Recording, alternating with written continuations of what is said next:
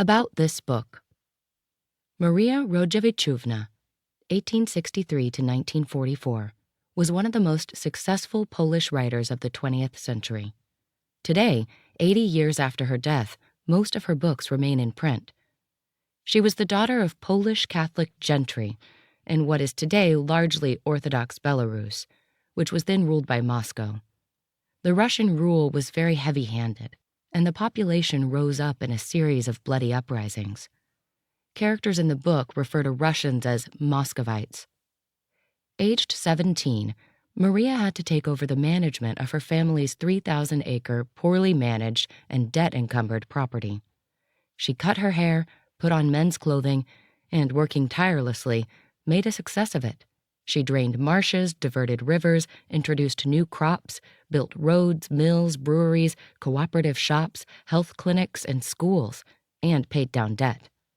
When she died, the local agricultural workers built a monument to honor her memory. Her property abutted the last virgin forest in Europe, the Pinsk Marshes, where she and her two like-minded women friends retreated each summer to a remote cottage. Scholars have long suspected the three women were rather more than friends. Not that it matters a great deal. The writing is beautiful, the story heartwarming, and the women are presented as men to avoid any unnecessary questioning. Leave us alone. Because of its style, subject, and plot, A Summer of the Forest Folk has become a cult book. It has never been out of print. It has had 52 editions in 102 years. And now, it is finally appearing in English. Enjoy. A Summer of the Forest Folk, written by Maria Rodzewiczówna, translated by Tom Pinch, narrated by Caroline Turner Cole. From the translator. A Summer, reading between the lines.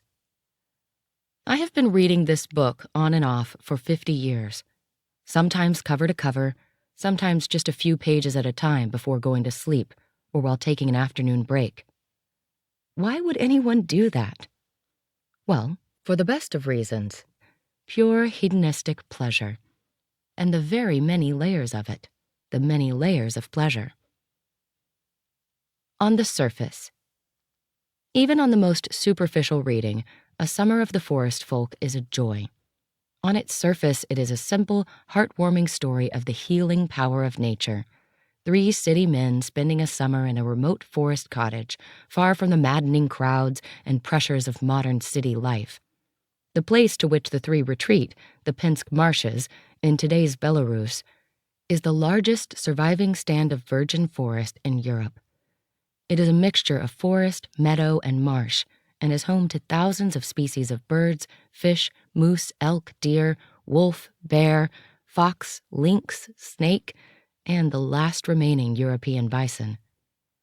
Early in the 20th century, 3 people had a cottage there and spent their summers hiking, fishing, growing vegetables in the garden, bird watching, picking mushrooms, and helping locals with simple farm tasks. If, like me, you are a nature lover forced to live in a city, the escape the book provides is itself enough to enjoy it. It also helps that the book is beautifully written. If, like me, you have spent a lot of your life dealing with texts, you may have, from time to time, become fed up with well-written, strunk and white prose, and may well wish for an occasional gulp of something more unashamedly poetic. And to my ear, this book provides that. There it is on page 1. We shall talk about an ancient people here, as ancient as the eternal forest. Yes, it does sound a little old-fashioned, the rhythm, the scansion. Maybe I'm weird that way, but oh, for a break from the daily prose and the news it brings. Yes, I am weird, but apparently not alone. These 2 aspects of the book, its topic and its style, have earned it a special place in Polish literature. 52 editions since 1920, never once out of print, not even under German occupation during World War II, when paper was scarce. This book is known to absolutely everybody, and many phrases from it have worked their way into everyday language.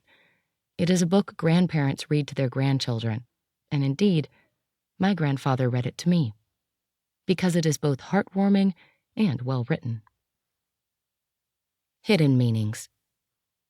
But the book also has a fascinating history of interpretation. Some readers see it as a veiled statement of Polish political conservatism, even reaction, and others, more recently, as an LGBTQ roman à clef. Like a French movie, the book does not say, it shows. And it expects you to guess, to read between the lines.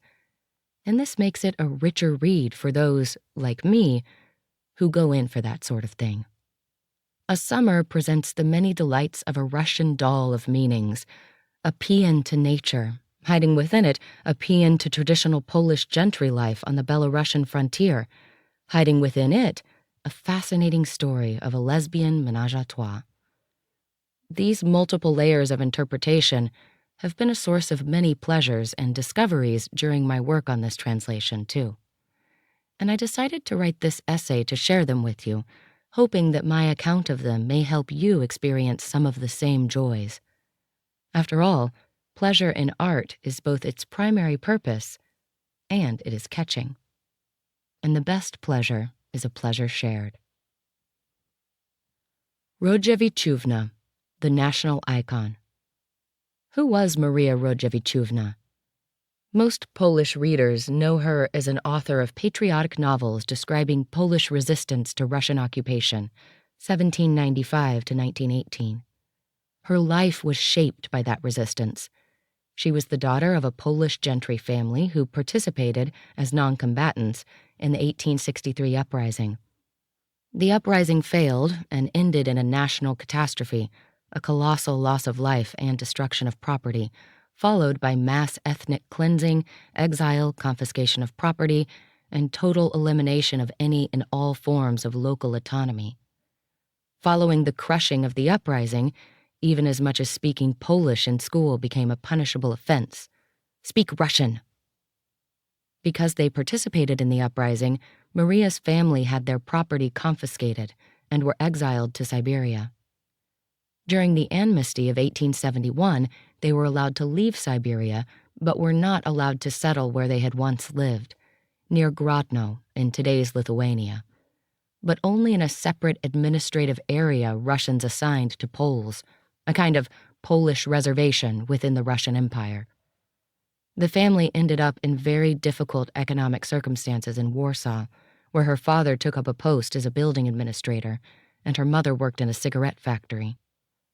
Their economic situation improved when they inherited a 3,000-acre property in Polisia, in today's Belarus. The property was mostly marsh and sandy soil and burdened by debt. In 1881, following her father's death, 17-year-old Maria took over its management. At this point, presumably to make herself look more businesslike, and with her mother's permission, she cut her hair short and adopted men's clothing, and wrote in her journal, "I will never marry." Maria turned out to be a very talented farm administrator and a strict but fair manager of men. Over the next 2 decades, she improved the farm's productivity, paid off its debts, and built roads, schools, clinics, and churches for her employees and their families. She became involved in the Scouting movement, a kind of crypto-patriotic organization, and the Theosophist movement. From the age of 18, she wrote and published novels. Given her family background, it was natural that her novels tended to surround patriotic subjects. They dealt with the questions of foreign occupation, national survival, and national liberation. But because they were published under Russian censorship, they could not address those topics directly. Instead, they had to approach them by a kind of symbolic code. Since Polish writers could not write about Polish resistance against Russians, they wrote about Greeks resisting Romans or Poles fighting Tatars and Swedes, who conveniently happened to have been Russia's enemies at times, so were topics Russian censors allowed. We see an echo of this situation in A Summer. In the penultimate chapter, the heroes discover the body of an 1863 insurgent and want to honor it by building a cross over the grave. But one of them says, "Too many Muscovite informers around. Muscovites will come and despoil the grave and probably destroy it too. Better we do something that only a few can recognize. So I will make a tombstone, but a secret one, flat, not seen from far away. And no one will know, only we. A Summer was written relatively late in Maria's career and was not published until Poland regained its independence, 1918. But she began writing it under Russian occupation, and as you read the book, you can see that the early chapters are heavily encoded. In the chapter in which a farmer teaches a teenager how to mow with a scythe, he says, "Here is your scythe, young man. See how it is set. Here is the blade mounted on the haft and fastened with an iron ring and a wooden wedge, like the letter L. Though it may sometimes happen with us that one may mount it upright, and then the mowers are called scythemen, and mow enemy heads. The instrument thereby becomes ennobled, so one must honor it and keep it in respect, the way soldiers keep their swords, because no one knows when and for what purpose they may be needed. Do you understand?" The reference is to Polish peasant battalions who fought Russians with scythes in 1795. And yes, a Polish reader would understand, but a Russian censor might not, and let the text slide by. The book is filled with this kind of coded speech, and to many readers, decoding it is one of its great pleasures. As it happened, the book was not published until Poland regained its independence, 1918, and some of the more openly patriotic parts of the story, the exhumation of the 1863 insurgent, for example, were probably added at that point and intended for uncensored publication. Rodzewiczówna, the Catholic. Maria is commonly perceived as a political conservative, not only because of her patriotism, but also due to what people see as her Catholicism. You can see a lot of it in the novel, icons, prayers, blessings, etc. But was Maria a committed Catholic? It is hard to say. Under Russian occupation, Catholicism had become inextricably intertwined with Polish patriotism. Religious instruction was the only kind of instruction allowed in the national language. Church organization was often used as cover for covert activities, and church festivals were the only occasion that allowed patriotic manifestations. And in this sense, it isn't clear whether the book's heroes light a candle before the icon of the Virgin Mary because she is the Mother of Christ, or because she is the titular Queen of Poland.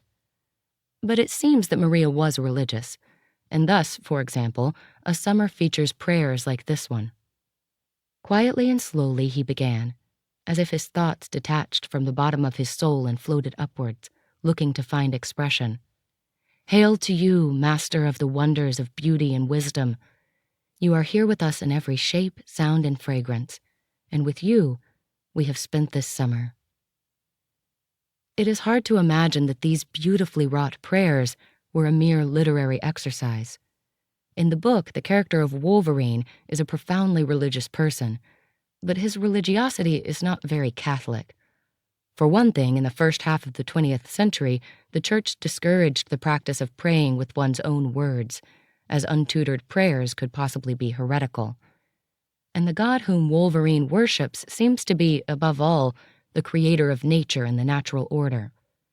If anything, Wolverine's religiosity is like that of Rudolf Otto's The Idea of the Holy, 1917, in which he says, "A sacred tree is like any other tree, except that something about it makes us perceive it as sacred." No hierarchy, no institutions, no popes, no priests, just a direct perception of the holy. It seems to me that Maria was personally religious in that sense, but as a member of the Polish gentry, she probably felt obligated to be outwardly observant. But in her personal religion, she was not especially Catholic. And a butch? So there you have it, a religious, patriotic landowner upholding the social system in the old religion, safe enough for grandparents to read to their grandchildren. And then an enterprising scholar, Krzysztof Tomasik, Homobiographie 2014, prying about her personal life, broke a shocking story.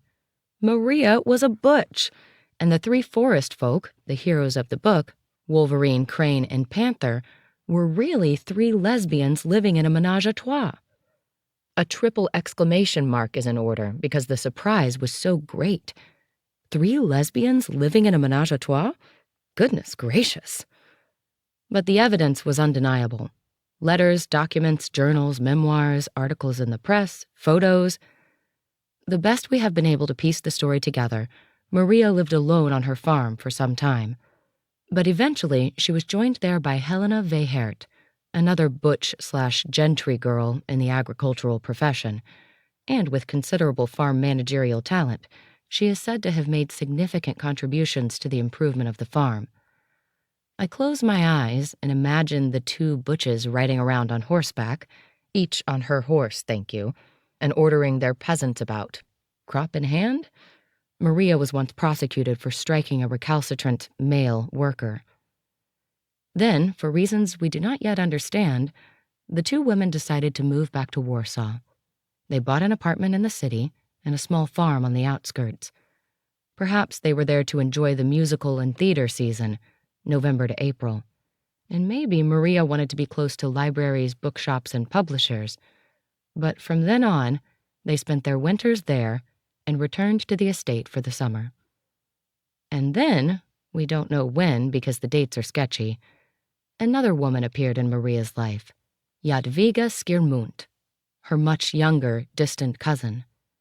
I gather from reading her book of memoirs entitled something like A Memoir of 25 Years with Maria Rodzewiczówna, in which she speaks glowingly of their deep emotional connection without ever mentioning sex, that she was the femme, as in girls in dresses and frills. She took care of the domestic side of the household, cleaning, cooking, pickling, preserving, drying, gardening, running the dispensary and the village shop.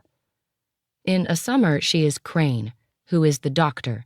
People come to her for cures, and Fussy bathes way too often, pouts, is often disapproving, and on whom the masculine panther, Helena Weyhert, plays tricks. Krzysztof Tomasik, who has published the most on the subject, says that Helena, panther, and Jadwiga, crane, did not get along, and that the menage a trois was riven with jealousy. He says that Maria was obliged to spend her time with one or the other and rarely able to be together with both. There are echoes of this in A Summer, in which Panther keeps picking on Crane, and Crane is sometimes seen as holding a grudge or going off alone in a huff. Now, anyone who has attempted to live in an open relationship, or any sort of menage a trois, knows how hard it is to overcome the most fundamental issue of jealousy.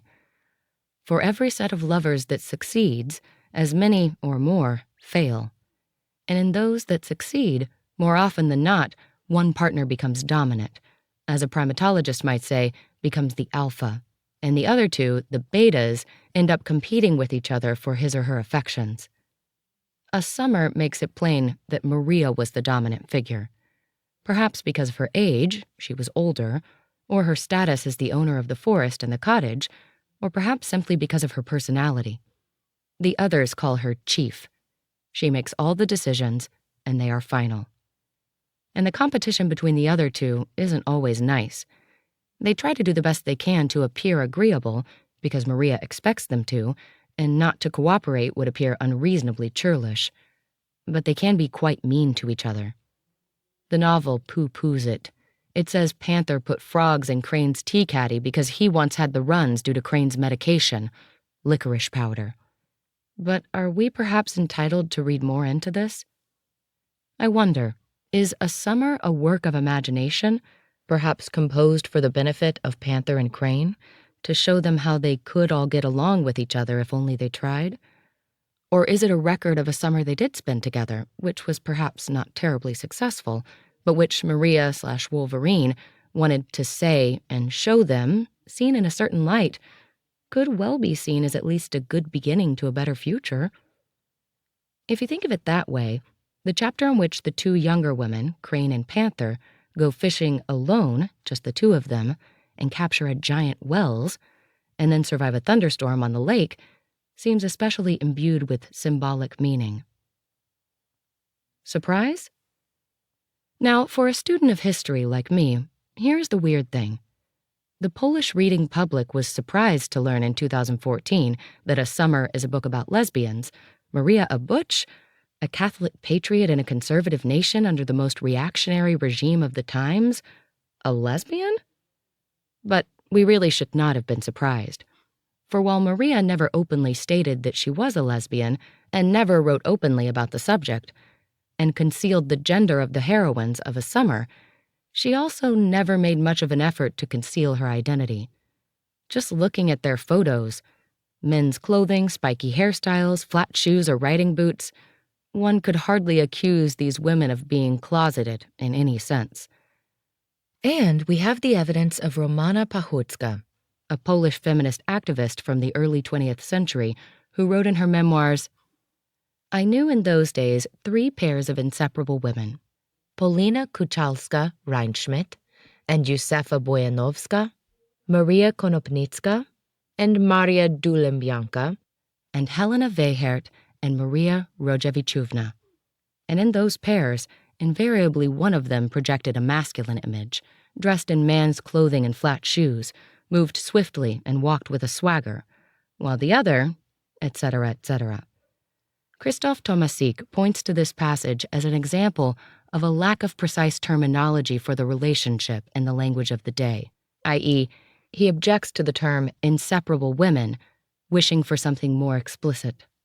And yes, he has a point, but is it possible that the passage also illustrates something else? Namely, that even in those otherwise very conservative times, at least in the upper echelons of the Polish society, it was okay to be different, as long as one did it the right way, i.e., just didn't talk about it? Yes, it seems people said, Maria is, a little odd, and shrugged. Mostly, it just wasn't their business. Rereading this book now, with The Secret Key in hand, I had the feeling that I understood it a lot better than ever before. The psychology of the 3 forest folk, and the attitudes of their neighbors, make a lot more sense if one knows that they are women, not men. That Wolverine and Panther might be worried, for example, when Crane, the girly girl, has gone off into the woods alone and isn't coming back, or that their neighbors might feel protective about them. Reading between the lines can be so much fun. And now, A Summer of the Forest Folk. Genealogy. We shall talk about an ancient people here, as ancient as the eternal forest.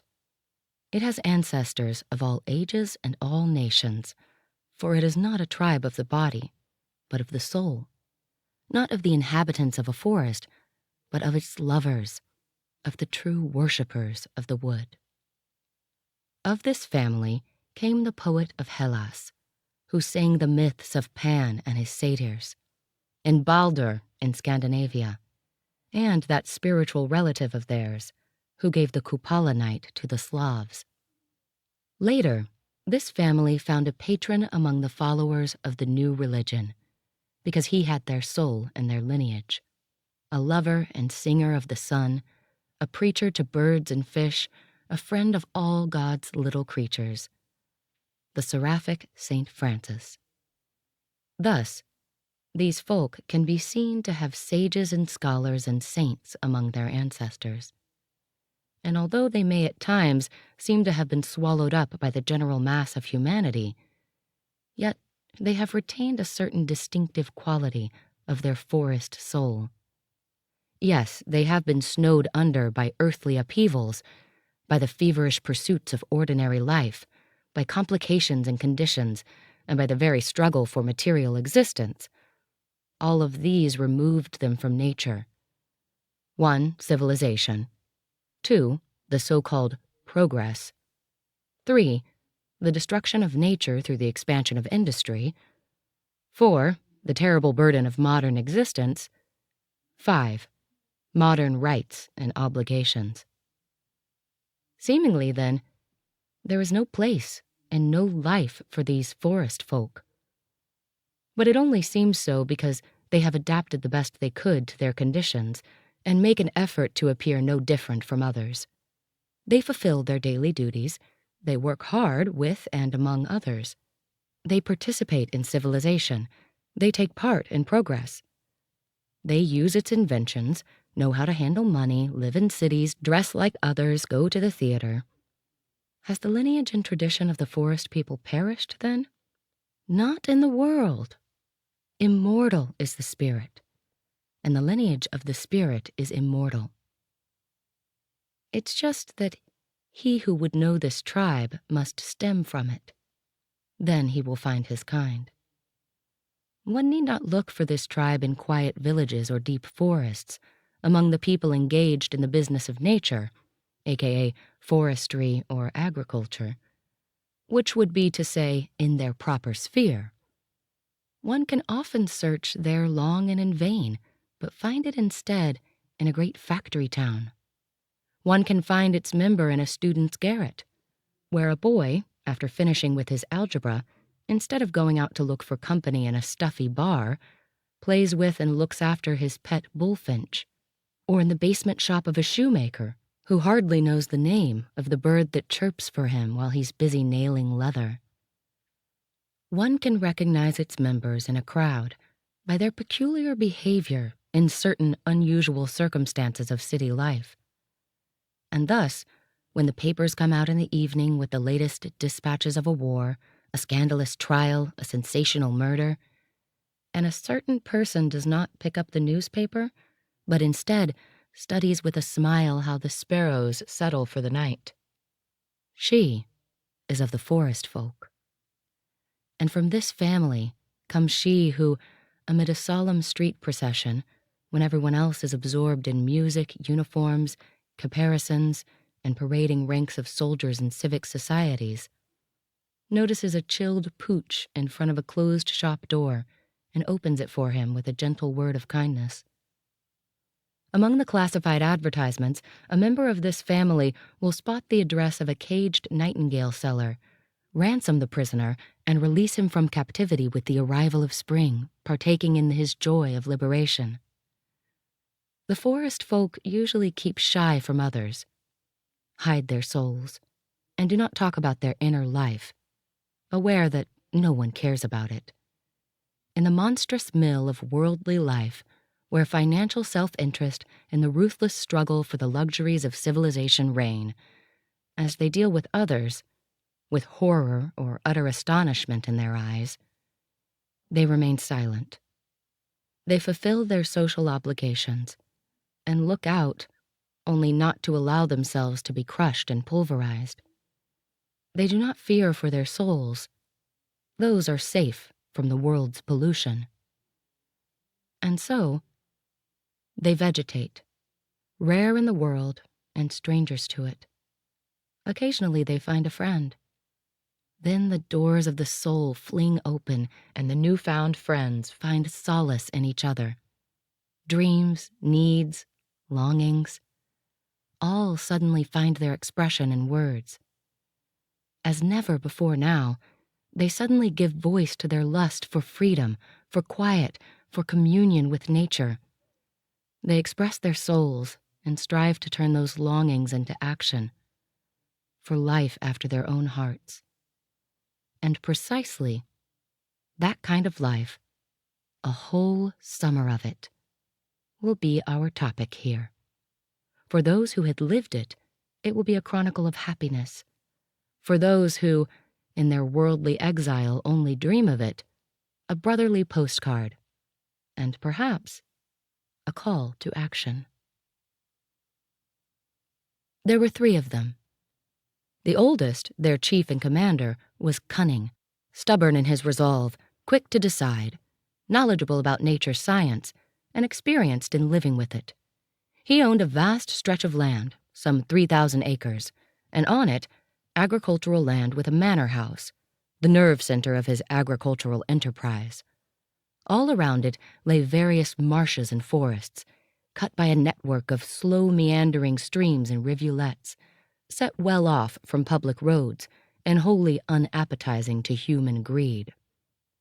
There, in the depths of those unproductive marshlands, hidden like a secret lair, a forester's cabin came into existence one spring. For some time afterward, the shingle roof and sideboards shone white in the sun, and the deep ruts in the ground shone black, where the carts had brought the building materials. But within a year, all that newness was buried in the greenery of grass and moss. Wild rose and heather covered the walls, and the cabin melted into the surrounding landscape. The forest folk called it their refuge. Life had robbed the chief of relatives. He had no family.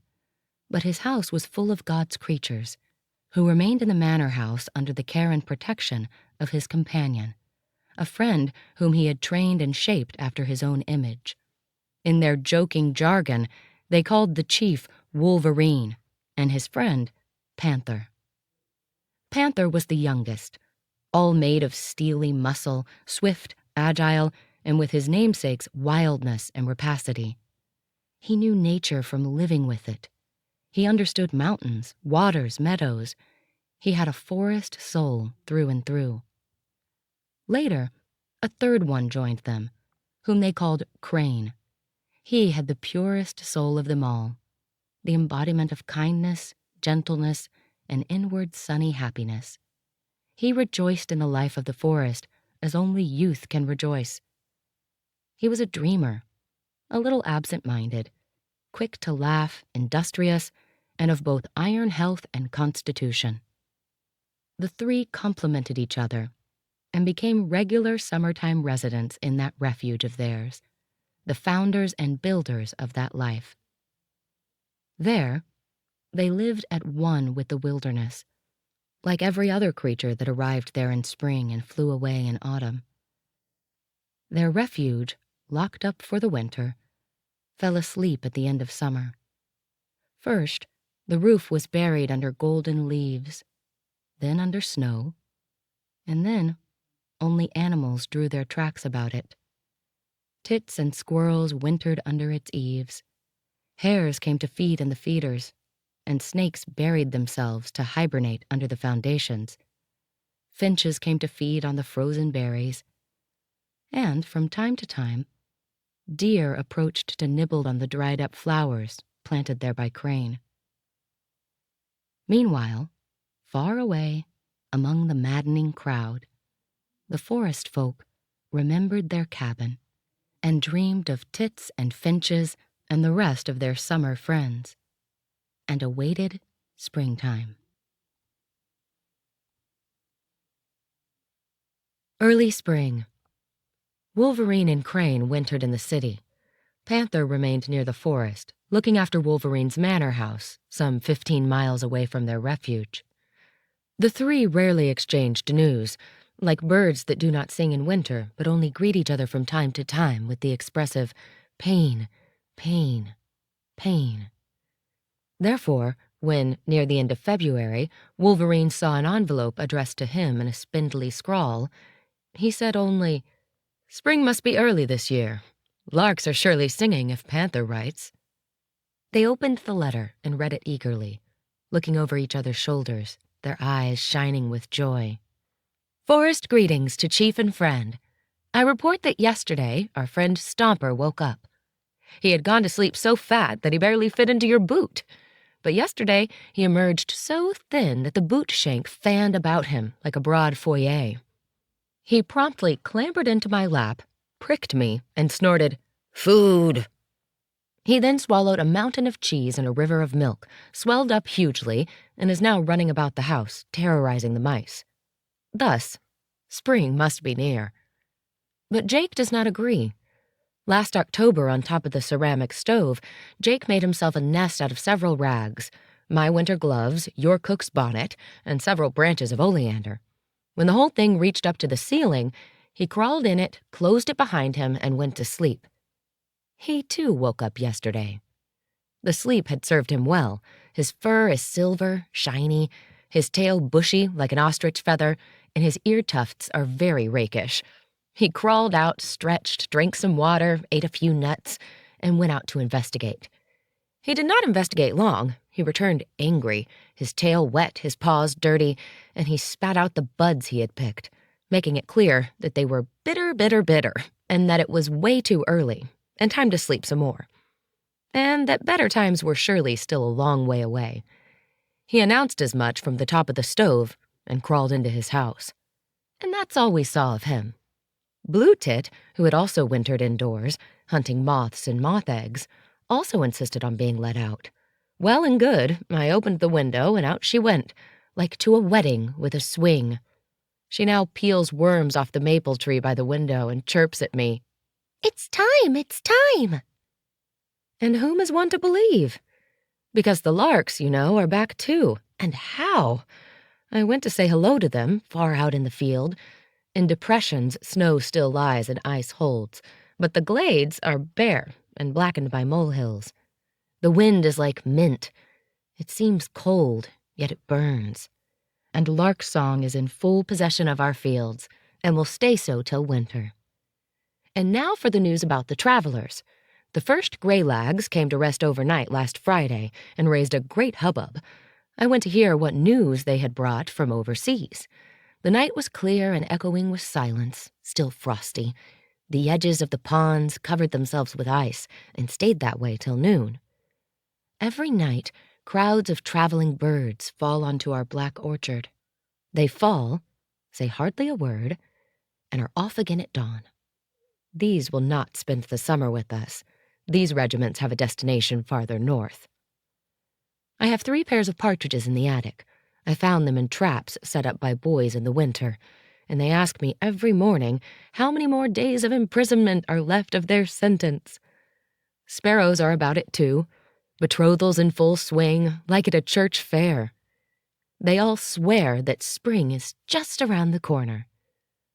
But bees are like Jake. I knocked on some of the hives and asked, "Queen Mother, is it spring?" But they grunted sleepily, "Psst, psst, Mother is asleep." Whom to believe, then? And how to remain patient? It's not spring, yet. And yet, it is no more the witch winter. It's not the summer's army, but it is its vanguard, announcing, "Time to get ready." So, the more impatient are doing just that. The flowers of the carmine hazel are still covered by husks against the cold, but she has already let out her catkins to the wind. Kingcups have been swelling at the bottom of icy waters, and anemones are slinking about under the leaves on the ground. Everything is ready. And when you put your ear to the ground, you can hear that something is afoot, something a person cannot understand. Is it the earth and its music? Or is it one's own heart? It's all one thing. They all cry, "Life, life, life." I'll wait a tad longer, and when everything cries out like this, I will call you, saying, "It is time." Meanwhile, I make clogs, fiddle with the canoe, and fix all pots and baskets, and I wait, trembling with excitement. Such was the letter. Wolverine looked it over once more. "The earthworms haven't stirred," he said. "The witch will be back." They both sighed. A longing twisted a knife in their hearts.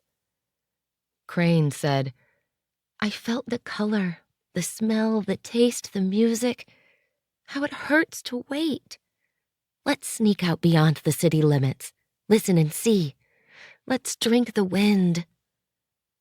"Let's," replied Wolverine, "for we still have yet long to wait. Until the solstice is another 7 weeks. The solstice. In March, Witch Winter returned once more. She sent her troops, gray regiments of clouds and packs of northern winds, and hurled this army on the swollen trees, the creeping leaves, the multitudes of birds, all these creatures that had dared her with their wedding song. From these evil clouds there now fell on all this starting life deadly droves of snow amidst the howling of the wind.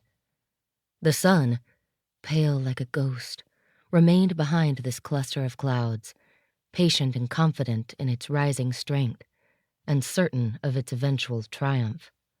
Like a powerful, confident man, the sun allowed the enemy a few moments to vent, spend all her strength, and exhaust herself, so that he might then shine his light and triumph. "Poor Blue Tit," said Crane, looking at the clouds of snow. "Ha! Blue Tit probably knocked on the window during the first snowstorm and asked to be let back in," replied Wolverine. "It's worse for the critters in the forest. If the waters are up, Panther cannot take food to them. And if the witch calls for frost to support—" "Trees are full of sap, and their branches are swollen. They ache when touched. We have to come to their aid." The two rushed beyond city limits, found a wood weighted with heavy snow, and began to shake off the white shrouds. They recognized the trees and spoke to them as if to closest friends. "Grow your beautiful corals, you mountain ash. Blow in the wind, you silver birch. Sway soft, soft, you fragile maple. This snow is too heavy even for you, dear spruce, you winter hero." Tree branches flexed with relief, liberated. They laughed and warmed up, overjoyed and intoxicated by the March air. Only twilight put an end to their work, and at night it happened, just as Wolverine had feared. Frost Killer squeezed his claws into murderous fists. Woods groaned with the pain of burst tissue, broken limbs fell on the snow. The witch cackled with delight at the loss of young life. "Why is all this?" Crane whispered. "Why, it's the law," Wolverine replied. "A law beyond our understanding. The law. But this is not death, not real death. It is a small death, a tiny and weak death. Without wind and thunder, she is like without fangs, naked as an earthworm. When a true catastrophe comes, no forest survives in her wake. No powerful animal survives, no speedy bird. All that's left is death." For 3 days, the evil frost tormented the earth. For 3 nights, winds blew, wrestling and struggling with each other in clouds of snow dust, howling, hissing, growling, groaning, until one morning, on the new moon of the new month, a wave of air came suddenly from the south, the main army of spring. The snow clouds fled before her like a wicked lot, and the victorious sun rose in the radiant blue. The air brought his strong, living power, the power of health, and it swarmed the earth, swirled, drowned, and played the hymn of rebirth. Now, to the forest folk, a different message came from Panther. A short shout of a panting runner. "The forest is alive! He sings! He calls! Come!" They jumped up and began to pack feverishly, overwhelmed with panic, need, drive, lust in their souls like migratory birds. Something in them called out, deafening all else. To life! To life! To refuge! To refuge! To refuge! To refuge. There was hustle and bustle at daybreak in front of Wolverine's manor house. The morning was April all over, clear, sunny, damp, with the rain that had passed through the previous night. Passed, causing miracles. It peeled the sticky shells off leaves, washed away the rest of the autumn mold from grasses, opened the eyes of white anemones and violets, lured the gold of marigolds out of waters, washed willows and sallows, and covered them with suddenly conjured catkins. In the silence of the night, the rain had woken them with its murmur, inviting them to a wedding. And when the sun rose, the earth turned toward him, fragrant, colorful, and seemingly singing with joy. A long wagon now stood in front of the porch. It was being loaded with everything that was or could be needed during the summer. Crane packed food, spices, medicines, a handy first aid kit. Panther, provisions for companion animals, nets, pots, baskets, clogs, craft tools. And Wolverine, his boxes, manuals, and measuring rods, the bulk of nature research. All were so absorbed in their work that they drifted from home to the cart like bees, loading and loading, and the cart was piling up. "And now only room enough for men," said Wolverine, examining the cart. "If you have forgotten anything, you shall have to do without." "Oh, yes, I am sure I forgot something," Crane worried and groaned. And now, the feeder of the forest folk entered through the gate. The bay piebald Hathor, who had summered with them in the wood for years. She was skin and bones after the hard winter, her hair spiky and dull. The animal knew what all this loading meant. She went to Panther, sniffed his hands, got bread and salt, looked at the cart, nibbled on the hay, checked to see for the smell of potatoes and chaff, rubbed her neck on the wheel guard, and stood, looking at them with her gentle eyes, chewing slowly. "Hathor, you want your Bam Bam?" asked Panther, bringing out of the house a tin cow rattle on a thong. Hathor moved her ears negatively and reluctantly turned her horned head. No, Hathor didn't want her Bam Bam. A few years ago, when she had first been fitted with this rattling horror, she became mad with fear and disgust and exhausted herself trying to get rid of the thing, plowing through thickets in the hope of tearing it off. In this irritation, she had committed a criminal act. She had swung her horns at Panther, roaring grimly, "Murder! Murder!" But that was a long time ago, at the very beginning of her forest service. Since then, Hathor came to understand that putting on Bam Bam meant the coming of the blissful life in the wilderness and the abundance of pasture and water, and of unlimited freedom. There would be no cowherd and no stick, no dogs, no chain in the stuffy barn, no treacherous horns of envious companions. Hathor had lost her herd instinct over the years, and, let out of the barn, she did not so much as grunt a single word of goodbye to her winter companions. Without enthusiasm, but also without protest, she allowed herself to be fitted with Bam Bam. "Panther, harness up Patch Pelt. I'm going to fetch our householders. You take the birdcage, Crane," commanded Wolverine, entering the house. Crane now placed on the cart a large basket covered with a colorfully embroidered napkin. Panther and Hathor breathed the scent with delight. They smelled fresh rye bread. "The chief is such a driver today that breakfast somehow went missing," said Panther. "I can't resist it when it smells like this." He reached for a knife in his belt, lifted the napkin, made a sign of the cross over the loaf, and sliced off a hunk. He broke it, and they all shared it. Hathor's wet mouth slipped in among them for company. "Ah, right. Chief ordered harness," Panther remembered, turning to the stable. Soon, a piebald mare came out into the sunny yard, treading cautiously. She pulled Panther down to the well, drank her fill, and then went up to the wagon of her own accord. She tasted the hay, searched the muzzle bag for chaff, snorted, yawned, stretched, and, with resignation, gave her head to the collar. "Do not complain about the load," said Panther. "We know you're with a foal. When we come to mud and sand, we will jump off and go on foot. Now, come on in the thill."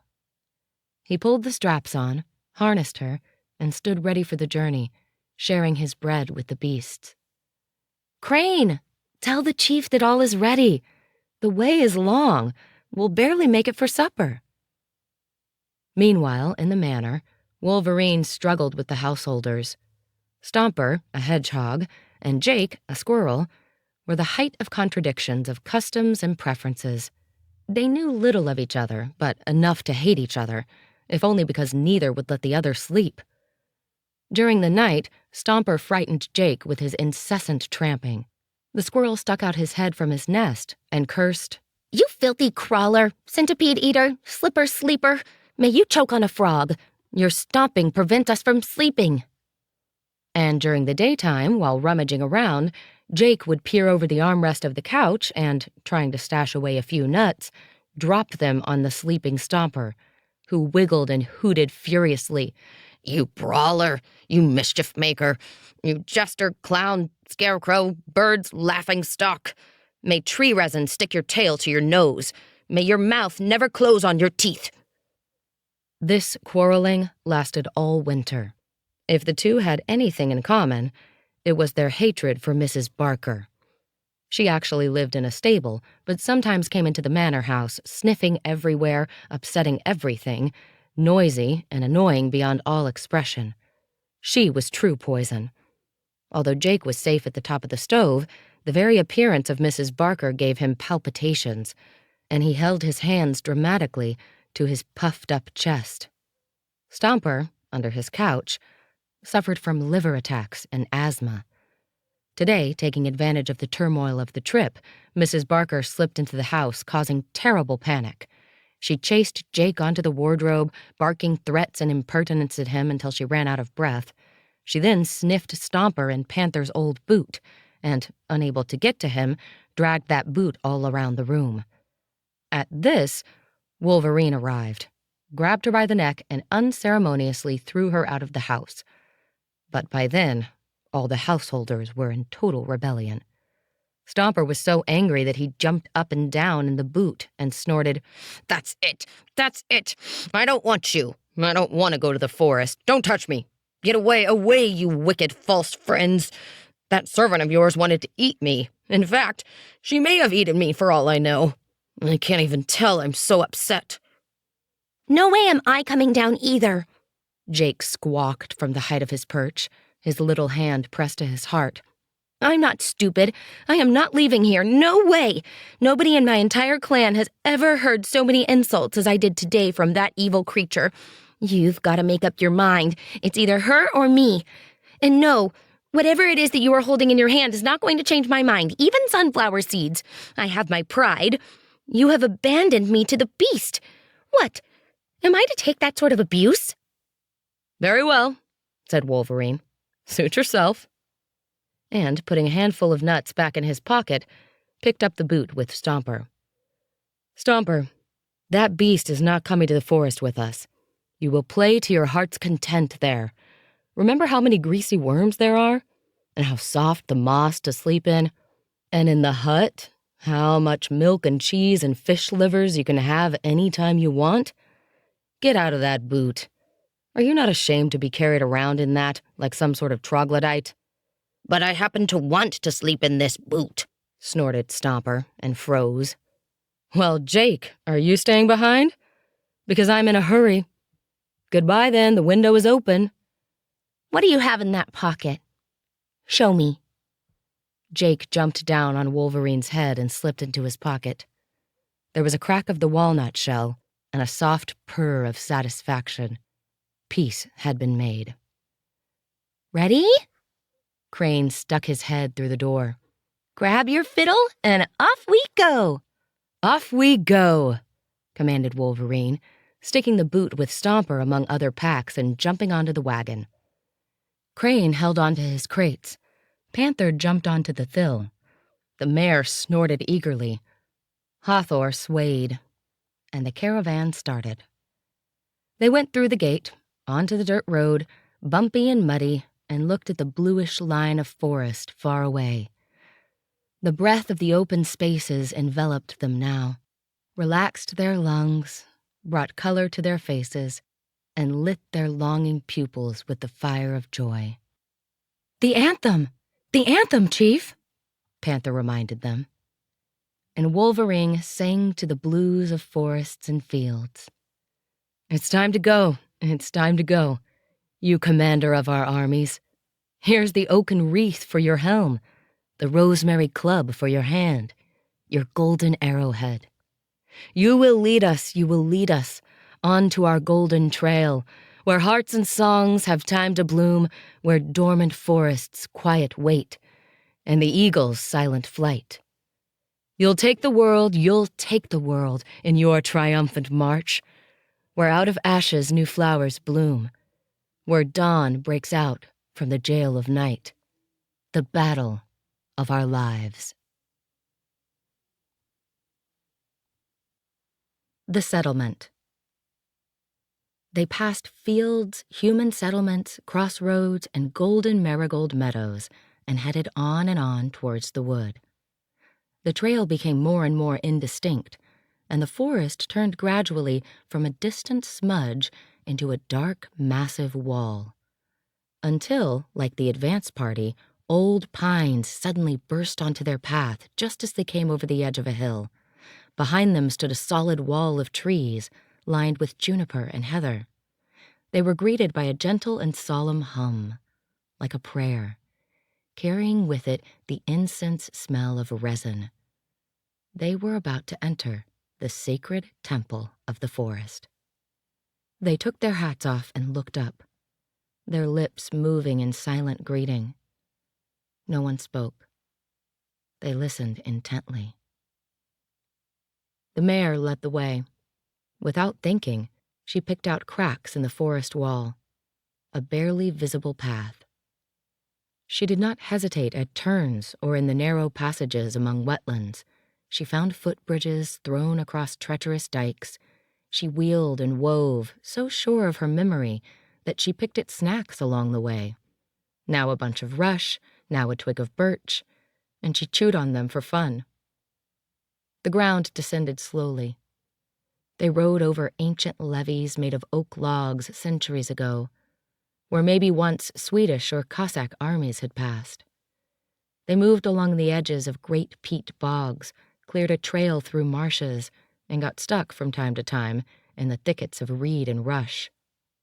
The sun was in their eyes, at their backs, to their left, to their right, and finally, the only trail to be seen was the one they made, as clear as a path trodden by an elk. Then water flashed among the thicket. A stream spilled into a wide ford, disappearing in sallow beds. They had reached the boundary of their summer kingdom. "Here is our rainbow bridge," said Crane. All three gave a shout, the usual chord with which they called each other when separated during their expeditions. The mare entered the ford eagerly, bowed her head, stroked the water with her lips, looking for the deepest reach, then stood and began to drink. Hathor followed suit, and the men drew water into their hands. "Let us drink of Lethe's stream, forget the other world," said Wolverine. "It's as delicious as birch sap, like wine," said Panther. "And it's full of fry. Look, there, against the sand at the bottom. Can you see?" Crane pointed out. "Oh, and a green-headed drake is there. Can you see under those trees?" The beasts of burden, their thirst slaked, raised their heads and opened their muzzles. The mare neighed, and Hathor tugged at her rope. Both sensed their summer pastures. Even Jake, sitting on Wolverine's shoulder, measured the distance to the first clump of birch, and, as soon as they cleared the ford, gave a leap and was gone in the treetops. The men jumped off. Hathor was released. Wolverine took a cage with the partridges and the basket with the hare, animals that had wintered with Panther on the farm. Let go, the hare was in no hurry to run. He stood on his hinds, scented, raised his flaps, glanced at the men, and slowly hopped off into the heather. The partridges, like yellow balls, rolled in single file behind him. "Do not curse us, you godly martyrs. We are innocent of your misfortunes," whispered Wolverine.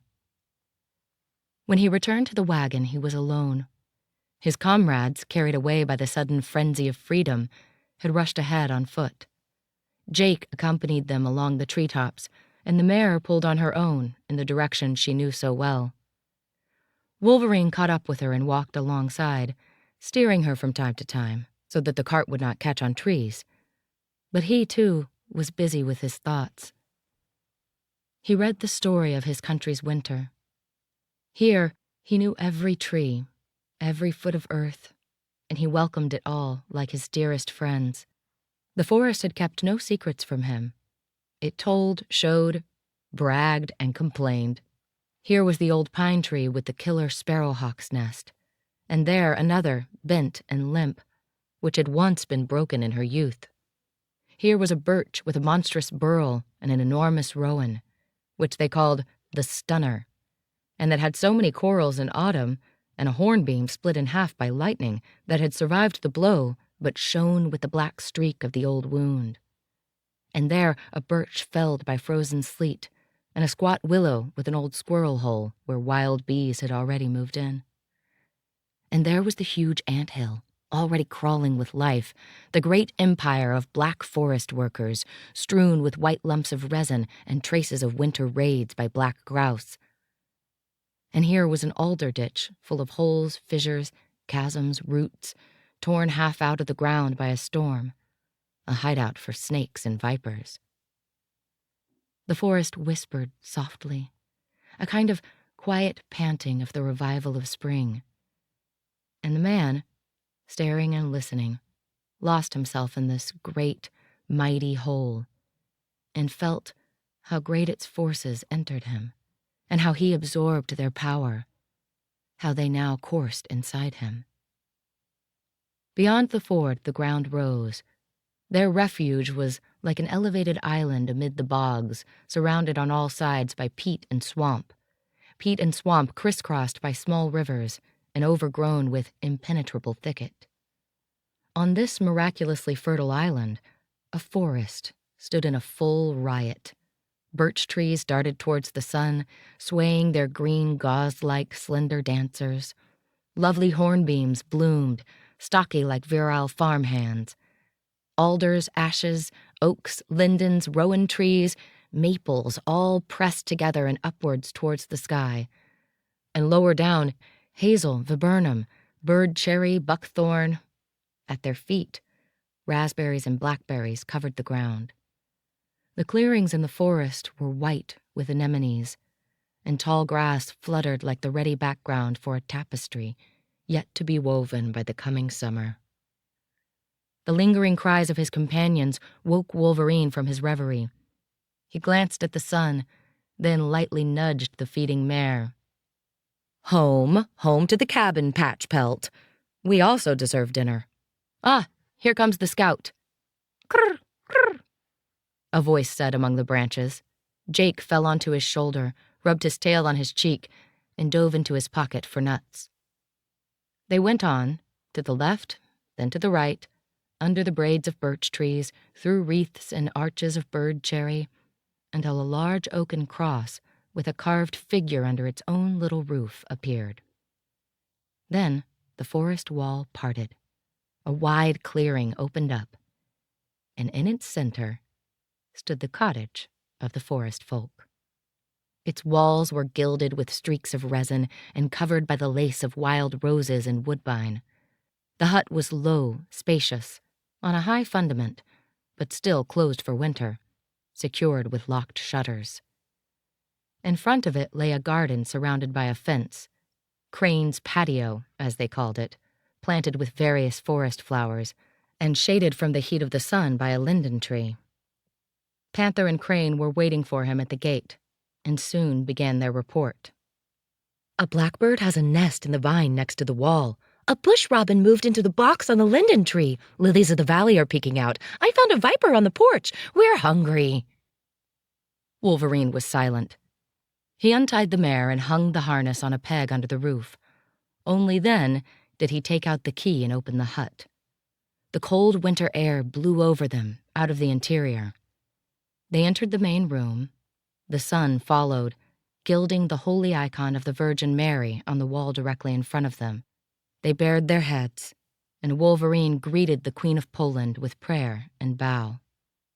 Salve Regina Mater, misericordiae, vitae dulcedo et spes nostra. And three voices joined together. Salve. Then Wolverine lit the lamp in front of the icon. Crane placed a loaf of bread on the table. Panther took down the bars and opened the shutters. Spring blew its color and warmth into the room. "Ah, the house didn't fail to house winter residents," they laughed.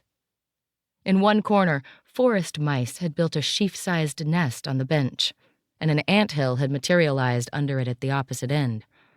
The intruders had to be turned out. Crane began to cook a meal. Smoke blew out of the chimney. The cottage came to life. Jake sat at the open window and watched the work. He had upturned his plume over his head and, feigning hunger, gnawed on a pine cone, spitting out bits on the folk crawling under the benches. But because they were too busy to pay any attention, he turned to bother Crane. And he, having set the pots in the kitchen, started to unpack the cart and carried sacks and bags, pots and boxes to the pantry. Jake liked it. He sniffed and tasted everything, and finally discovered a box of sunflower seeds and began to nibble without ceremony. "Don't ruin it!" Crane took it away. Jake was indignant. "Mine, mine, mine!" he croaked. "Yours, but not now. You're too fat, you glutton." "Mine! Give it here!" protested Jake. "I will not, you greedy glutton!" Crane became impatient. Then there was a brouhaha and ballyhoo, and suddenly Jake flew out of the pantry. Disheveled, his plume erect, he climbed to the top of the linden tree and screeched and screamed from there. "What happened? Where's the harm?" asked Wolverine. "Harm, exactly," Crane replied. "He bit through 3 bags, bit open a box, bit my ear, and now he's screaming for help. Now you all finish up because the gruel is ready." "And my stomach, too," Panther said, rising up. "We swept the swarm away. The rest can wait. Eat." "First the beasts," Wolverine reminded him. "True," said Panther, and bustled about.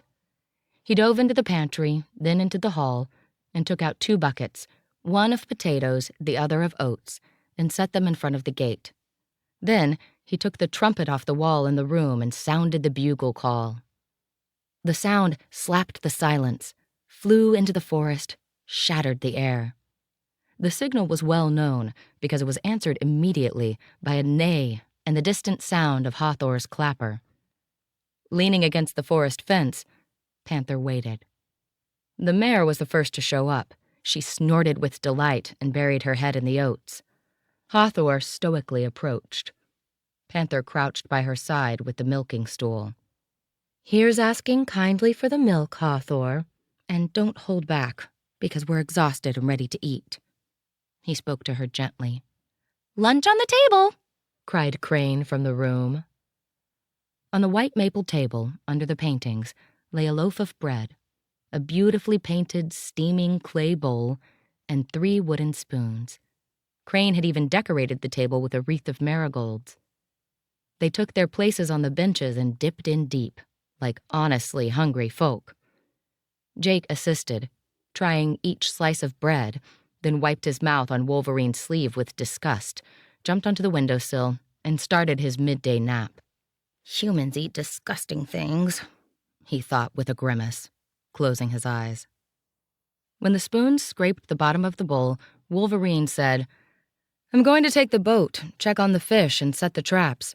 Panther will inspect and ready the stable, and Crane will clean the rest of the cottage and check the vegetable garden. Tomorrow, we will hoe and plant." "First of all, I'd like to change my hide," said Panther, inspecting his clothes. "Well then, you 2 go change and I'll smoke a pipe. And we need the clogs, too." The bedroom was behind the hall, wide and bright. It was where Wolverine and Crane slept at night. Panther slept in his alcove just beyond. Soon they were completely changed. They wore their forest uniform: gray linen outfits and light linden clogs, a leather belt with a knife in a sheath attached to the loose jacket, and a felt hat on the head. "Now the forest will recognize us as its own." Panther laughed with delight, and, taking an axe, went to work in the stables. Crane started to wash the pots. And now it was time for Wolverine to get going. He straightened his limbs with delight, changed his clothes, and unloaded his personal box, full of zoological books, collections and scientific instruments, and thousands of other small items he used for his studies and guarded as a treasure.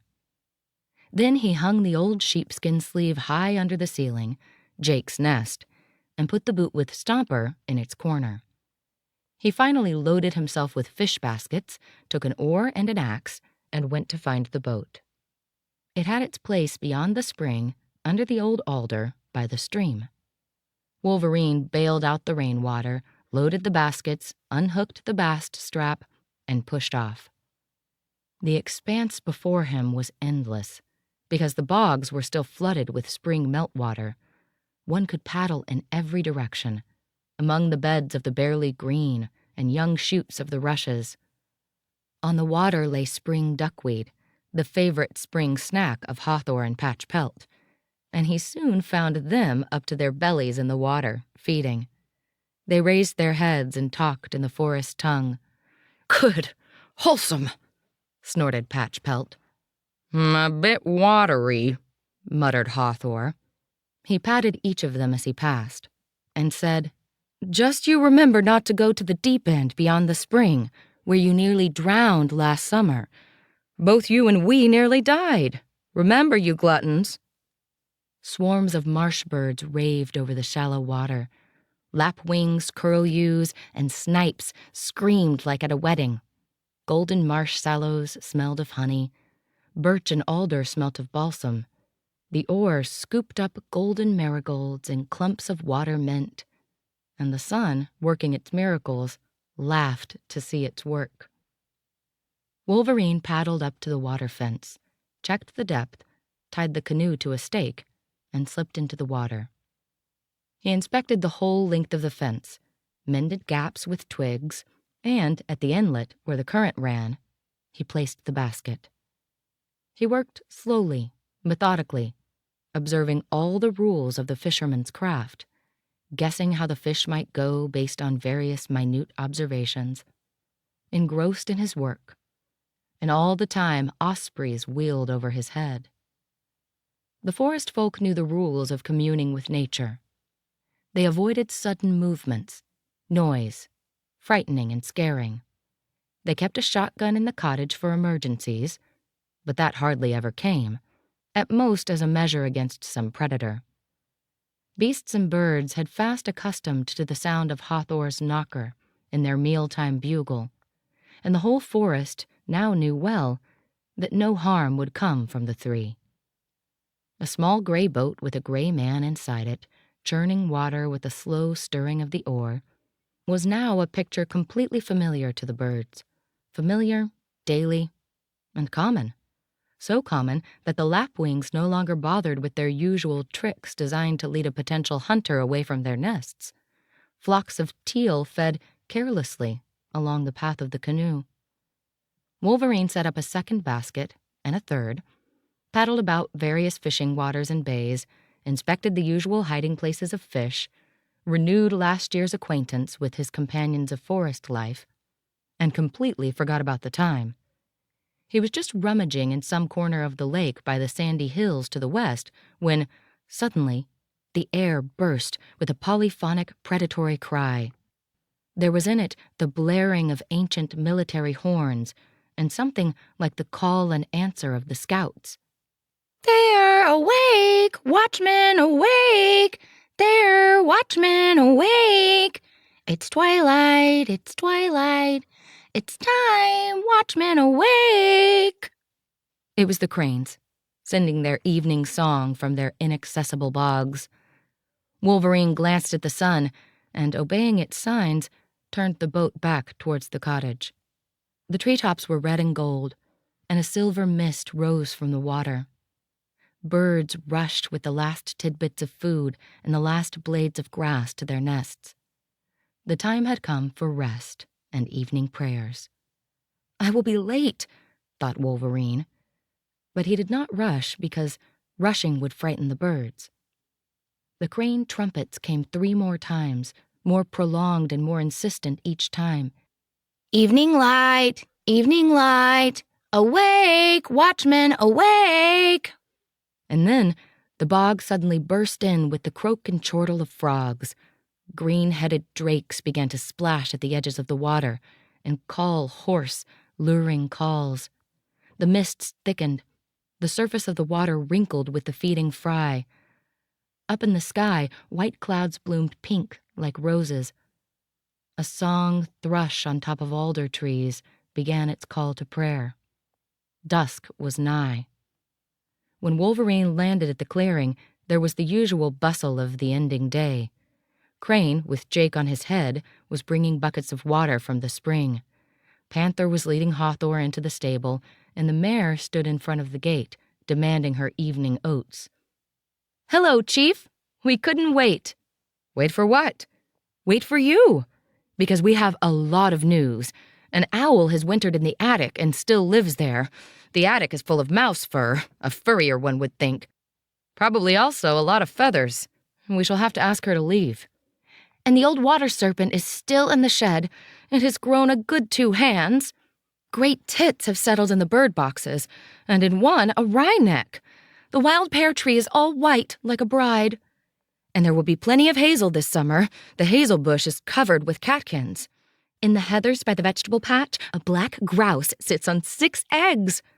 Stomper has set out to hunt. Bees buzz in the hive." Crane stopped to rest with his buckets. Panther came out of the barn with a mug of milk. The mare came to join them for company. And so they stood in the middle of the clearing. Patch Pelt repeated one thing over and over. "Oats, oats, oats." "Stuff her mouth, will you, Panther?" Wolverine laughed. "Oh, but no one can. That's not a belly, it's a gaping abyss. Come on, you bottomless barrel." "My goodness, the water's boiling." Crane heard the fizzle of the stove and rushed into the hut. Wolverine took Sleepy Jake into his hands and slipped him into his sleeve nest under the ceiling. The doors of the stable creaked as they closed behind the mare. For a moment, one could hear the chopping of logs and the clanging of pots in the kitchen. But the sounds of work slowly faded. The twilight was diminishing in the sky. But they felt no urge to go inside and eat. Around them, the trees and bushes, beds and rushes, water and earth and heaven, began the last act of the day. The evening prayer of all creatures. At the entrance to their cottage, the forest folk sat down on an oak log, looked, listened, and fell silent. And then, quietly, Wolverine said, "Praise be to you, Lord, who made all these miracles." The sickle of the moon rose above the trees and silvered the face of the saint on the cross, who seemed as if hugged by the mist rising from below and appeared to float miraculously above the ground. The air, cooled by dew, brought the scent of honey and balsam, and the nightingale lute player began to sing on the birch tree by the spring. The frog orchestra struck their double basses. A bat circled noiselessly overhead, chasing moths. Calmed by the great silence, night descended on earth. And thus ended the first day of their forest life. The day of the swift panther. Panther slept in a tiny little alcove beyond the main room. That first night he woke frequently, impatiently awaiting daybreak. At first, he could only see the ruby lamp burning in front of the icon, but soon the window began to glow with the light of approaching dawn. He lay, sleepless, listening to hear who would be the first to get afoot. He heard the gibbering of black grouse, the pathetic powwow of nightjars, the faraway bleating of bucks, the giggles of owls, and the tearful love song of nightingales, the song of the night. At last, he distinguished a different song. "There it begins," he whispered. As if on a signal, the nightingale piped down.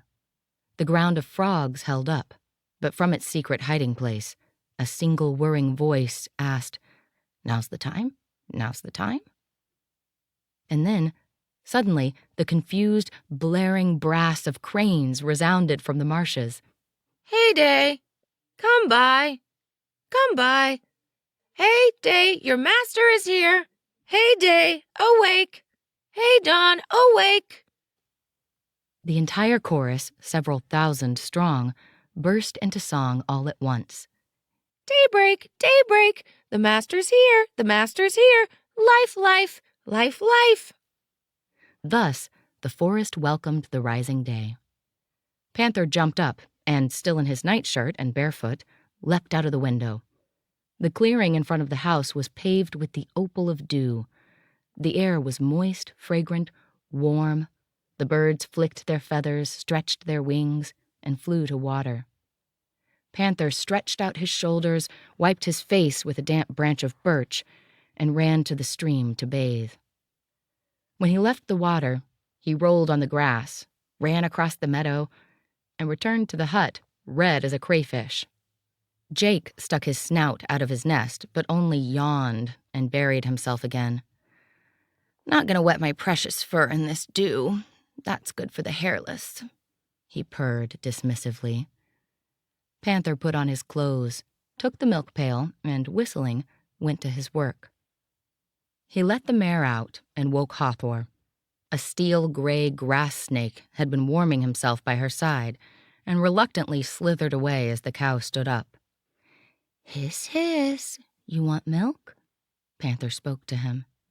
And it seemed he did want some, because he hung about. Hathor, having paid her tribute, followed after the mare. Panther poured a few drops of milk into a shard of a pot.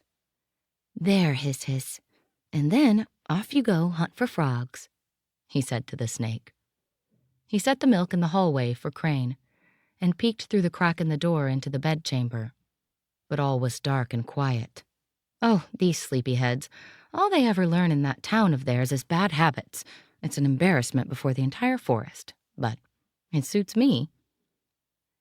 He sat down on the parapet, put on his clogs, put a piece of bread in his pocket, stuck an axe in his belt, drew a small bundle from under the thatch roof of the barn, and set off for the canoe.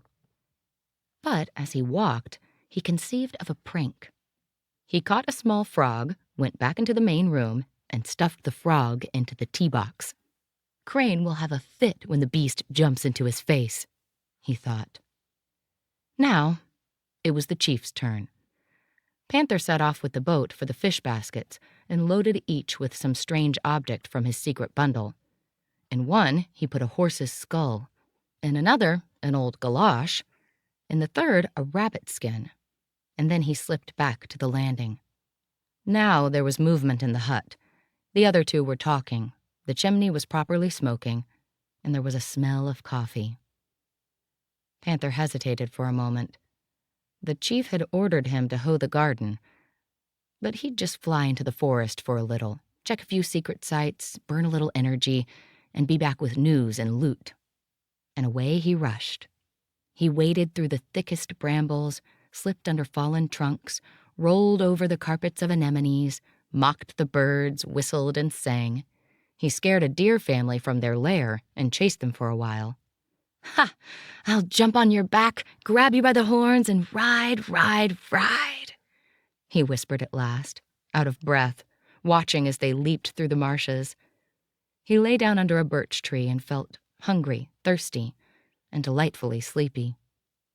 He had bread, there was no shortage of water, but as a true forest gourmet, he broke a birch twig, bent a piece of bark into the shape of a cup, and dipped the bread into the sap. "It's barely dripping. All sap's gone into the buds." He yawned at last, stretched out, and dozed off. Curious tits swarmed briefly around him, inspected him, and returned to their work. A finch couple, building a nest in the birch tree, pretended for a few moments that they were only passing through, but soon calmed down and went back to their elaborate construction work. Nearby, a snipe landed, bleating. The sun rolled up a little higher and woke up the sleeping man. He looked at the sky, at the shadow of the trees, and he sprang up. "It's 10 o'clock. They must be at work. I can't show up without some prize. But what? He started looking. He first came upon the foundations of a chaffinch house, but that was nothing special.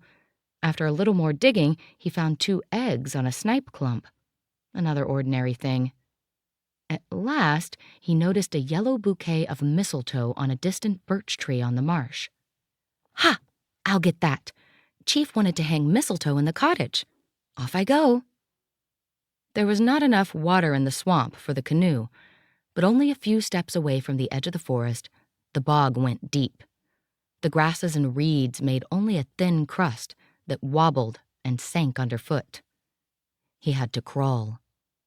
Panther cut some reed, tied it in bunches, fastened them under his armpits and around his chest, took a long stick, lay down, and began his adventurous crawl. He crawled, pushed with his legs and elbows, fell into the slime, cut himself against the reeds, tore his shirt, spat out water and mud, and, after all these heroic hardships, reached his goal. He was drenched in sweat, dripping with water, black with slime, and nearly naked. But he won his prize. He immediately climbed the birch tree, sat astride a branch, let the sun dry him, let the wind cool him, and looked around. I'm a fool. A little to the right is a hump of land and a crest of reed. I will go back to the other side like on a highway. Ah, one can see the crane nesting grounds from here. Oh, they are circling everywhere. We must get to them this summer. That will be an expedition. He hacked off the mistletoe and started to retreat. The newfound highway was comfortable enough that he sank in the marsh up to his neck only twice, left the remnants of his shirt on the coxcomb of reed, and reached solid ground clothed only in black mud. Then, realizing that it was already close to noon, he rushed back to the cottage. Along the way, he heard the bugle, met Patch Pelt on her way to lunch, jumped on her back, and thus reached the gate. Jesus and Mary, a forest spirit, not a man! Crane shouted at this sight. Mistletoe for the chief, our first bouquet. But my life, how hungry I am. I will eat your ear, Crane, if there is no food on the table. I'll bring you a bucket of water to wash up in, you dirty boy, said Wolverine, laughing. Panther jumped off the mare, turned a few flips on the grass, and, a little on his feet, but mostly on his hands and head, went to bathe. Chief, throw me a new suit, will you? I want to dress properly for lunch. A white tie, a tuxedo, and of course, a gardenia for the buttonhole. Oh-ho! I will take Hathor to lunch, arm in arm. He bathed, splashed, scrubbed, changed his clothes, and wondered if Wolverine had yet been by the traps. Asking would give his game away, but he could guess nothing from the faces of the other 2 as they sat at their lunch bowl. Everyone talked about their morning loot. Crane had found a rare flower, a lady's slipper. Wolverine had spotted a sparrowhawk nest. They hoed a few rows for potatoes and planned to plant vegetables the next day. After the meal, they rested for an hour, and then the 3 went to work. They had worked the vegetable patch for a few years now, so the ground was soft and plump, a stretch of beautiful black earth near the stream, surrounded by a fence against Hathor's gluttony. Panther hoed furiously to make up for his morning hooky. The sun was warm, and sweat stood out on their shirts. And then it was finally evening. Won't you check your traps, Chief? Asked Panther at last. Oh, I was just about to ask you to do it in my place today. I got severely winded with all this hoeing. But for me, that is, I don't quite know where you set them, bleated Panther. Where I set them? Why, the usual places. Won't it wait till tomorrow? No, it's time. Go have fun. You like beavering on the water.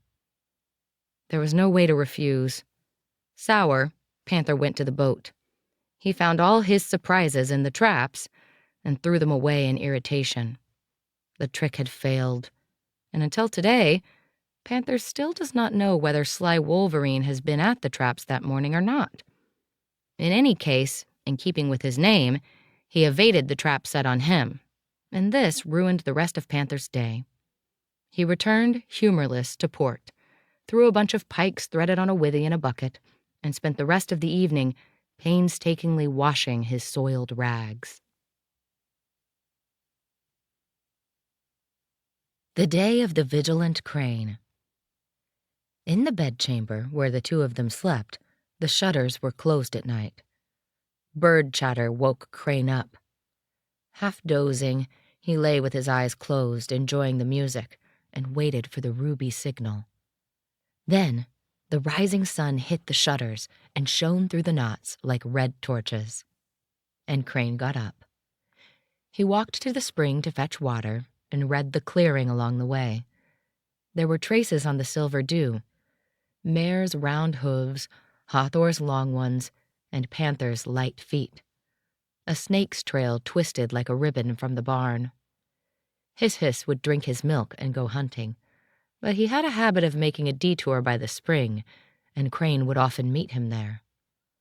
Raising himself high above the water, Hiss studied his reflection as if in a mirror, swaying coquettishly. What varied life forms inhabit the vice of vanity? Philosophized Crane, amused. Look at him admiring himself. Eve would be jealous. He returned with the water, lit the fire, swept the room, and went to his bath. Then he shaved and dressed, and, as usual, found the entire company in the room at breakfast. Then the day's work was discussed. "I have to mow rushes for the litter," said Panther. "We'll have a foal any day now. If you ask Patchpelt, she thinks it will be a girl. And her name may turn out to be Magpie. I'll go beyond the praying birch. I have to build a salt lick for deer," said Wolverine. "Perhaps you might look for crayfish, Crane?" "In the afternoon, maybe. I haven't yet finished with the garden, and have a whole bucket of milk to do something with." "Then give me salt in a bag, and I'll be off." They put on their clogs, Panther sharpened the scythe, and both took off. Crane washed the dishes and went to his beloved plants. In a small garden next to the cottage, he experimented with the domestication of forest flowers. He brought from the forest orchids, mints, red gladioluses, meadow ruse, valerians, wintergreens, and meadowgreens, and planted them all with loving care. He stretched out in the yard and was examining his plantation when he heard a rustle by the fence. He scooted aside for fear of a snake, but was surprised to see Stomper instead. "Why is Sir Stomp not asleep at this hour?" The hedgehog raised up his snout as high as he could, and the man lay low, and thus they were in perfect position for a conversation nose to nose. Maybe Sir Stomp is hungry? But no, judging by his girth, Sir Stomp had had his fill. So how about some cottage cheese, yes? The damp honker touched his hand. Stomp had business, but the man had to guess it. Crane stroked him gently over his folded spikes. "Come home with me, Sir Stomp. We've got fresh livers, He rose and looked around. Stomper moved slowly, with a limp. Then Crane took him up in his arms and saw it. Stomper's hind leg was swollen, and when he touched it, the beast hummed and twitched. Crane sat on the threshold and carefully examined the disability. The foot was entangled by roundworm, which had buried itself into the flesh and caused it to swell. A surgery took place. It was apparently very painful because Stomper puffed and tugged his leg and at one point even bit Crane's hand. But he did not stand his spikes and did not twist away. And finally, when he felt relieved, he licked the man's hand with his tiny tongue.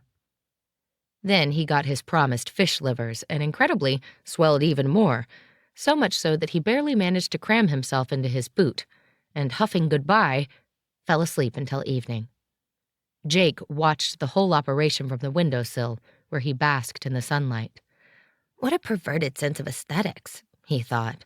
"To spend such a wonderful time of day sleeping in a cave? I understand that this is done in winter, but now? Fool."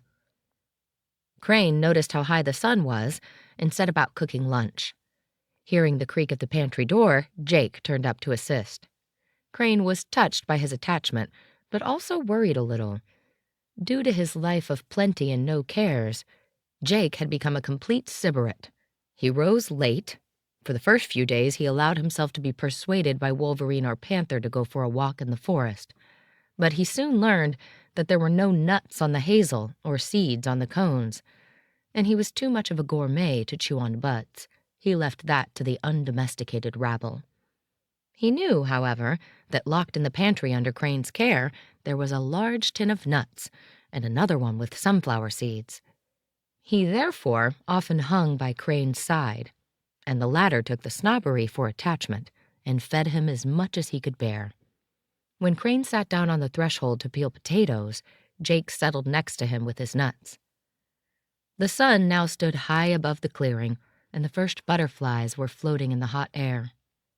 The birds had piped down, as they usually did towards noon, and now there was such a silence that both Crane and Jake raised their heads instantly when they heard an unusual rustling in the oak tree.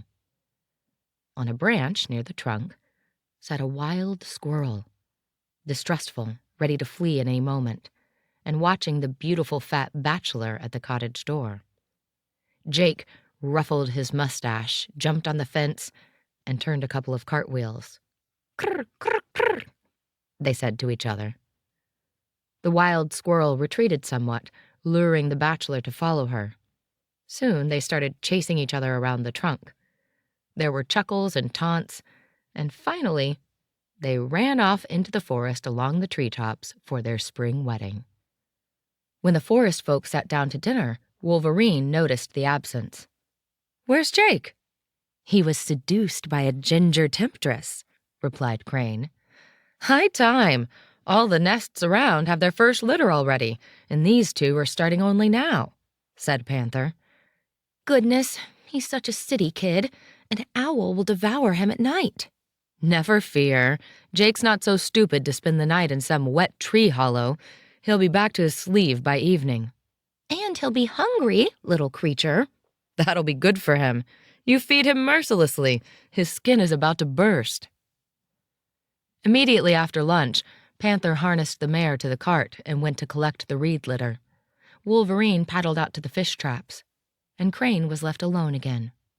He quickly cleaned up the pots, worked a little more in his herbarium, and then, remembering the crayfish, began gathering the tools needed for his hunt. Actually, it would be easier to bait them with scraps of fish, but that works best out on the water from the boat where it's deep. But Wolverine took the boat away, so I think I will try to rustle a few from their hiding holes at the shore. Crane consulted with Panther, who had just arrived with the reed. "Wait for me! I'll bring the rest of the reed and we'll go together. I know the best places." "Yeah, sure. I bet you have some trick up your sleeve. I already had a mouse in the box of toothpaste today. Oh, and a sewn-up shirt sleeve. Enough for a day." "By God, that was not me." "Not you? Who then? Maybe Wolverine?" "No, "The tenant. You probably didn't offer him honey and a walnut shell to greet him." "Ah, yes. Must be the tenant. I bet he hung Wolverine's stuffed owl under the eaves, too, so that the birds would not let us sleep at night." "Oh, he could do a thing like this easily. He's one scary trickster." "And the tenant left the peeled snakeskin in my bed linens?" "Could not the snake have peeled his skin in your bed? After all, you also change your clothes there." Laughing, Panther rode the mare away. Crane took the net on a ring, a bag for crayfish, and went out. There were no roads in their country, but everyone had a map of it in their head, never wandered, and always took the most direct course. As time went on, they trod their own paths, like those of animals, and never lost their way. Crane was soon out of the clearing and into the thicket of reed. He found last year's footbridge thrown over a narrow dike, climbed over a hump overgrown with alder, forded a few streams, skirted the peat bog, and headed straight like an arrow for the great oak on the lake shore. The water lay smooth, spilled wide, and ran inland with a multitude of little coves. On the opposite bank were white sandhills like an island, and behind them again, the black forest wall. Under the oak, Crane threw off his clothes, down to underwear and clogs. He slung his bag over his shoulder and stepped into the water. He waded waist deep and stuck to the shore. The bottom was slushy, and the shore was full of holes. Every few steps, Crane set the net at the water's surface and stomped about the holes with his foot. When he raised the net, he found mud, beetles, and on his third attempt, a dark carapace and 2 large pincers raised up belligerently. "There you are," he said triumphantly, taking his prey carefully by the tail and tossing it into the bag. He was soon seized with hunting fervor. He no longer bothered about the depth of the lake, his surroundings, or the sun, but only plunged the net, stomped, lifted, and filled his bag. And then, suddenly, he lost ground under his feet and lurched with his whole body, head and all, into some bottomless underwater cave under a huge alder tree. The water suddenly boiled about him. Some great fish slithered between his legs. Crane swallowed a goodly gulp of water, but soon regained self-control and emerged into the air. He must have swum 12 meters before he touched bottom again. Then he swam out to catch his hat and the net floating on the surface, and he crawled ashore. Well, this time it was definitely the tenant. He felt the bag. It was empty. All his crayfish had swum free. The evening was close. Mist began to rise on the water, and chill pierced through his linen. But Crane continued his hunt, working his way back towards the great oak. But the runaway crayfish must have alerted their tribe, because he only found adolescents now, and he soon became discouraged and gave up. Teeth chattering, he ran back to the cabin. Along the way, he slipped over one of the ditches and fell deep into the mud, and he heard from far away the trumpet of alarm and the hooting of his comrades. They were coming his way, anxious. "Did you lose your way?" asked Wolverine. "No, but I wasn't paying attention and fell into the deep under the alder tree." "And the Wells was not there?" "He was, this close.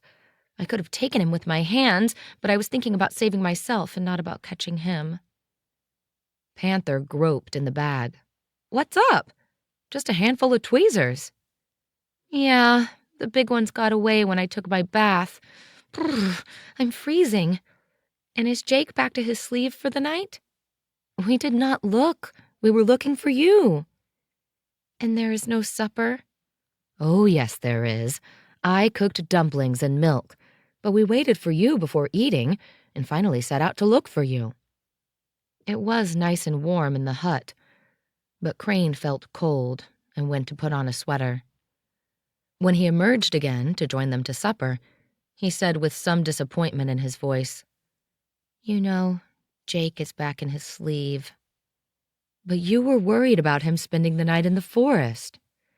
"Yes, well, still, it's a sign of total sybaritism." "Now you're starting to see things in their proper light," Wolverine laughed.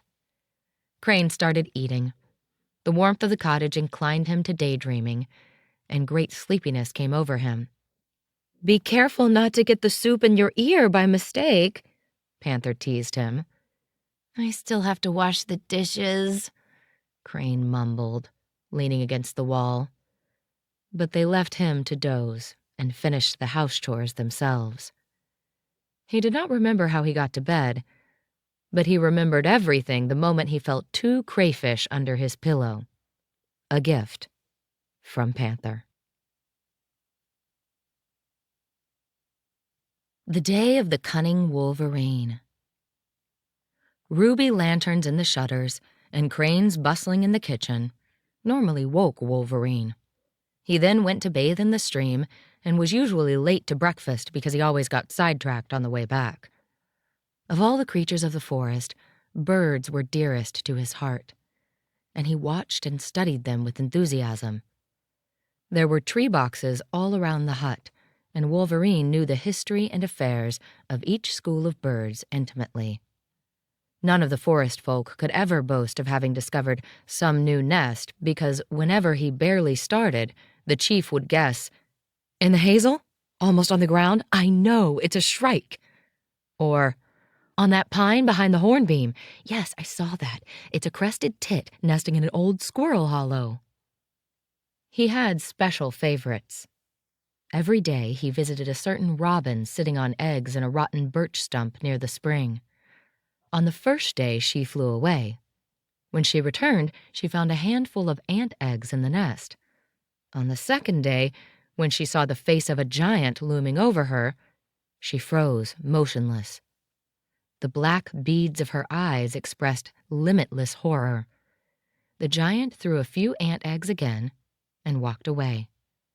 She immediately grabbed the delicacy, and from then on, whenever she heard the crackling of twigs under the giant's foot, she awaited him eagerly, no longer afraid.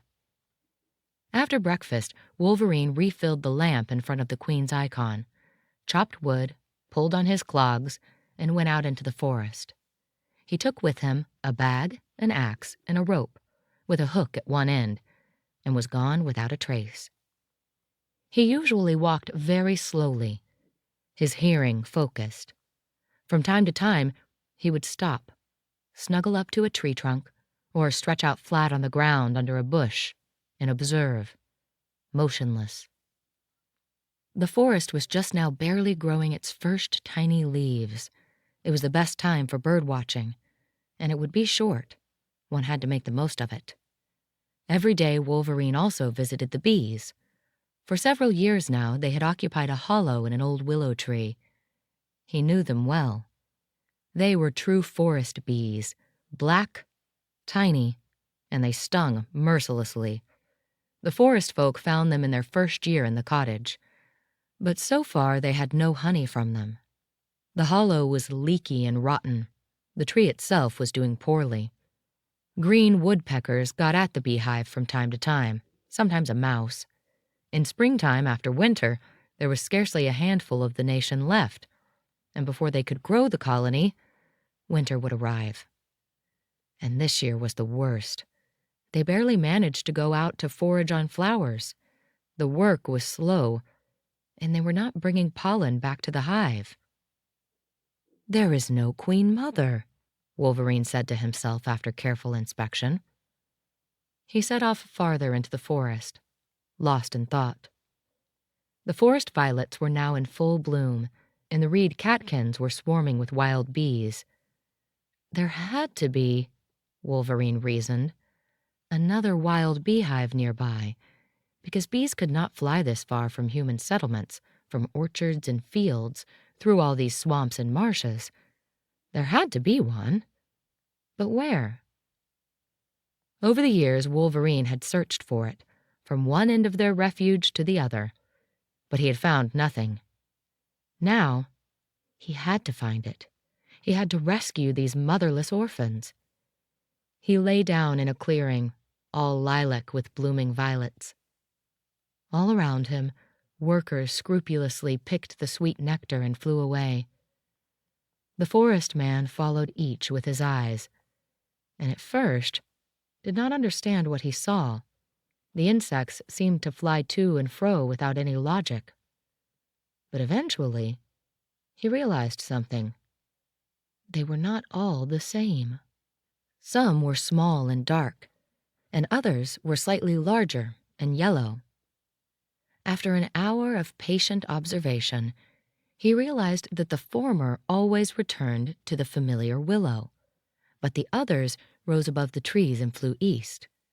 And as they flew, they carried at their feet as if baskets of golden pollen, and they hummed merrily as they worked.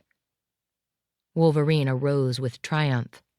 "There they are, and my Queen Mother," he said to himself, and struck out east, following the bees. He inspected every old tree along the way. He stopped in the clearings, observed the insects, and then followed them again until he arrived at an insurmountable barrier, a bog trench. "Ha, I see! They have their hive on the other side. So that's why they are yellow like resin. That I didn't think of it. There they are, I'm sure, in that pine. Beyond the stretch of marsh, as if an island in the sea, was a small elevation overgrown with old pines. He inspected them, their golden trunks, gnarly branches, and blackish crowns. The biggest one, the lead dancer, bore an enormous wreath of a stork's nest on her head. It seems one could reach them with his hand, but the bog says, "Away, or you are drowned." It's bottomless, not a bush, not a tree on her. Ugh, but she's narrow, not more than 50 paces. I have to get there. He lay down and began to hatch a plan. He tried the ground, stepped back, and started to chop reeds and tie them into sheaves. His work was interrupted by the lunch signal. When they sat down to eat, everyone recounted their new discoveries.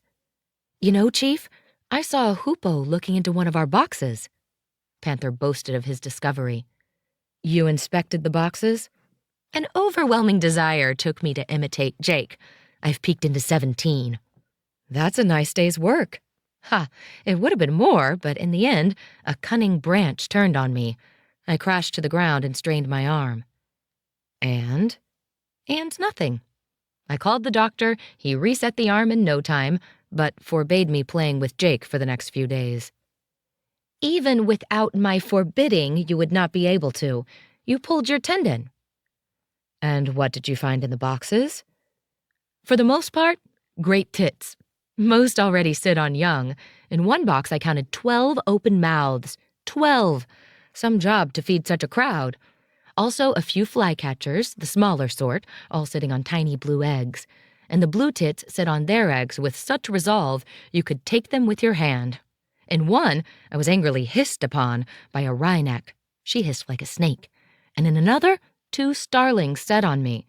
But my worst reception was in the ash tree. Guess who's there?" "A woodpecker?" "Bumblebees. The small, light gray sort. They went straight for my eyes, so I got frightened, dashed for safety, and crashed." "And in which box did you find that litter of naked baby mice, which you so kindly put in the coffee mill for me?" asked Crane conversationally. Mice? What? When?" "Ah, of course. That was also the tenant. Why didn't you call him for help with your dislocated arm?" "Ghosts make lousy doctors. And I have some bad news. Our bees have lost their queen." The other two were sad to hear this and began to discuss possible measures. "I'll go to Odrovash for grubs," Panther offered. "The foot planks on the way to Odrovash are still underwater, and the path is so winding. Easy to lose your way and fall into the swamp." "Or should I go back to the manor house? We don't have much bread, either. I don't understand how it disappeared so quickly," said Crane. "Ha! Must be the tenant. Either hid it or fed it to Hathor," laughed Wolverine. The two looked meaningfully at Panther, who, with an innocent expression, kept busy threading a bast string into his clogs. "Can't go home next few days," he said calmly, as if he hadn't heard the last of the conversation.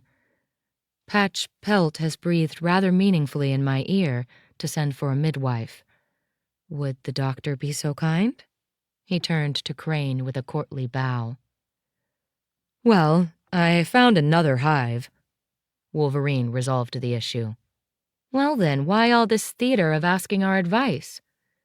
"The theater is to fill time while I have my pipe, and give you time to wash the dishes. When you're done, we're off for an afternoon of hard work. The beehive is on Pine Hill, beyond the drowning. So we will have to tie fauces and lay them across the bog.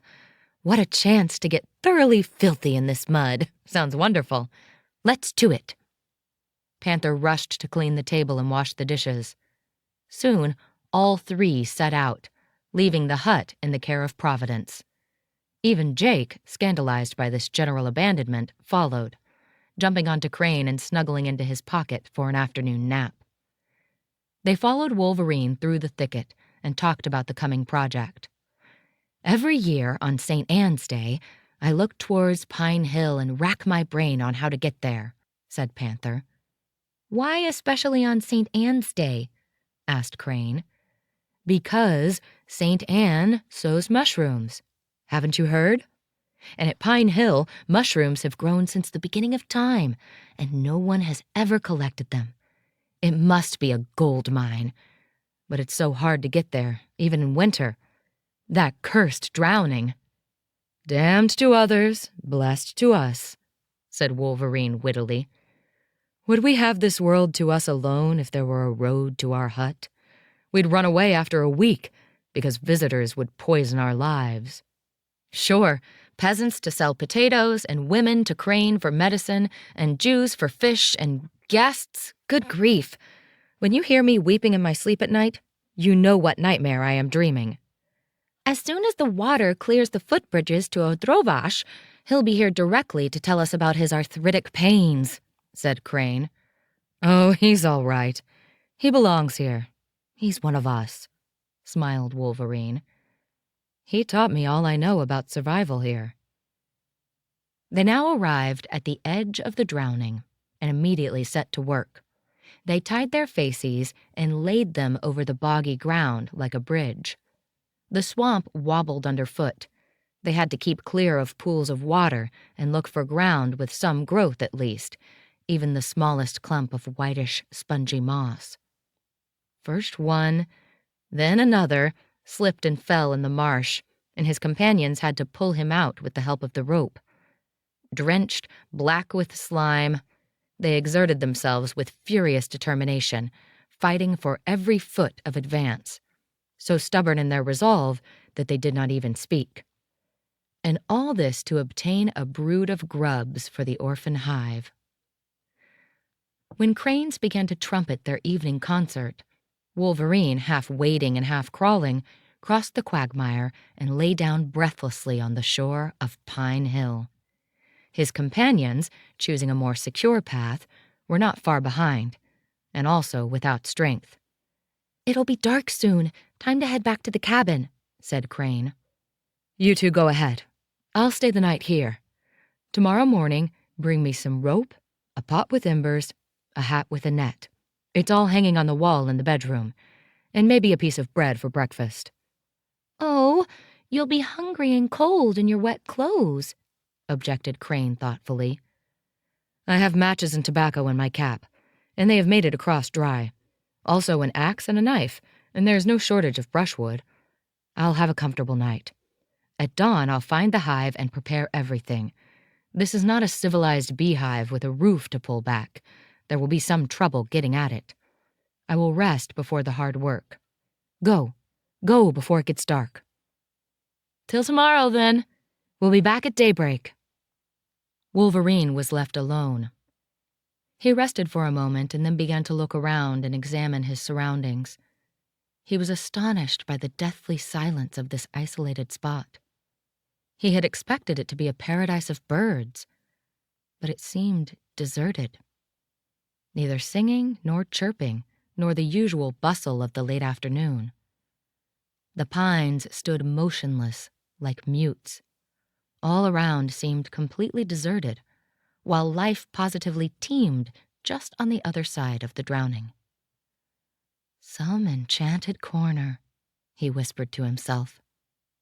He walked along the shore, looking around. Farther on, the old pines mixed with spruce, and the ground was overgrown with ferns and blackberries. When he stopped for a moment, trying to find a path among the undergrowth, something like a dog barked in a pine tree behind him. Instinctively, Wolverine retreated behind the trunk and looked up. On a thick branch, side by side, sat two huge, gray, immobile figures.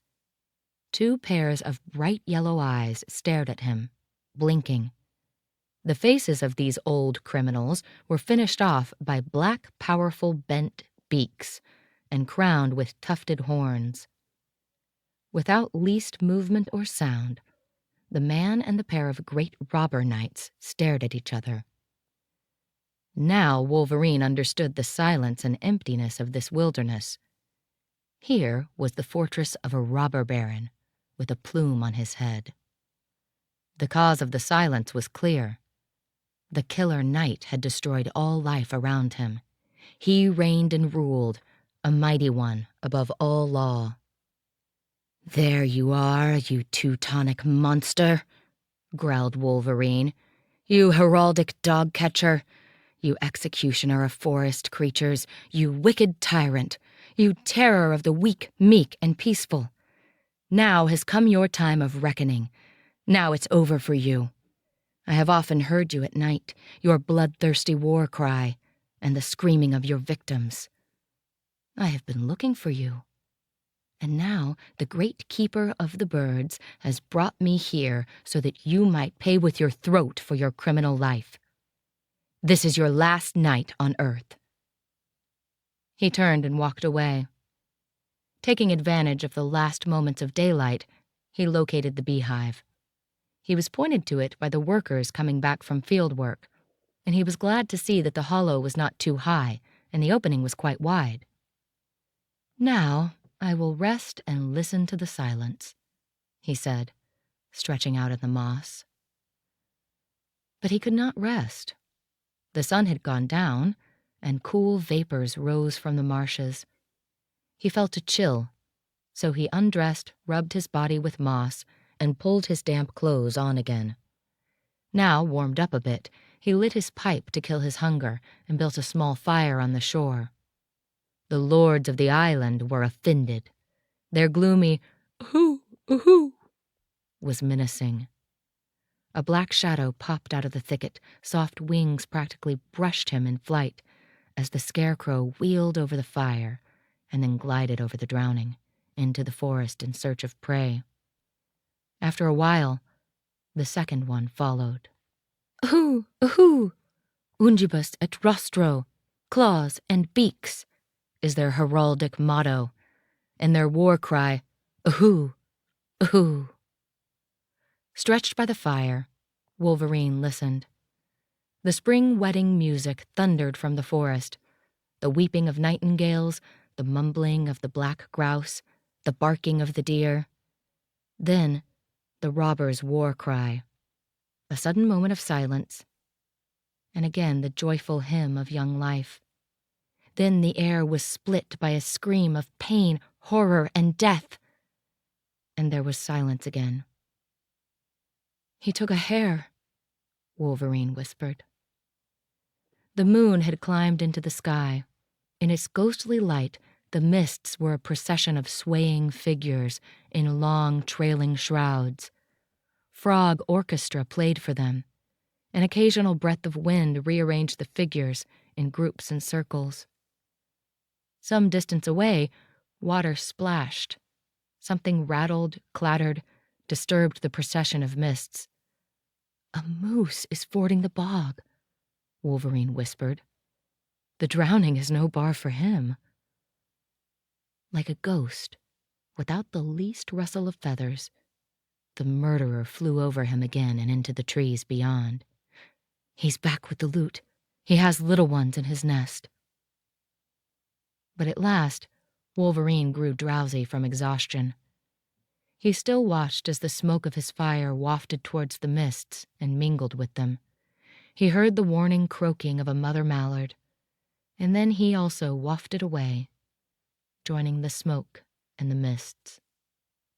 And he was now as light as them. Day came, and he floated over the meltwater, looked into nests, stroked birds with his hand, swam in the river, wrapped his arm around the moose's neck, watched, standing one step away, how a recluse bittern sank his beak into the slime and buzzed loudly, and with his fist knocked away the eagle owl from a piebald deerfoal. And with this magical dream ended the busy day of Chief Wolverine. In the morning, the blaring of the crane trumpets woke him. He jumped up. The light in the east was barely amber, and there was still drowsiness in nature. Pine needles had dew beads at their tips. A few sentry bees came out on the doorstep of the hive and rubbed their wings. No birds sang. Creeping, sidestepping twigs underfoot, Wolverine moved towards the thickets. On their branch, the eagle owls sat motionless, puffed up with folded tufts, and slept, full of murder. Slippery blood glistened on their beaks and claws. Wolverine retreated, stoked up the fire, and again fooled hunger with tobacco. Meanwhile, the world was waking, coloring, and singing with such eagerness and enthusiasm that the woodsman, infected with it, began to hum in an undertone. Every morning, singing soul, praise the Virgin. "We're here, Chief!" A call sounded from beyond the drowning. Wolverine jumped up. "Well, hello! Did you bring some rope?" "Lots of it." "Then tie them together. Attach one end to that birch on the bank near you, and throw the other end, the one with a hook, over here. Take a good swing, Crane, because Panther is crippled." "Good idea. We'll have a handrail without the attached bridge. Or, wait, maybe we should walk the rope?" Panther called. "Quit your useless banter, Panther. You rush back to the hut and bring my shotgun and 4 cartridges." "What's that? You found a lynx?" "A far worse criminal than the lynx. Go, run." The hook plunged into the water near the shore. Wolverine fished it out, tied it to a tree, and soon Crane arrived, laden with goods. "Bread?" asked Wolverine, and got a bag full. "Death to whom?" asked Crane. "I'll show you." Meanwhile, he ate his bread dipped in milk, and his face grew ruddy. "Did you find the hive?" "Yes, it's in that crooked pine. Have you brought the tool bag?" "I have." "You're my lad." "So many years in your school, I have learned. And here's the news. Last night, a boy came from the manor to say that a guest had come to see you." "Who? What the devil?" "The boy said it was some young master." "Lucky thing it's not some old auntie. Any young master can wait. There's plenty of place to sleep and plenty of grub to eat. He'll be all right. Well, I'm full." "Then show me what you found." "Let's wait for Panther's return. Let's not frighten the beast away." So they waited, chatting softly about their life. Then Panther's scout appeared. Jake ran along the rope, greeted Chief, and dashed into the pines. Behind him came Panther, laboriously splashing through the mud and jumping from clump to clump. They were just about to start inland, but barely managed to line up when Wolverine saw Jake and pointed to him with his hand. The squirrel was flying back, breathless along the ground, and looking behind him with horror. He caught up with Crane and pressed himself into his sweatshirt, deep under his arm. His tiny body was trembling all over, and he gave 2 pitiful squeaks. "What happened to him?" "He met death. Let's go, but soft, like hunters." Wolverine took the shotgun, loaded it, and set off, ready to fire. They crept up without a rustle. Then he raised the barrel, and the others followed it with their eyes. "A monkish tribe of robbers, robbers," he whispered. "Junker Edward and Kuniganda." Crane completed the line. "Give it to them, Chief," Panther growled. A shot went off. A second later, another. Edward fell off his branch like a thunderclap, and Kuniganda barely had time to unfurl her wings. She now hung by them on a spruce thicket, already dead. "That was some shooting," Panther said. "Huh," said Wolverine sadly. "Many years ago, when I was young and stupid and thought it was a fine sport to kill, some people sometimes said that I was a good shot." Wolverine set the rifle against the tree. "But this morning was not sport, only the meting out of punishment. Might makes right has met his reward. He was brought to court and paid his fines. The forest is my witness that I am only a righteous avenger. And now, let's go find their nest." "On the ground?" "Odrovage told me that they nest in different places, sometimes on stumps, or in treetops, or in hollows. Anyway, we will recognize it by the mortuary. Look what feathers and bones are here. Oh, look, a green drake cap, some lapwing tufts, black grouse's steering feathers, and that's a fresh hare. I heard his death cry last night. Our little lover boy, colorful and beautiful, young and happy with spring sap and love, felled by this insatiable thief, murderer, glutton, plunderer, ripped to shreds and devoured. This is a mass grave of the whole forest. Nobody had a right to life here. Only the thief. Chief, there it is on the spruce, a pile of dead branches. But today I will not climb it, exclaimed Panther from the thicket. Wolverine pushed in between the crowded branches and wiggled his way upward. Aha! They took over an old eagle's nest and laid their damned brood here. There are 3 young ones, still white, barely hatched, and already snapping their jaws and pecking at my hand. Shall we take them alive and raise them as slaves? And then there was a mournful cry of Panther from under the spruce tree. Oh, criminals! Look! This is what's left of Sir Stomper. What? Impossible! Cried Crane. Is the forest not full of them? Show me and I'll recognize him. When I dressed his leg, I had to cut one claw off. There was silence. Wolverine asked, Well? Alas, our Stomper is no more, replied Crane. And Panther cried out in vengeful delight, Chief, do not raise this hellhound brood. Twist their necks off. Wolverine threw down the nest with its brood. There, perish, beasts, he growled. The forest folk had taken their revenge. They returned to their pine tree and set up camp. By next spring, this cove will be a bird's paradise. Woodcocks will toot their horns, woodpeckers will hammer in their smithies, kinglets will hang their baskets, and pigeons will settle in the spruce. The old natives will return, peaceful, cheerful, and gentle, and repopulate the desert. Hang these criminals up by their feet. No. I'll take them home and stuff them beautifully. They will replace the old moth-eaten owl and scare the crows away. And now, to the hive. If you don't need me for anything, I'm going back, said Crane. I swell like a monster from bee stings, and Jake has scratched me and is still shaking with fear. Smart cookie, Mr. Jake. Stomper, the nocturnal tramp, trusted in his spikes, and that was his undoing. Yes, Jake, there is nothing like an old sheepskin sleeve. There, Edward had no chance to find you and take you. Aren't you a lucky thief?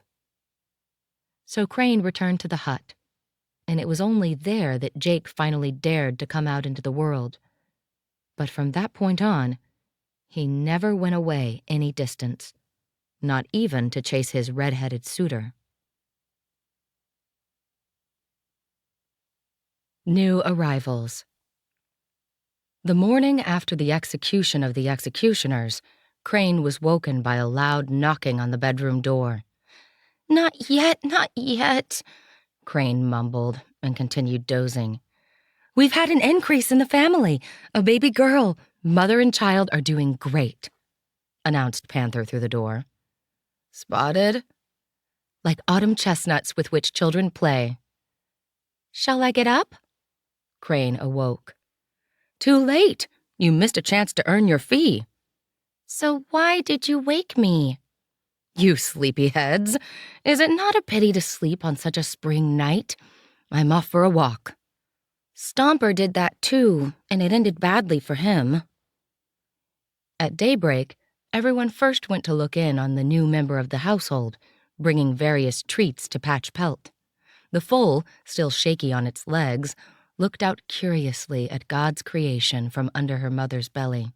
Regular geological survey map, laughed Crane, looking at her spots. You'll grow to be a great beauty yet. Wolverine stroked her.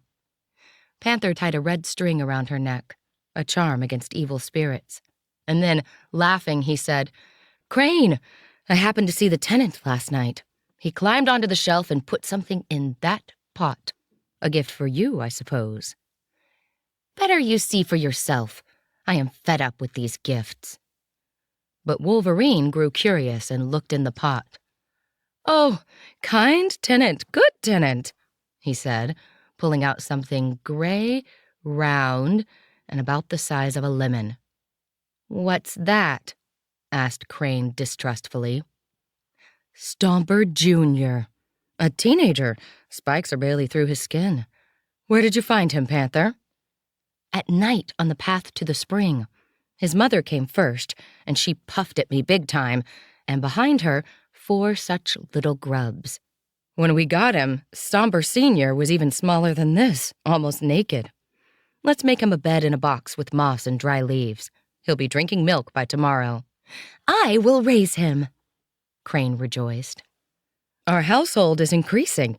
Our biggest livestock inventory so far, said Wolverine, sitting down to breakfast. He then immediately began to work on his eagle owls.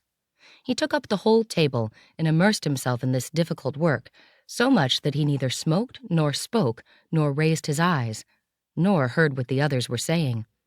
He wasn't even aware that they existed until Crane stood over him. Hey there, what about this boy waiting at the manor? Don't block my sunlight, muttered Wolverine, cleaning the bird's skin with a lancet. Diogenes said, Crane laughed. But we don't have any bread left at all, and potatoes are running out. Silence. The last few cuts and the skin was off. Wolverine admired his work with triumph. Even Master Lestovsky would be pleased by this, he said. Now all I need to do is rub with arsenic and stuff it. Do you have the beads for the eyes? Wolverine thought for a moment. I do, but did I bring the box with me? He went back into the bedroom and rummaged around for a bit. Alas, the box is in my desk in the manor, he said. And thank goodness. So maybe now you'll agree that we need to go to the manor? Wolverine lit his pipe and, with a sigh, made his decision. Yeah, I'll go. Write me a list of what food we need. I'll take a cart from the manor and have the groom bring me back as far as the Rainbow Bridge. Meanwhile, let us hope to God that this guest got tired of waiting and left. Oh, how cruel is life, to have to change out of these clothes and leave this place. If it wasn't for that box with the glass eyes, I wouldn't be going. He finished his preparations, changed his clothes, gave Panther some instructions, and left. If this guest is still waiting and wants to keep Chief there for a few days, then God bless him. I wish him fun. Panther laughed. I forgot to write in the note to bring newspapers, hissed Crane. Oh, never fear. He wouldn't bring them even if you did. Who wants to read the newspapers here? And when? Do we really need more information about the revolution in Mexico, the turmoil in the Balkans, the exchange rate, or the earthquake in Calabria? Far more interesting is the question of whether our bees will manage to raise a queen mother from the brood of grubs we gave them. And does the hopo take the box? And have the footbridges to Odrovanch cleared water yet? And most of all, will I find a bittern's nest, or a penduline tits, or a black stork's? Because we need these to complete our collection, you know. Why don't we take the boat and paddle out to that alder tree? Maybe we'll find the wells. They took double nets on long poles, went out and paddled up quietly. Panther rowed, Crane steered, barely brushing the water. Through various narrow passages, they emerged onto the lake. It lay silent, smooth as glass, almost without a trace of the river's current that flowed through it. The lake narrowed towards the far end and disappeared among the black overhanging reeds and alders. It was an April afternoon, and the lake was busy. Panther pointed out the birds to Crane in a low whisper. Look over there, a pair of grebes. And there, that's an auk. Ah, it has already disappeared behind the trees. And ducks among the bulrushes. And look, terns. Over there, do you see? Swans. They're only passing through. And look how the fish are jumping. The water has dropped a lot. Look, you can already see the foundation stakes of the old mill. When was it built? Must be centuries ago. All right, we're in the channel. Steer for the alders. Which one should we try? Why don't we start with that one over there, where the old canoe lies? That's where I took my bath the other day. Let's turn our boat sideways and hold it fast. We'll put the nets down together, but gently or we'll fall in. Crane gritted his teeth because they chattered with Hunter's excitement. They approached the shore slowly, stealthily, communicating with eyes rather than words. Panther pointed to a protruding alder branch, took off his belt, tied it in a noose, and hooked a knot. Then they attacked with lightning speed. They dipped the poles with nets into the water and covered the entrance to the underwater hole. Then, holding onto his belt with his teeth, Panther hit the water with his oar, muddling it all the way to the bottom. "There he is!" Crane shouted, feeling a sudden heave against the net. "Grab it! Pull it! Into the boat with us! Careful! You'll capsize us! Hit him on the head! Stun him! Now! Fast! Ashore with him! Ashore! The shore!" Panther cried and carried out his own orders. There he was, entangled in the double nets, a black, slippery, giant-headed monster thrashed at the bottom of their canoe. The boat danced and took on water, nearly capsizing several times. Panther let the belt slip from his teeth and hastily tied the giant in the net. Crane grabbed the oar and paddled the wobbly boat towards the bank, chasing hordes of frogs into the bush. Now he grasped the tree branches hanging over the water and held the boat tight in place. Both were drenched and out of breath, and ecstatic about their catch. "Whoa, that's a patriarch! It will weigh 20 kilos, said Panther, dragging the net with the giant ashore. "I reproach myself that we went out on this hunt without Wolverine," said Crane. "Oh, he had a few of them in his life. Besides, though he does go fishing, he's really a bird man. Now we have some hard work ahead of us. We won't be able to take him back alive, or he will capsize us when he comes to. So you, Doctor, will have to perform euthanasia and check to see if he perhaps has a police boot in his belly." "A what?" "Audrevange claims that this monster is a cannibal and especially likes to eat policemen." It might be better to return him to the lake when he is in such a respectable business." "Wait a minute now. I also need to eat something during Lent." "Very well, then. I'll look for the shoe. But this head, my, such a head. We should try to preserve it." "It'll be easiest to give it to the ants to clean. I know an anthill as huge as a haystack. I'll bury the head there tonight." An hour later, they were already paddling back. The lake had changed. A westerly wind had picked up, and rain clouds were rushing in from the west. The air grew muggy. A storm was brewing. "Paddle harder, or we won't make it before the rain." Crane studied the sky anxiously. "It's wonderful to be on the lake in a thunderstorm," laughed Panther. "Look how the clouds are rushing now, like a herd of galloping horses. Ah, listen to the distant cracking of the whip. That's thunder. Soon everything will be dancing." The clouds began to boil overhead. There was a sudden zigzag of lightning. A sudden whirlwind turned the canoe. And then the clouds burst open. The lake and the sky became a single mass of water, black clouds, foam, waves, blinding flashes and thunderclaps, as if the world were cracking open. Crane began to bail water, because the canoe fast filled with rain, but Panther stopped rowing and sat erect at the canoe's nose, enjoying the downpour. The flashes, the thunder, as if they were the world's greatest pleasures. His nostrils flaring, his lips laughing, his eyes sparkling, he responded to every lightning bolt with a wild exclamation. His heart was flooded with elemental joy. "To shore! We're drowning!" Crane shouted. "Nonsense! We will not drown!" Panther laughed insanely. "It will be over soon. Boom, boom! Oh, what happiness to be such a power, to play like that." But he agreed to turn the canoe towards the bank and tie it to some reed, and helped to bail the water. "Oh, it's over," "What a pity," he said, looking at the sky. "Now we'll have to work fast with the oars to stay warm. Wow, how wonderful that was." They turned back to the middle of the current. The water was smooth again, the sky blue, the birds began to sing, and the air acquired a delicious, sweet scent. When they arrived home, there was no sign of the storm that had just passed, except one. A birch tree near the spring had been torn asunder by a thunderbolt, clear from the top to its root. Patch Pelt neighed to welcome them from the stable, and Jake briefly popped his snout out of his sleeve. "Crane, let's eat," Panther called. "Wait up!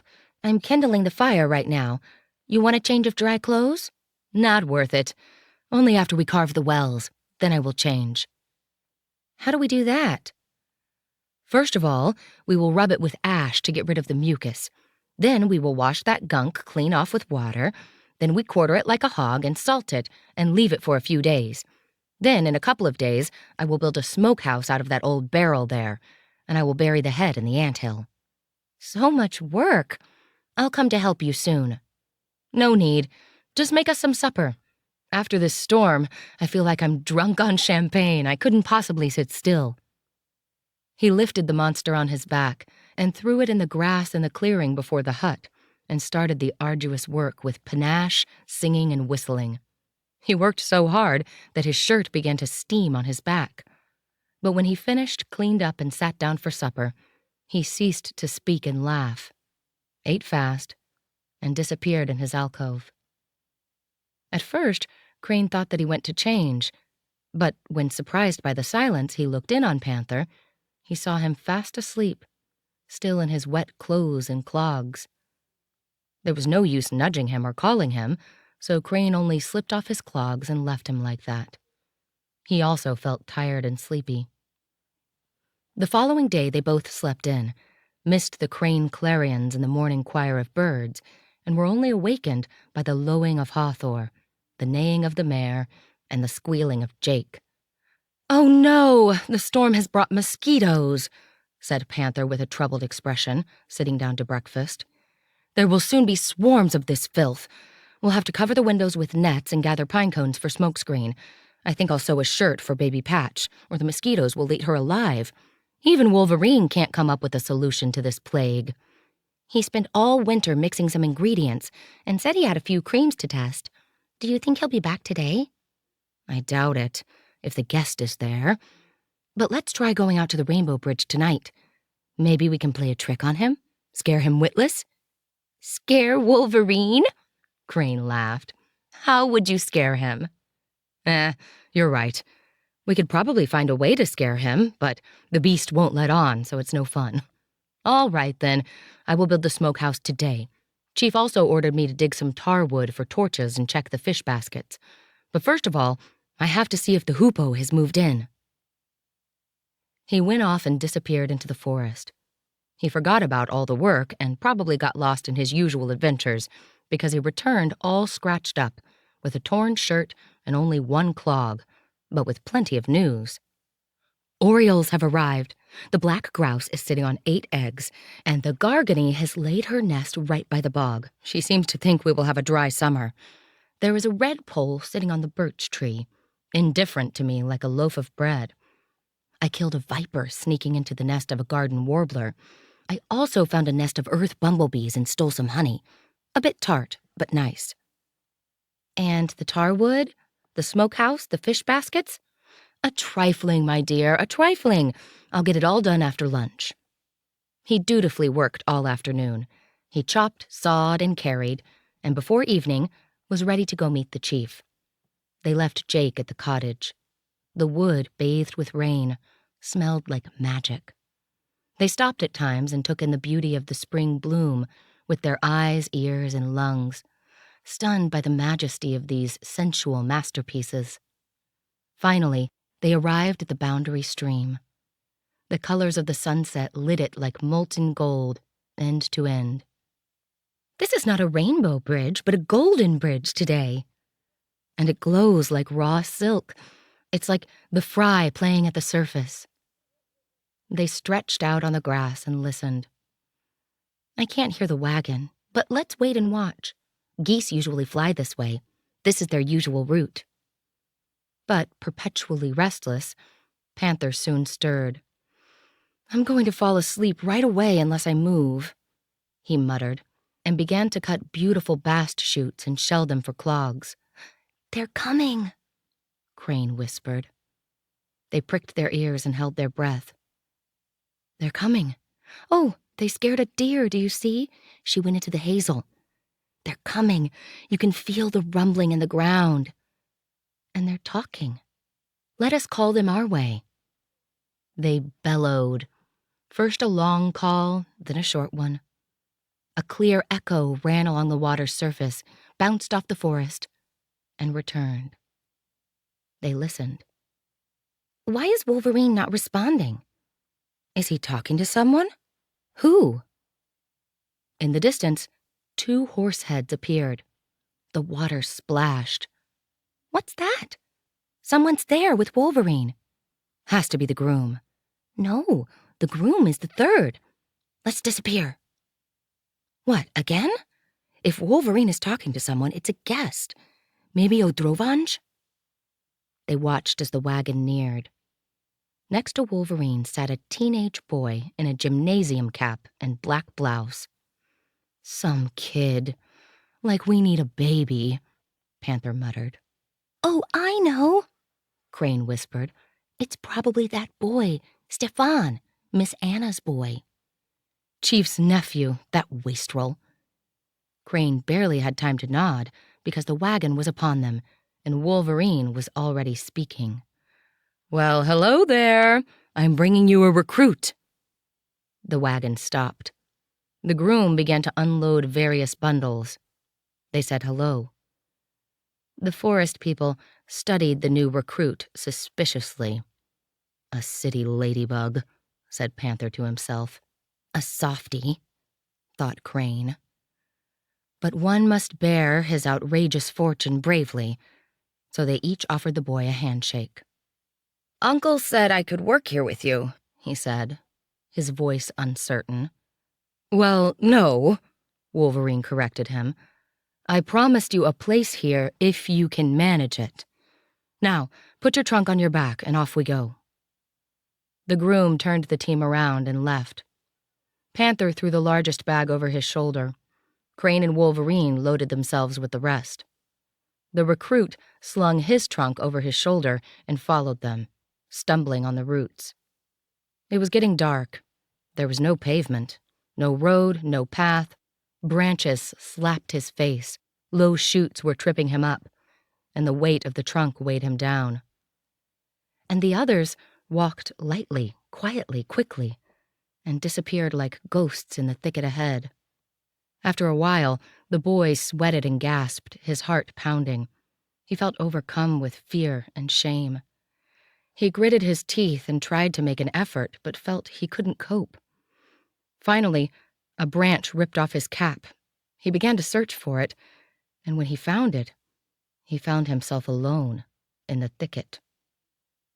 Alone and directionless.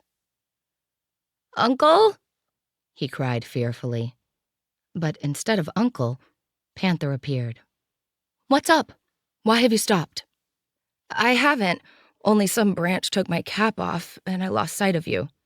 Ha! The cap is peeled off because you did not bow to the forest. And the forest is a great and mighty lord. One must have respect before him. And the others? They left. We will not all babysit you, you know.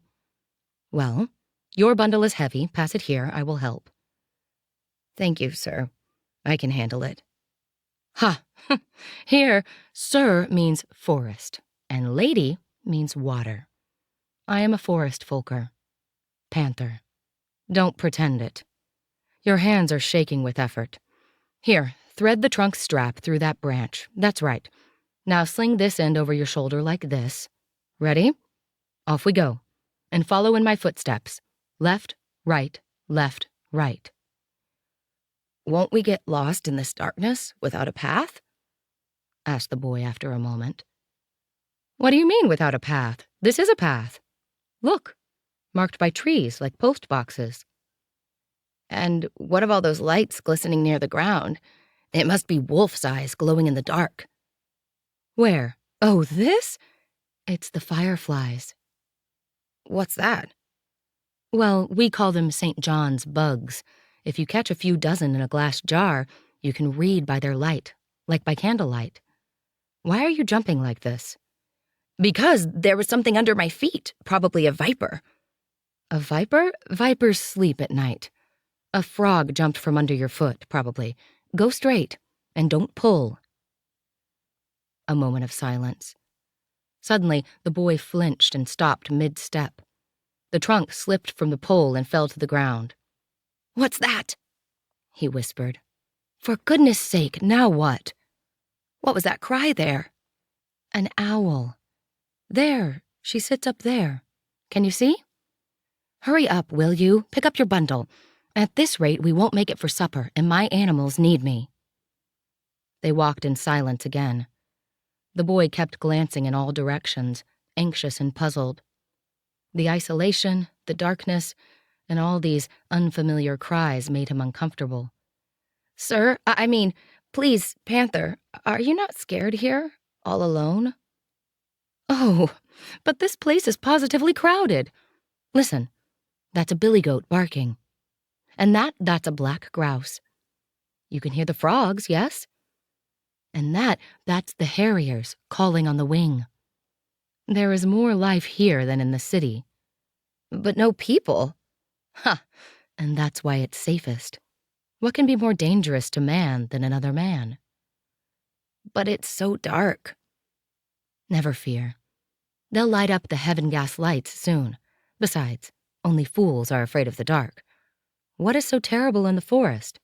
What bad thing can happen to you here? We're in our world." "Still far away?" "Not far. Don't you smell smoke?" "No. What do you mean, smoke?" "Smoke means that supper is cooking." "Are they already at home?" "Long since. They don't crawl like us." "It's so hard to walk fast in the dark." Well, then do not try it, or you may fall. Oh, you can see the light in the cottage." "Thank God," the boy whispered. Then they heard Wolverine's voice. "Hey, you there!" "Hey, we here," Panther shouted back. "Hurry up, will you? We were wondering whether we should go looking for you." "No kidding." Wolverine met them at the gate. Panther threw his sack and the boy's trunk to the ground. "Goodness gracious, what's in your trunk that it is so heavy? There, Chief, you take the recruit. I'm off to look after the animals." The boy, finding himself in the brightly lit room, breathed a sigh of relief and began to look around for coffee. "First, you greet our queen." Wolverine showed him the icon. The boy crossed himself. "Maybe I should do something?" "You will do everything we do. But for the time being, take a rest here on a bench." "How wonderful it is here." "Do not rush with praise until you have seen it all. You will sleep in the entryway. Tomorrow you'll change your clothes and shoes and be assigned your tasks." "I wonder what task?" cried Panther, entering the room with a bucket of milk. "And I would also be curious to know what we will call this newcomer. Though I've already thought of a name for him." "What is it?" the boy asked. "Why, what is it, of course?" As we walked, every step of the way, he cried out, "What is it? What is it? What is it?" Crane set a bowl of soup on the table. They all sat down. The boy was given a wooden spoon and a slice of black bread, and seeing what they were doing, he began to shovel from the common bowl. "What is it?" he asked after a while. Everyone laughed. "Precisely. Panther baptized you well. You will be what is it until you earn a different name. You ask what it is? It's a fish soup." "A whale's soup. You know, Chief, we caught the big one. This has been a week of great hunting, eagle owls and Wells catfish. And new arrivals, new foal, new stomper, and now, new what is it? And baby blackbirds have hatched in Hawthorne's stable." What is it wanted to ask what blackbirds were, but was too embarrassed. He decided to find out for himself in the morning. After supper, Crane called him to help wash the dishes, but he only managed to get himself dirty and break the bowl. Then Panther summoned him and led him up a ladder to the attic, where they loaded a huge sack of hay. "You'll sleep on this, Private What-Is-It. Now you go down carefully so you don't go the way of the bowl." Ha! Wouldn't you know it, there he is, sprawled on the ground. The boy had hooked his heel on a rung and fell into the hall, but luckily onto his new mattress. He jumped up, embarrassed, but Crane and Wolverine were feeding Stomper Jr. and didn't even turn around, and Panther, jumping down gracefully and lightly from the attic, said, "Good thing you aren't made of clay or you wouldn't last long. There, make yourself a bed here on the bench and rest after all these adventures." The boy stood, helpless for a moment. How could he sleep without a bed, without a pillow, without a nightstand and a foot rag? His trunk had been left outside, and the very thought of looking for it alone at night sent a shudder down his spine. And no one seemed to take the slightest interest in him. Crane and Wolverine went into their chamber. Panther blew out the candle and, exhausted, lay down in his alcove and fell asleep immediately. In the total darkness of the hut, only the red light before the icon was visible. The boys sat down on the mattress, near tears. The entrance door was not even locked. In the forest, something murmured, stirred, and called. And something was walking around in the room. How was he supposed to sleep? Then the unhappy What-Is-It began to curse his mother, his uncle, his fate, and the whole world. Then, exhausted from all the grief and bitterness, he closed his eyes, because they burned him with all the spring sun and spring wind. And then he remembered nothing, because he fell asleep. The blackbird chicks also fell asleep under their mother's wings, as did the foal at the feet of Patch Pelt. She slept standing, but woke at the slightest rustle, and poked her child with her muzzle as if to say, "Do not be afraid. Sleep. I am watching over you." Only Stomper Jr., true to his tribe's tradition, ran with mincing footsteps all over the house and hunted insects that had dared to come in during the day.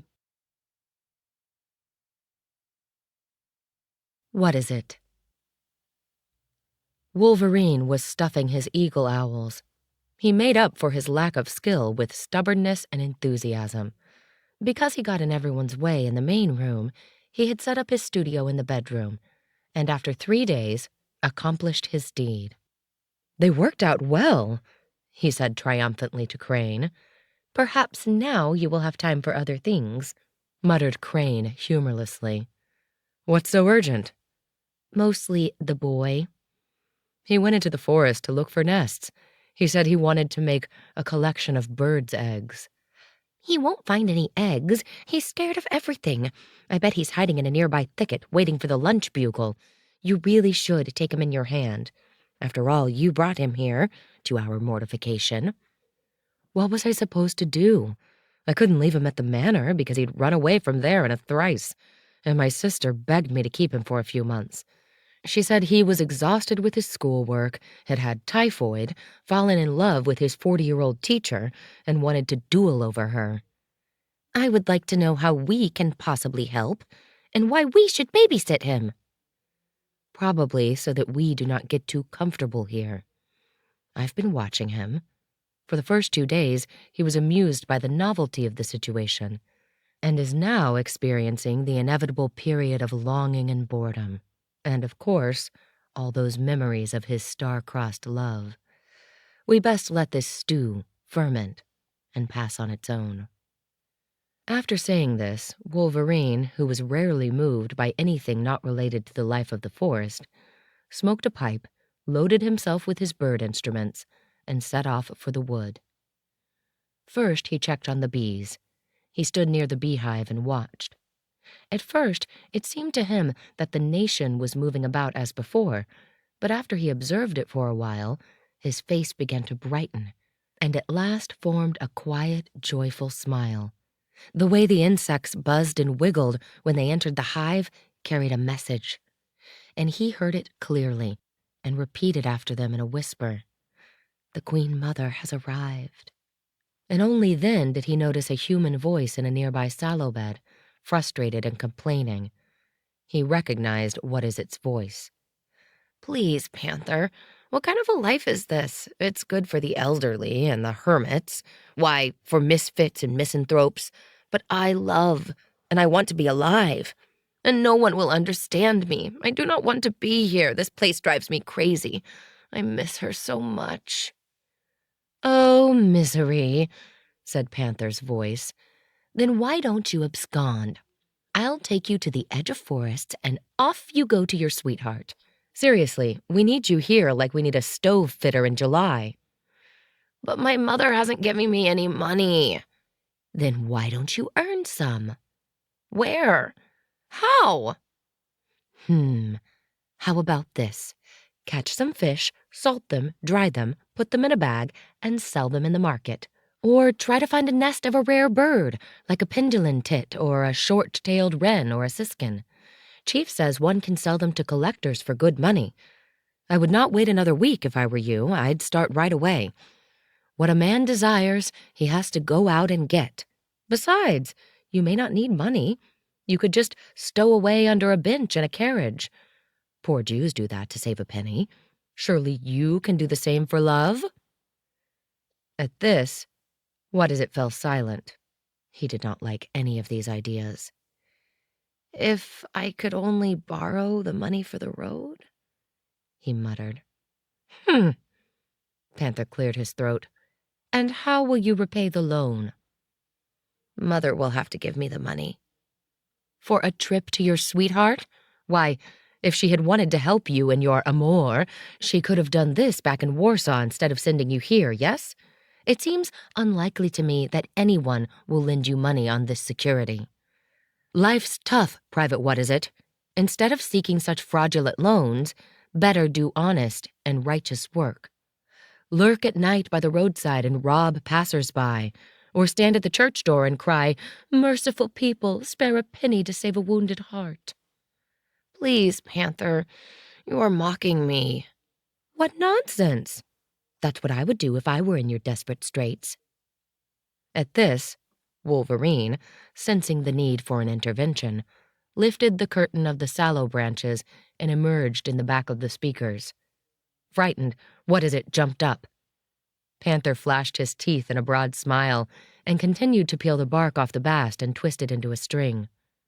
Wolverine also got down to work, and the boy, ashamed, stood sheepishly, uncertain what to do with himself.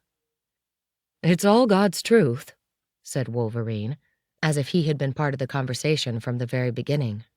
"You are bored here because you are deaf and blind to the world around you. Our eyes and ears usually open late in life, that is, if they open at all.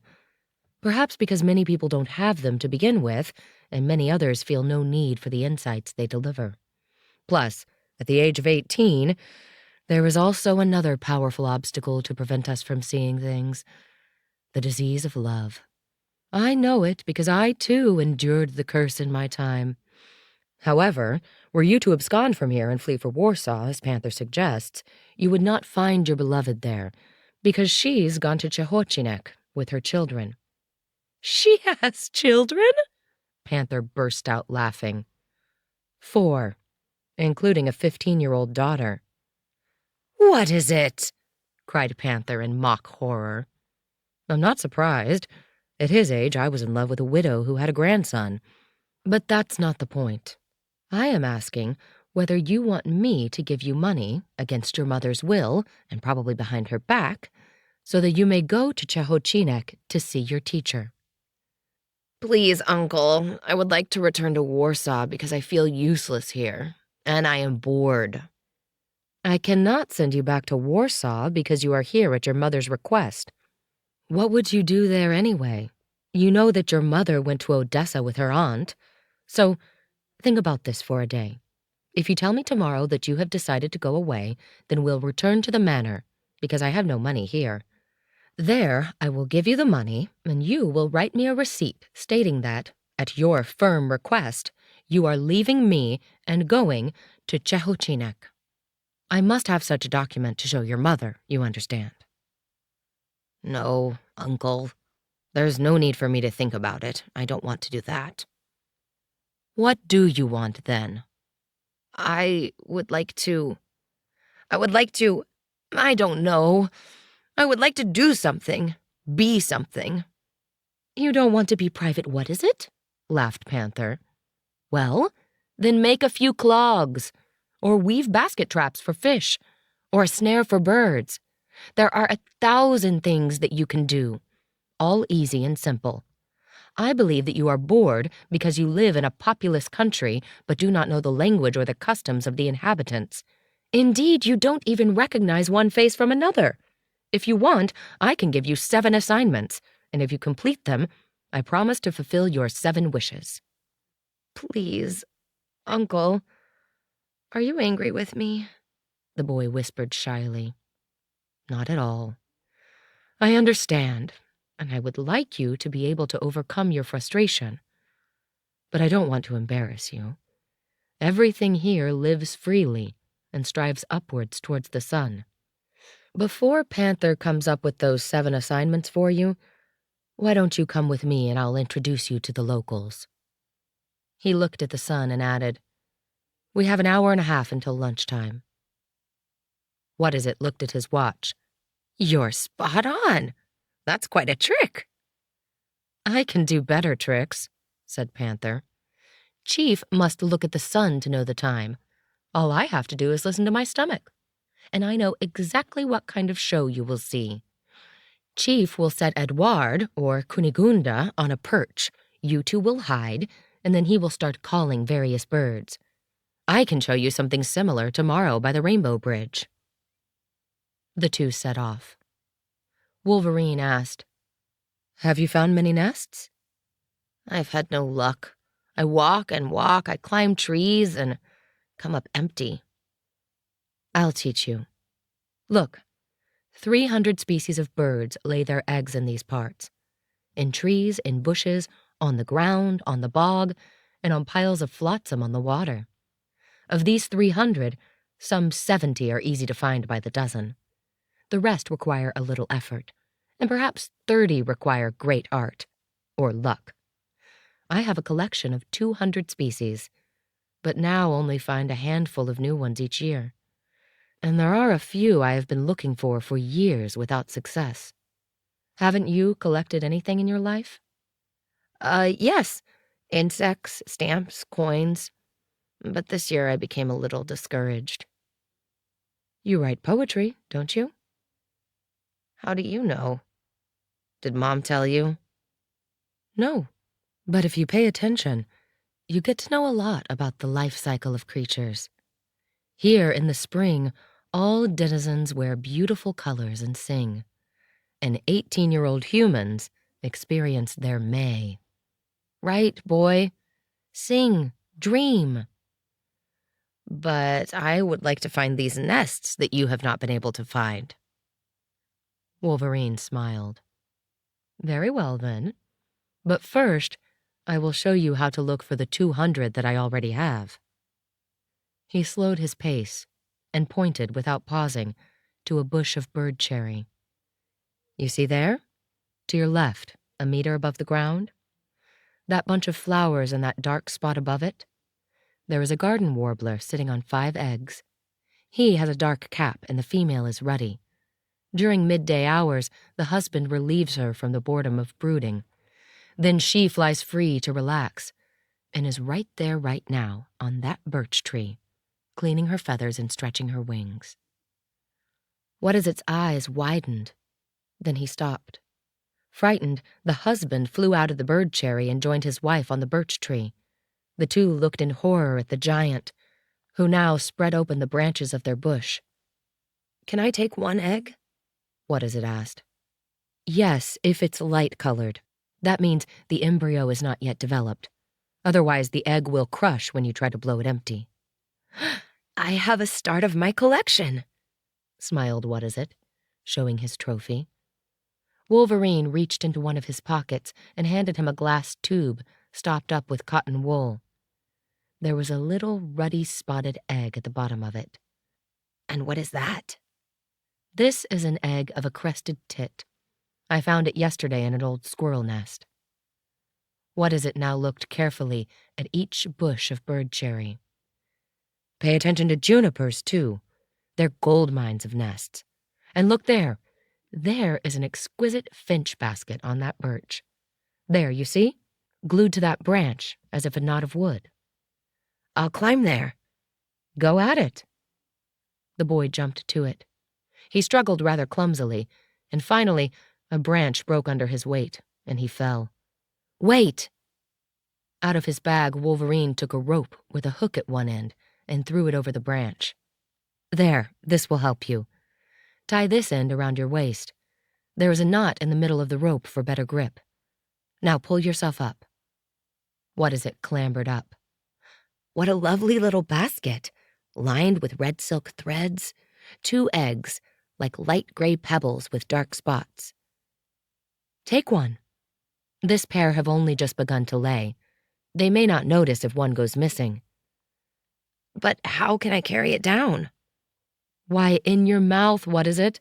Just like the cuckoo carries hers. What is it carefully placed his catch into the tube.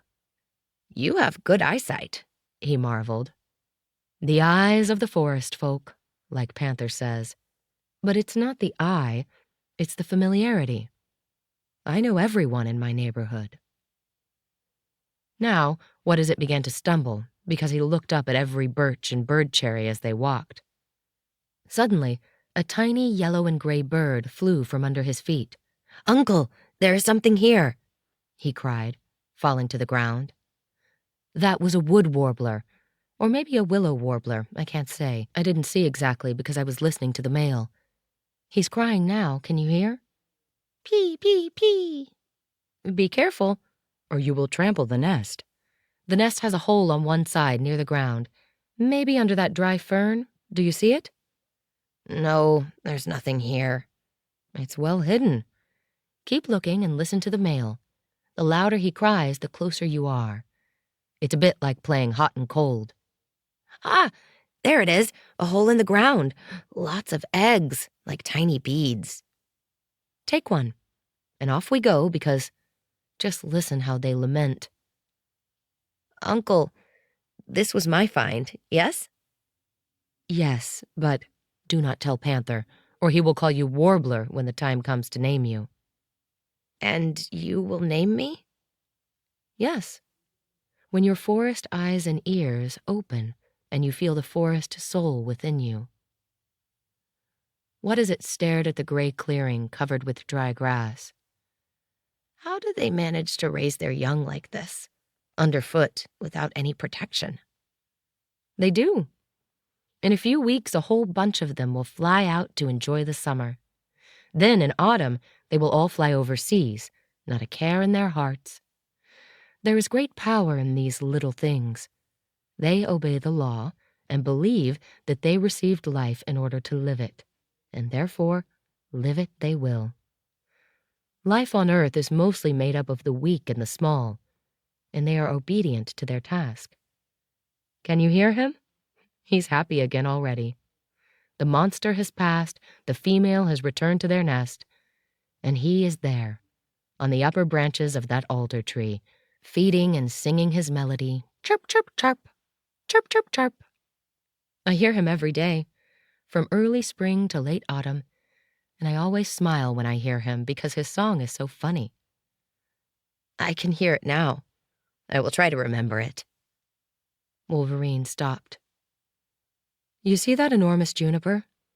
For 3 years now, I have found a green finch nest there. I'm guessing it is the same pair, enlarging their nest every summer. You can see the clump of moss from here. See if they have survived the winter and are back. What as it went up, pushed apart the stiff, spiky branches, and raised himself onto his toes. 3 eggs, blue with red spots. Well, then, they have been lucky to survive and return. Happy summer to them. Do you know every tree here? Almost. Here, all are old acquaintances. Some are closer than others. There are outstanding individuals in this corner. Some are old with age, others remarkable for their beauty, others yet catch the eye with their graceful movements. There aren't two alike. One only has to look to see it. We live in a crowded neighborhood here, with thousands of inhabitants. A perfect place to observe them, get to know them, and learn to tell them apart. Sometimes even individual character quirks can be observed by total strangers like us. Crane and Panther call various friends by name and tell whole stories about them during our Sunday socials. What do you mean? How is that? Ah, yes, you'll see. It's Sunday the day after tomorrow. They walked on in silence. Eventually, What Is It asked, And what nests haven't you found yet? let's see, bluethroat, pendoline, the Eurasian short-tailed wren, grasshopper warbler, and of course, siskin. People in these parts say that the siskin puts a pebble in his nest, and this makes it invisible. But I don't know anything about these birds. I don't even know what they look like. Do you have an atlas you could lend me? 5, in different languages, with colored plates. Then let's go home. I'm going to set to work immediately. You head back alone then. I'll just dive in those bushes there for a little while. What Is It looked about him helplessly. I won't find my way. Oh, just try it. You go this way and keep heading east. Along the way, you will pass a clearing with a large spruce tree. You must pass it on your left. Then you will go past 3 birch trees, one of them has a broken top. And then you will see a path through the heather. Follow that until you come to a large pine tree with a whole lot of pine cones piled up by a woodpecker at its foot. There, you will turn right and soon come across the trail to the Rainbow Bridge. And if you get lost, do not panic, but sit down and listen. Crane will soon give the lunch bugle from the cottage. Then you will hear the clatter of Hawthor's rattle, and she will lead you home. What Is It shook his head doubtfully, sighed, and headed east. Wolverine waited for him to disappear into the thicket, and then, smiling, followed him from a distance. After a short while, the boy began to meander, veering now to the right, then to the left. Finally, after a great deal of searching, he found his way to the clearing with the spruce. Then he heard the lunch bugle, and soon after that, Hawthor's bam-bam. When the horned head emerged from the brushwood, What Is It sighed and followed her, ignoring all other signs. But Hawthor did not follow any trail. She ripped straight on through bush and mud and stream and mud and bush. Fortunately, she was full and therefore not in a great hurry, or else What Is It would not have been able to keep up. Cows have long legs and walk fast. Still, he got winded, muddy, and wet, scratched his face and hands, and when, all sweaty, he emerged onto the path at last, he saw Panther standing in front of him, laughing. From all that racket, I assumed that a bear must have risen from the dead and was chasing Hawthor. But no, it's Private What Is It rushing for his grub. You wade like a moose, my friend, straight through the swamp. Please, Panther. Do you know, I found a warbler nest by myself. I have the egg. And your uncle's housekeeper finds eggs in the chicken coop every day. Big deal, a warbler? I found a Heiston. What is it? A black forest stork. Chief will be happy to know. It was not far from where we collected bast this morning. We'll blow our eggs together. Together? That won't be easy. But I'll show you how it's done. Only I have to see to the animals first. They both hurried to the cottage. There, leaning against the fence, Wolverine awaited them. You didn't get lost? He asked. Yes, I did, but I was saved by Hawthor. At least he's not a liar. There's hope for him yet, said Panther.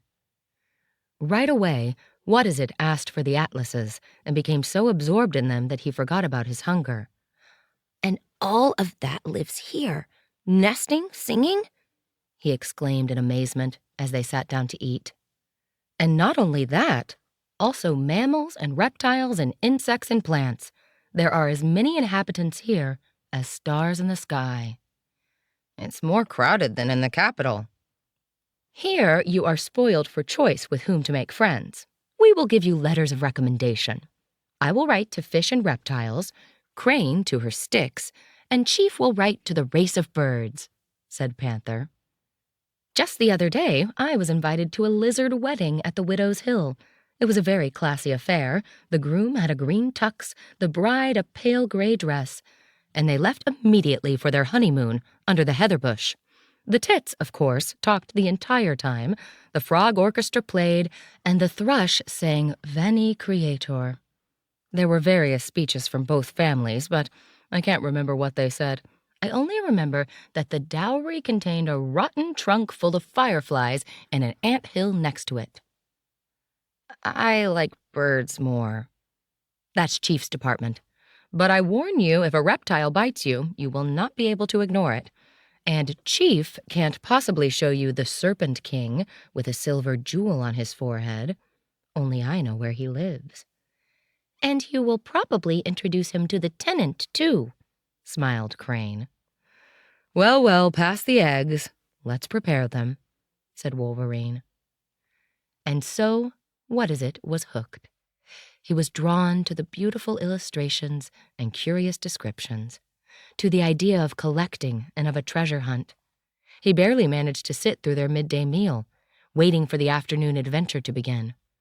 And then, full of enthusiasm, he found himself on the path laden with a large bag, following Wolverine, who was carrying a forked pole on his shoulder and a stuffed eagle owl under his arm. They went out into a stretch of sandy clearings, overgrown sparsely with birches and pine, and at last stopped at a great juniper bush. Wolverine glanced at the sun.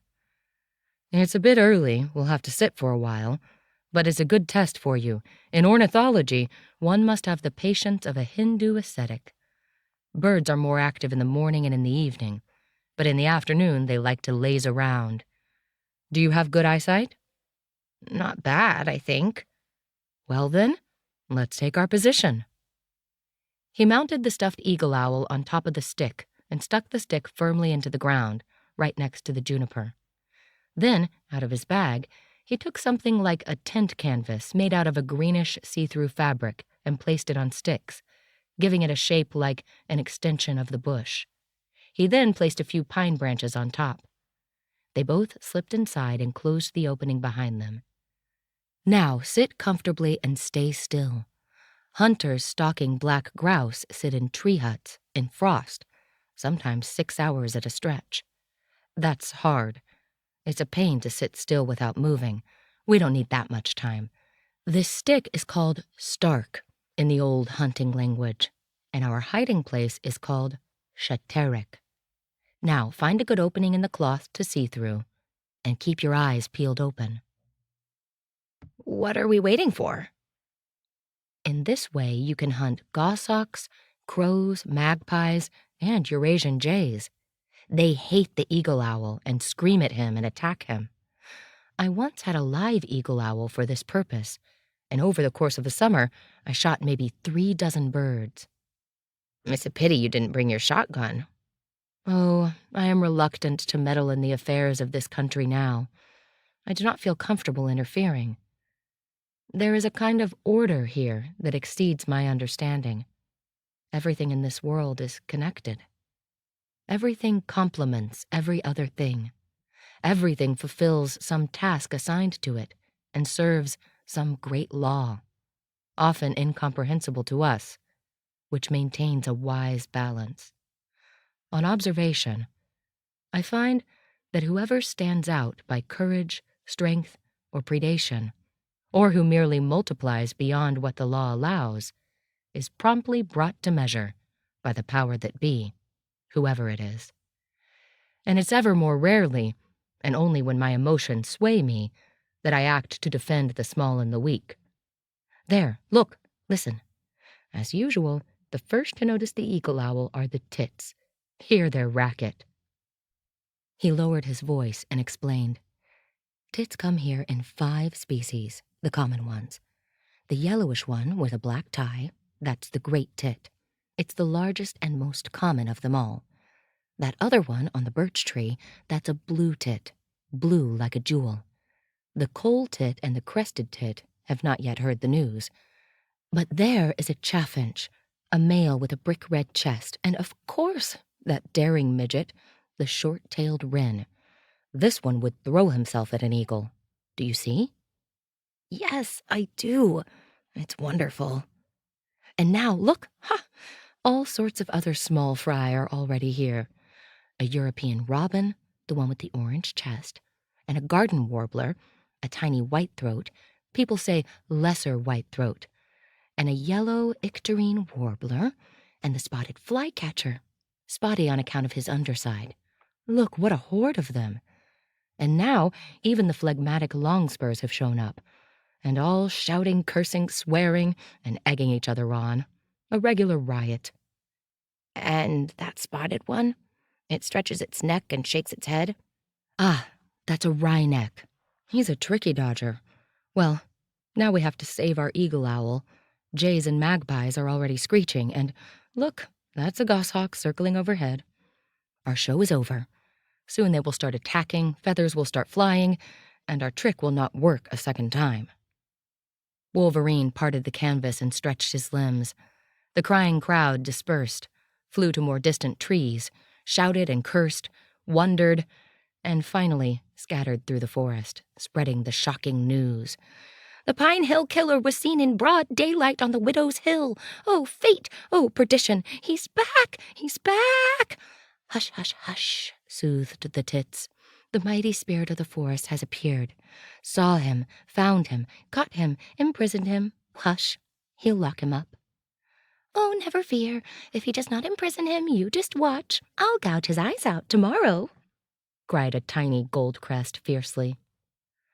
Wolverine and What-Is-It walked home, where What-Is-It repeated his lessons. I already know some of them, the colorful ones. Chaffinch, robin, bluetail, great tit. I have them still in front of my eyes. Now I will read the atlas with a better idea of what I am reading. And so the desert here fills up for you with creatures.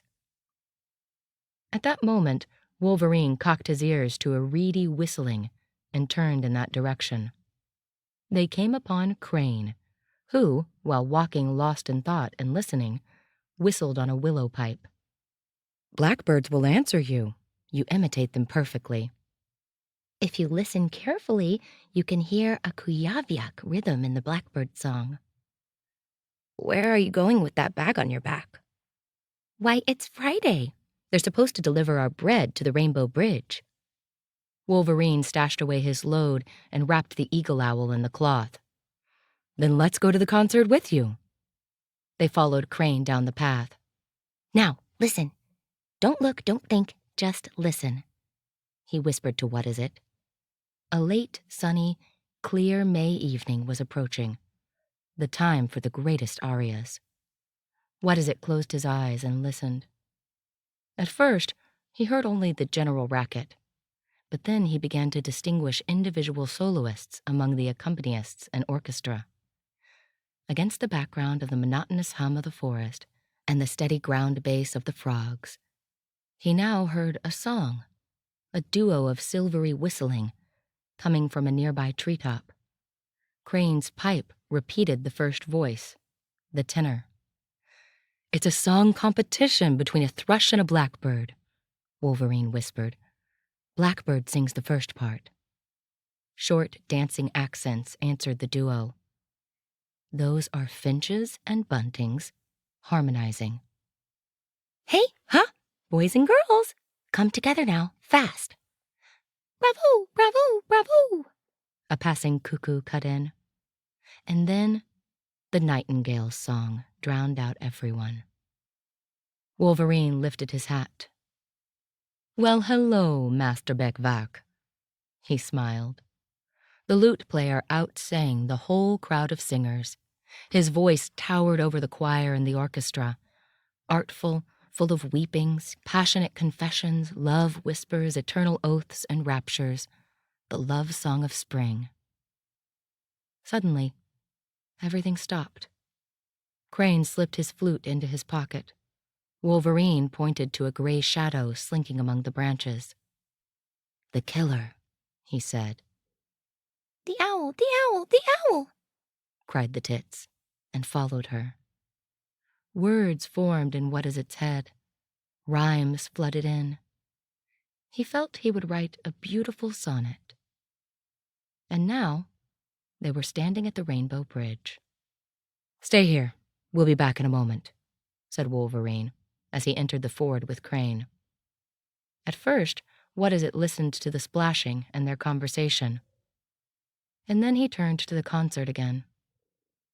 There were no soloists here by the water, only the general racket. Noise, shouting, whistling, applause, laughter, calls, interrupted from time to time by the grim growl of a bumblebee.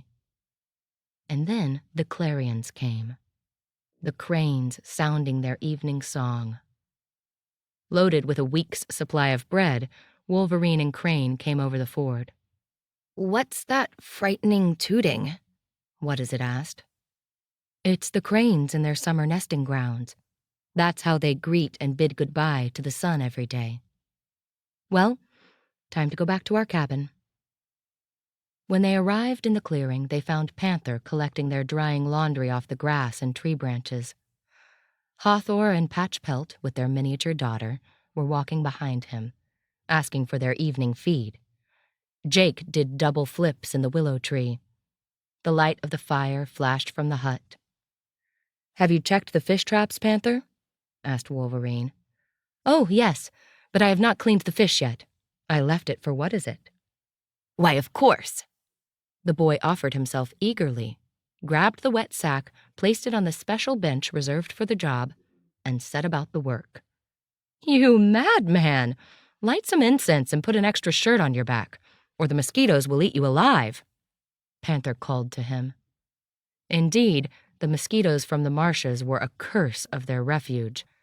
But What Is It decided to endure the suffering like an Iroquois warrior under torture, and even whistled as he worked. Shortly, Wolverine came to his aid, and the smoke of his pipe chased away the swarm of mosquitoes. "I can see our recruit wants to join the forest tribe," said Panther, standing over him. "I do," What Is It said, wiping his face with his sleeve and smearing fish blood all over. "And you seem to think it an act of heroism to fall prey to mosquitoes? But it's the opposite. To protect yourself, that's the true forest trick. Look at us. They bother us less than you. Chief defends himself with his pipe. Crane defends himself with some vinegar of his invention. And I have a special herb for it.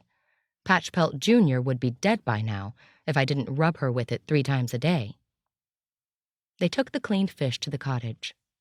What Is It asked, "And when will I become a member of the tribe? It seems to me that there are many things I know already. I'm not getting lost anymore, and I recognize various birds." "And have you met the green ghost? And weren't you afraid of him? And have you spent a night in the wilderness?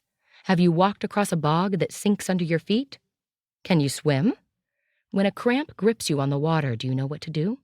Can you save yourself if a viper bites you far away from refuge? Hey, Private. It's still some time before you can have a forest name." "I will learn all these things," What Is It said stubbornly.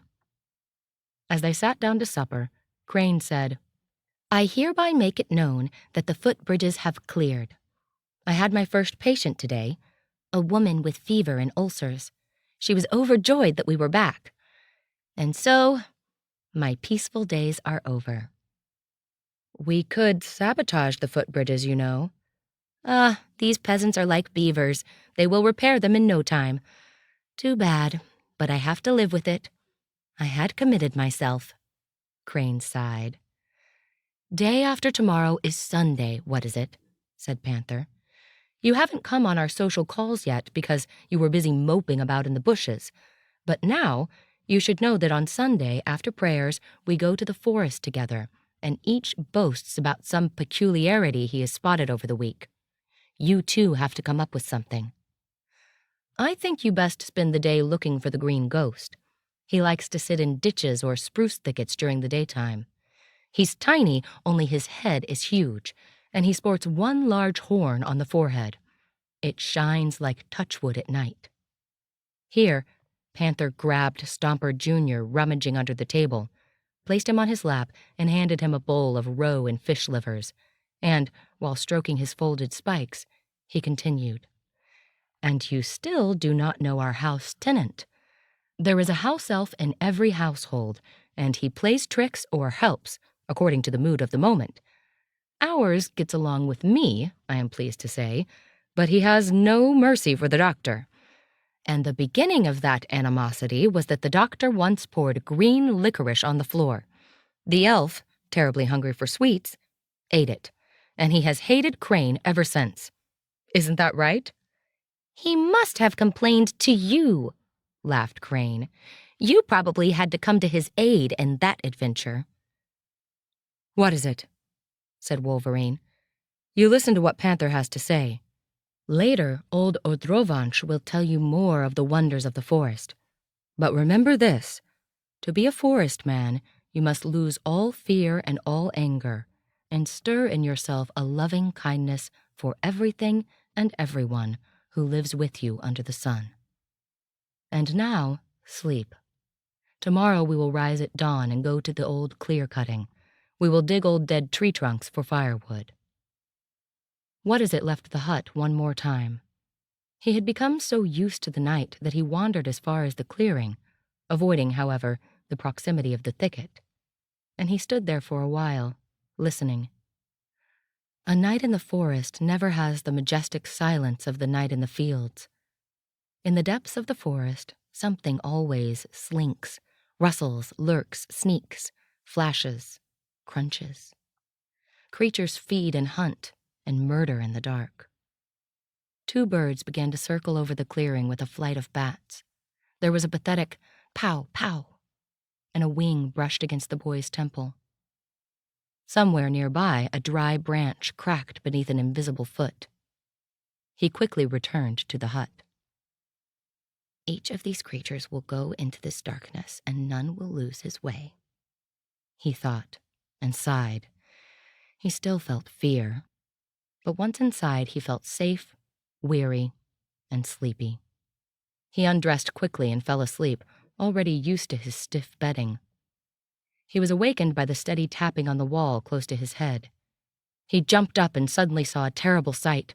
In the depths of the hall, by the wall, a luminous, great, glowing face stared at him. Its shining eyes blinked, and its wide lips moved as if they were saying something, or giggling soundlessly. Floating in the air, it seemed to waft towards him. At first petrified with fear, the boy now gave a wild scream and rushed towards the bedchamber door, groping in vain for the doorknob in the dark. The door opened, and Wolverine's voice asked calmly, "What's happening to you, my boy?" Uncle, something terrible has just appeared. The moon's bright glow enveloped the hall, and the mysterious face was gone. It was clearly visible in the dark, What is it whispered, clutching Wolverine's sleeve as he closed the door. Can you see?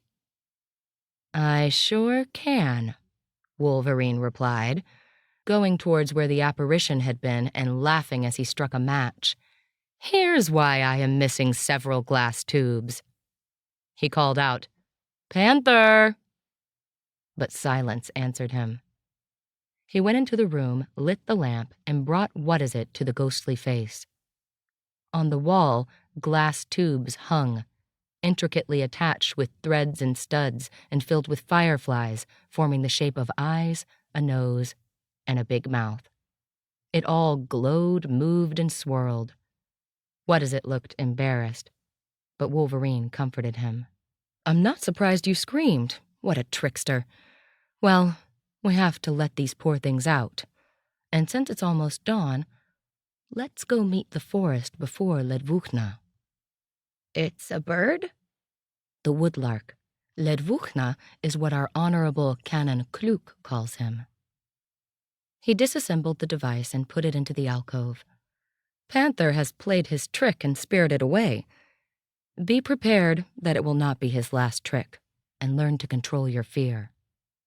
They went out onto the porch, and sitting on the platform, put their clogs on. The world was barely pearly, and the depths of the forest were dewy and silent. They walked along invisible paths and spoke in whispers, not daring to disturb the silence. The dew, the power of the air, and the words of Wolverine slowly seeped into the boy's soul. Sunday. Without even lighting the fire in the kitchen, Crane set a jug of fresh milk and a loaf of bread on the table. Panther brought a handful of flowers and laid them before the icon. And Wolverine brought out from the bedchamber Sunday clothes for everyone. "Sunday!" laughed What-Is-It, and ran to bathe in the stream, leaving his first pair of handmade clogs at the threshold for all to see. He was proud of them as if they were a masterpiece, and felt a little worried when, upon returning, he saw Panther inspecting them. "Do you have a spare pair? We'll be in the forest all day today. Bag lunch, and we will not return to the cottage before dark. But these poor things won't last 2 hours. Look, the sole has not been threaded twice, the ear flaps look very flimsy, and the heel is not fully covered. You'll be limping barefoot before noon." And he scornfully threw the masterpiece away. "They're not that bad," said Wolverine encouragingly after studying them. Crane inspected the clogs and gave the boy another pair. "You'll end up barefoot, a viper will bite you, and I'll get stuck looking after you," he said. The masterpiece flew over the fence. They washed up, changed their clothes, had their breakfast, and went to the cross. Wolverine read the prayers, and they sang, "Who shall take you in her care?" What-Is-It took the ceremony to heart, and was scandalized that, throughout the proceedings, Panther kept nudging him and pointing with his eyes to a bird box suspended high on a birch tree. As soon as they finished, Panther shouted, "Chief, the hoopoe took the box!" "You saw it? And how?"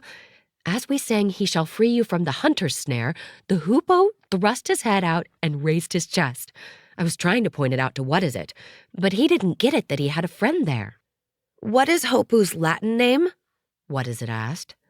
"What-Is-It vulgaris. Best not quote Latin, What-Is-It, or Panther might christen you that, and it just might stick," laughed Wolverine, looking at the birch tree in delight. "Which generations of residents of this box is it then? Let's see," he counted. "First, there were 3 generations of tits, the great tits, the blue tits, and the marsh tits. Then we had black flycatchers, then wrynecks, then starlings and woodpeckers, and now the hoopoe, 7th. The 8th will be the hornets, and the 9th red mice," said Panther. "Then we. 10 generations in the forest." "Off we go," commanded Wolverine. "Shoulder bags, axes, any special equipment for your projects. Stop up the hut door with a stake. Leave feed for our comrades by the fence. Off we go." They bustled about and took off. The day was divine, clear, and a little hot. "We'll get sprinkled with rain this afternoon," said Crane, looking at the sky. The leader, Wolverine, intoned their forest anthem. A joyful song filled the forest and their souls with warm enthusiasm. "You will lead us on your sunny trail, where hearts do sing and songs do bloom, where sleeping forests await the wind, where birds await their flight. Whoever has a special find, let him lead the way," said Wolverine. Crane volunteered. "I have 2 flowers and a mushroom." They walked without a trail now, bypassing bush and bog in a fantastic zigzag. "This would be a great place to leave you alone," said Panther to What-Is-It. "Very well, let me try it," What-Is-It replied audaciously. Finally, in a wooded marsh overgrown with birches and lined with weed, Crane stood and pointed. There was, in a blur of color and subtle grace, a slender flower of fantastic form, all alone. "A lady's slipper, a flower no bigger than a field lily," quoted Crane, and fell to his knees to collect it for his herbarium. "Spare him for now," said Wolverine. "It bloomed here so wonderfully among all these weeds, all alone, like a beautiful soul among a coarse crowd. Dig it out properly tomorrow, and move it directly to the garden with a large lump of soil. Ah, that's a better plan. I will do it tomorrow. They admired the sight for a goodly moment, and then Panther, searching the tree branches with his eyes, said to What Is It, "See that birch by the glade, with the bulge by the branch? There, to the left?" "I do," the boy replied after a moment of searching. "And do you see those black quills sticking out of that bulge in all directions?" "I do." "Do you know what it is?" "Lichen." "Well, yes, outside, but inside?" "Inside, some kind of growth on a tree." "7 little birds, and the quills are their tails sticking out." "No way! I'll go and check." "Go carefully, though, because the ground is boggy here. That's a house of yet another kind of tit, the long-tailed tit. The whole bird is as small as a nut, and only his tail is magnificent. How can so many fit in such a tiny hut? Because they always crowd so. Sometimes there are 7 or more, but the tails don't fit, so they make holes and stick them out." "Uncle, do you have such a nest in your collection?" "I do. Anyway, you should not take this one because it is occupied." As What Is It touched the trunk of the birch to climb it, the lichen cottage began to stir. White balls of fluff began to pour out of the intricately covered opening at one side. Soon, the parents turned up, and there was a racket. What Is It managed to get one chicken hand. He studied it, kissed it, and let him fly. "What a wonder," he said, returning. "They're as beautiful as flowers.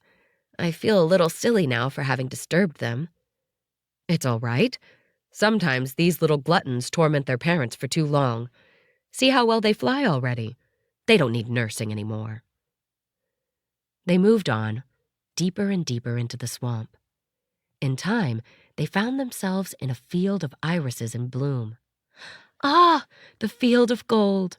We're going to the Black Eye," said Panther. "Crane will show us a water wonder. Only pay attention on the footbridges." Soon they climbed onto some logs, slippery and round, and What Is It slipped into the black morass with one foot. Wolverine pulled him out, but the boy became so frightened by the experience that he let himself be led on as if he were blind. "My God, is it still far?" he whispered despairingly at last. "We're there. Look up and see." They stood over a smooth pane of black, still water, covered with a carpet of blooming water lilies. Alders framed the pond, and its loneliness, isolation, and danger seemed as if emphasized by the snow white of the lilies. "This is not a pond, but a window into the bottomless unknown. We measured it with ropes once, but however many we tied together, the stone at the end seemed never to find a true bottom. And yet, these water lilies must find it to raise these flowers to the sun. There are no such depths to any swamp that the soul could not break out of it into the light. Only a person rarely has the will, the faith, and the wisdom of the water lilies," said Wolverine thoughtfully. "Well, well. But where is your miracle, Crane?" asked Panther. And Crane raised his hand. "Do you see that flower?" "Ah, yes. One is bright pink. How come? Why?" "There, at the bottom of the swamp, there must live the creative thought of the master of the universe." "This flower has to be picked," Panther decided, looking about for a way. But the flower grew too far to reach with a rod, or to throw a rope, so Panther began to undress. "Leave it alone," objected Wolverine. "Don't you remember the rash we got when we tried to measure the depth here?" "Big deal. It was over in 3 days. I must get that flower for Crane. I have to. Don't ask me why." He laughed and, naked, leaped into the black depths. His conscience touched him. "He wants to make up for all the pranks of the house elf," smiled Wolverine. Panther swam effortlessly, like a fish, It was clear he was enjoying himself. He paused for a moment at one bunch of plants, and they saw a little bird fly out from among the leaves. Then Panther reached the pink flower, plucked it, tied its stem around his neck, and swam back ashore.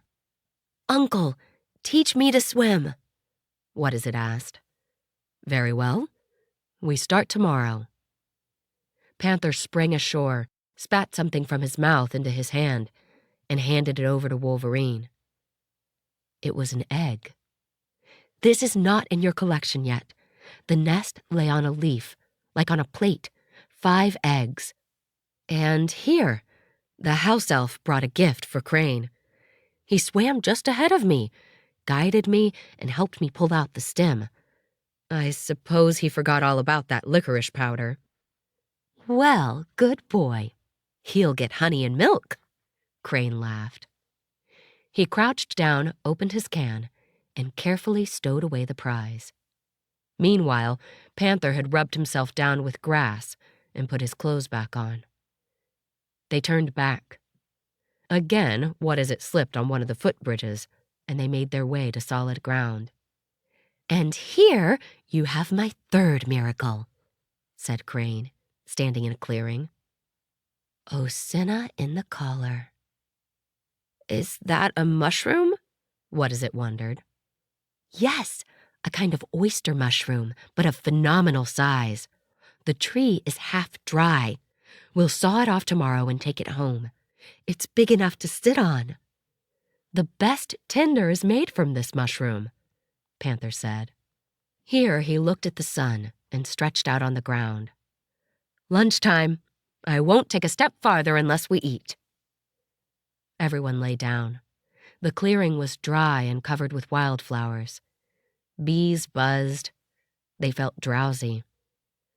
"A storm is coming," Crane whispered, settling himself comfortably, and everyone fell asleep. Wolverine was woken by a rustle. He opened his eyes and stared motionlessly. At the edge of the clearing, somewhat in the shade, stood a pair of moose, mother and child. Clumsy as if the last survivors of a failed experiment of nature, spirits of the forest, gods of primeval earth. Heavy, oversized heads, hooves gigantic like skis, oddly overlong limbs. The mother moose rubbed her neck against the tree. The foal, hidden a bit behind her mother, nibbled on a twig. Finally, the female, reassured by the immobility of the men, snorted and walked past sleeping What-is-it, pressing his hat into the ground with her heavy hoof. The little one sniffed it curiously. At that moment, the boy woke and jumped up. The animals made a mighty leap. There was a crack of broken bushes, and they were gone. Now everyone was up, and What-is-it lamented while hearing Wolverine's story. "I should not have moved." "Well, she may have stepped on you, and you would look like your hat now." "Mercy, eat!" Panther rummaged about the food bag. They spread out the contents. There was bread, cheese, dried fish, and in Panther's pot, a few dark, sharply pointed eggs. "A true gourmet! Lapwing eggs," laughed Wolverine. "This is revenge. Yesterday in the marshes, this cursed bird beat me in the face with its wings. It screamed and cursed, even though I was not in the least interested in her nest. I was looking for a blue throat that had flashed at me from the reed. But this thing did not let me look in peace and scared away all who lived there. Well, I figured since I took the punishment, I might as well do the crime." "Here, What-is-it? Try this delicacy." "Oh, I see, you don't dare. Well then, you won't get any." And Panther swallowed the last egg himself. "And you didn't find the blue throat? How's that? Would I let a stupid lapwing defeat me? It would be shameful for Panther to have nothing to show on a Sunday. Let's go. We can make 2 kilometers before we're done chewing these fish." Panther led the way. Wolverine named various features for What-is-it's instruction, pointing out their characteristic features. Look, this is Beggar Woman. This birch tree bent down by some catastrophe, with its skeletal branches and head to the ground. Doesn't it look like a beggar at the church gate? And this enormous mountain ash, covered with snow-white flowers, isn't she a beauty? How many thrushes, fieldfares, and bullfinches visit her in autumn and sing concerts while feasting? And in that stand, that tangled pine with some parasitic growth, does she not look like a witch? And that's Yanoshik, that spruce, tall like a mast in that black thicket. The forest, like any community of men, has ordinary crowds and outstanding individuals. Some stand out for their beauty, others for their strength, personality, or thoughtful old age. Look at these 3 oaks, 3 wise men. They alone survived a storm that laid all the other trees around them low. There was once a dense stand of their peers here, and their trunks can still be found rotting among the blackberry. What glorious fellows they were, a regiment of giants. These 3 sometimes retell the legends of that past. You just need to understand their soft. So many fell to lay a causeway for cannons going against the Swedes. So many gave life for Napoleon. So many, through human greed, went down the river to Gdansk. And then some others fell to pay the penalties imposed after the insurrection. The last fell only recently. Their rotten bodies are still sticking out here and there, tangled with bushes. The hangman, Muraviev, ordered vast clear-cuttings as he hunted for the last of the partisans hiding here. The 3 old men have seen it all. They know the whole chronicle of the forest. Let's bow to them, to honor them. They uncovered their heads and walked for a while in silence, until impish Panther said, "I am afraid that that old man, that fellow who's a bit bald, has a tenant in his hollow." "What?" said Wolverine, surprised. "I'm not sure who. It might be a lynx, though we never have seen one in these parts, or maybe it's a marten or a polecat. The hole seems to be freshly scratched. I will keep an eye on it." "And I," What is it whispered pleadingly. Panther only nodded because he was carefully looking around to orient himself. At last, he plunged into a stand of reed that covered the marsh's edge. It was green at the top and brown dry at the bottom, higher than their heads, so that soon only the reed tufts swaying overhead marked their passage. Shamefully hard stumps hurt their feet, and they were barely able to push through the thicket. Wolverine shook his head. Even he wondered how a man without the smell of a weasel and the eyes of a cat would find the nest of a small bird in this jungle. The hike was long. Panther had to change direction more than once, but finally he crouched down to the ground and, parting the dry stems, showed them a carelessly constructed nest of reed stalks with 5 blue-spotted eggs. Crane, wiping sweat from his forehead, and not half as enthusiastic about ornithology as Wolverine, asked, "Explain to me how one finds such a needle in this haystack." "Piece of cake. First, you find a clump of reed on the mud with a bulrush mace in the middle. That one. Then you make sure to keep that birch in front of you. And that's it. Now all you have to do is stretch your arms to measure distance, and then look for this." And he plucked a black grouse feather tied with a red thread to the top of a bulrush mace. "Panther, you rascal!" cried Crane. "You've been in my medical box again. That's surgical thread." "I don't know anything about it," replied Panther, undaunted. "I was once looking for a sewing thread to fix a hole in my jacket, and I took what I found. Here, I have the rest in my pocket." And he conscientiously handed back the dirty, tangled knot of precious threads. "First incarnation of a troglodyte," Crane growled, throwing away the ruined thread. Wolverine carefully collected the nest and eggs for his collection and explained to What Is It. "It is a lovely and rare bird, a relative of the nightingale, though not a soloist at all. He has a beautiful blue shield on his chest. Hooray, Panther, for finding this trophy! Is it over already? Chief and What Is It have nothing to show? First, let's dig ourselves out of here, and let me secure these eggs.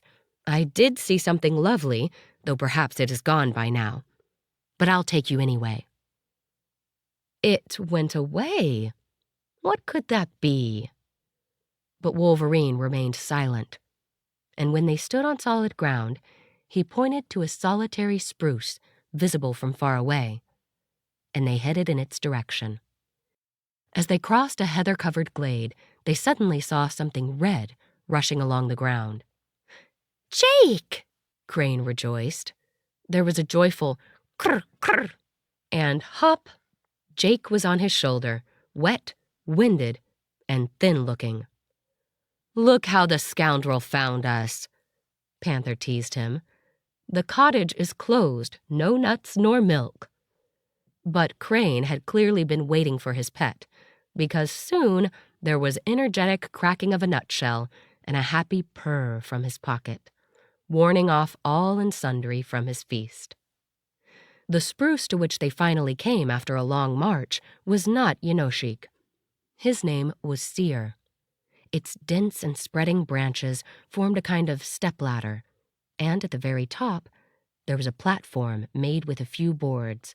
With a pair of good binoculars, one could see the entire country of the forest folk from there. Wolverine and Panther climbed first, and after a while, from the top came, "There it is! It did not go away!" What Is It climbed impatiently behind them.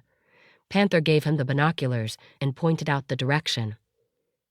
"See that clearing in the thicket, with birch trees all around it, like a garland?" "I do. And something standing there nibbling at the grass. A deer. And something else moves around it, all covered in funny spots." "It must have been born yesterday. I spotted it last night. You can watch them from here without frightening them. Anyway, that clearing is surrounded by bog on all sides, so it's difficult to get there." "And you can see our hut, and the nets on the stream, and the boundless swamp, and the black eye. Now I know it too. And the lake. You can draw a map of the country from here. I'll do it tomorrow," What Is It said. "And you can also see that cloud coming our way. And thank goodness the heat is stifling. Now, all down on the ground and lie low in a clearing, because there will soon be thunder music here." They hid their bags and clothes, the nest and the can with the water lily, and even their axes and hats under the spruce tree. They stripped down to their underwear, and with their heads uncovered, they lay down in the heather, looking at the sky, waiting for a bath. The wind rattled the forest and wrestled it. Somewhere in the distance, a tree fell with a crash. A blinding flash tore a glowing sign on the black cloud. And then the world boiled. Rain poured down on them. The air shuddered with thunders. The wind blew torn leaves and branches. It seemed it might carry whole trees. What Is It, blinded, stunned, looked at his companions. Panther was gnawing on a dried fish. Wolverine covered the bowl of his pipe with his hand to keep it from going out. Crane took off his shirt, wrapped Jake in it, and was rubbing his torso with a handful of moss, as if in a Turkish bath. No one even blinked an eye at the incessant, dazzling lightning, as if they were deaf to the roar of thunder. What Is It decided to show carelessness too, and began to whistle. But Panther nudged him rather rudely. "Hey, be silent, you worm!" he shouted amid the roar of thunder. "Lie there and listen carefully. This is a divine sermon." "No whistling, then? But eating fish is okay?"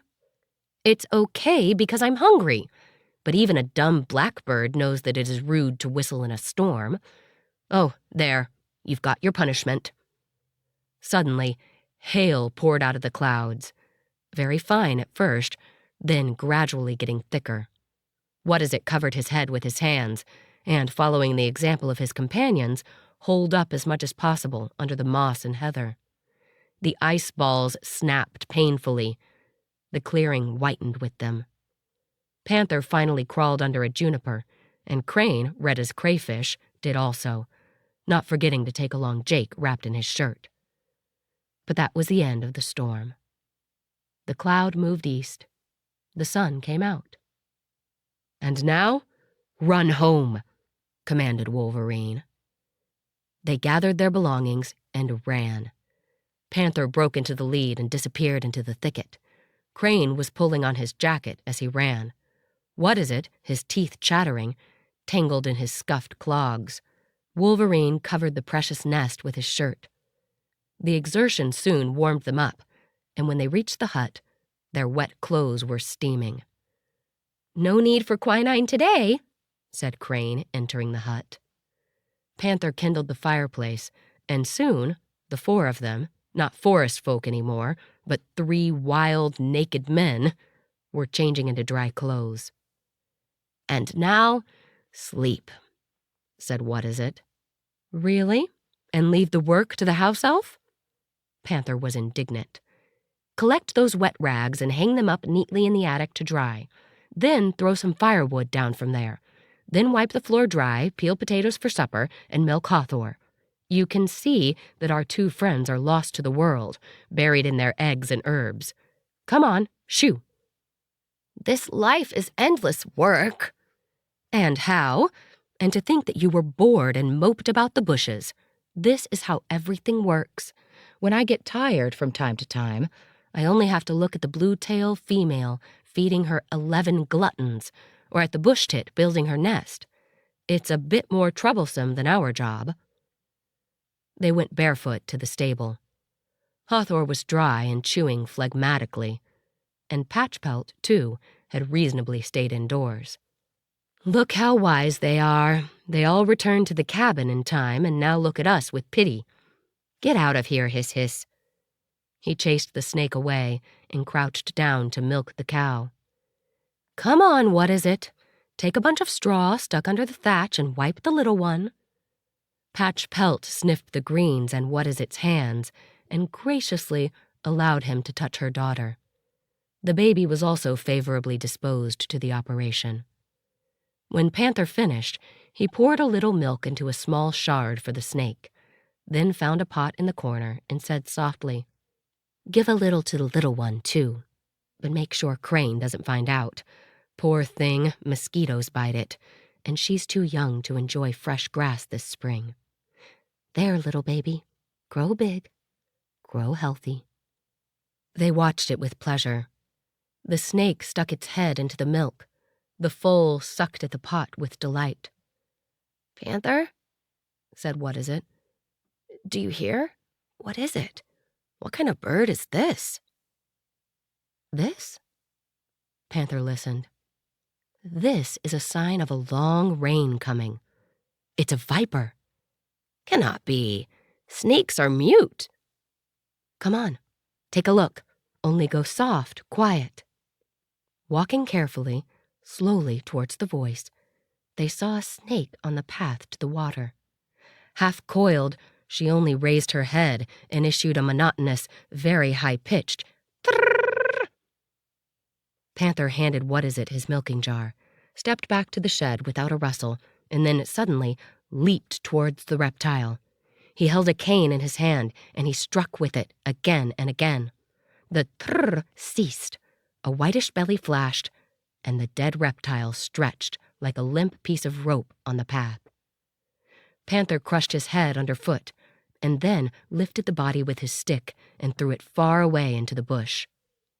"There you have him, the scoundrel. He rarely speaks, but he does have a voice. There was a multitude of this filth here when we first came. We killed them by the dozen.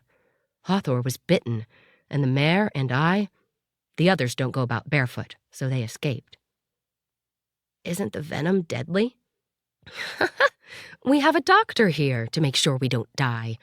But I was quite sick for several days. Odravage taught me an herb treatment, which was helpful, I think.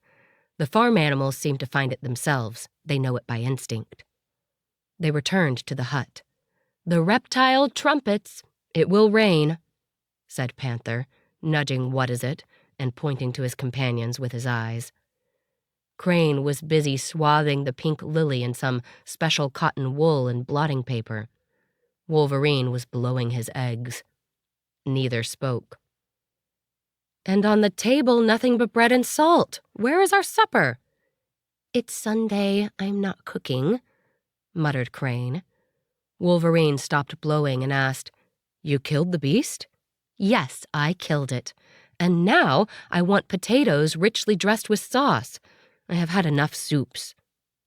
Receiving no reply, he brought potatoes from the pantry and began to peel them with What Is It. "If it rains, what do we do?" "Boredom. Sit at home?" the boy said.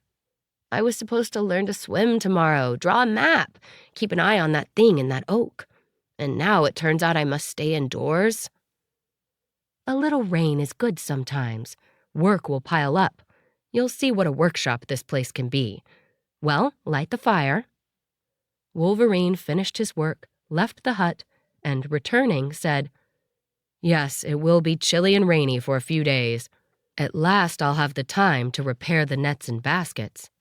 "And I to catalog the herbarium," added Crane. "And I to sew up all your rags," said Panther.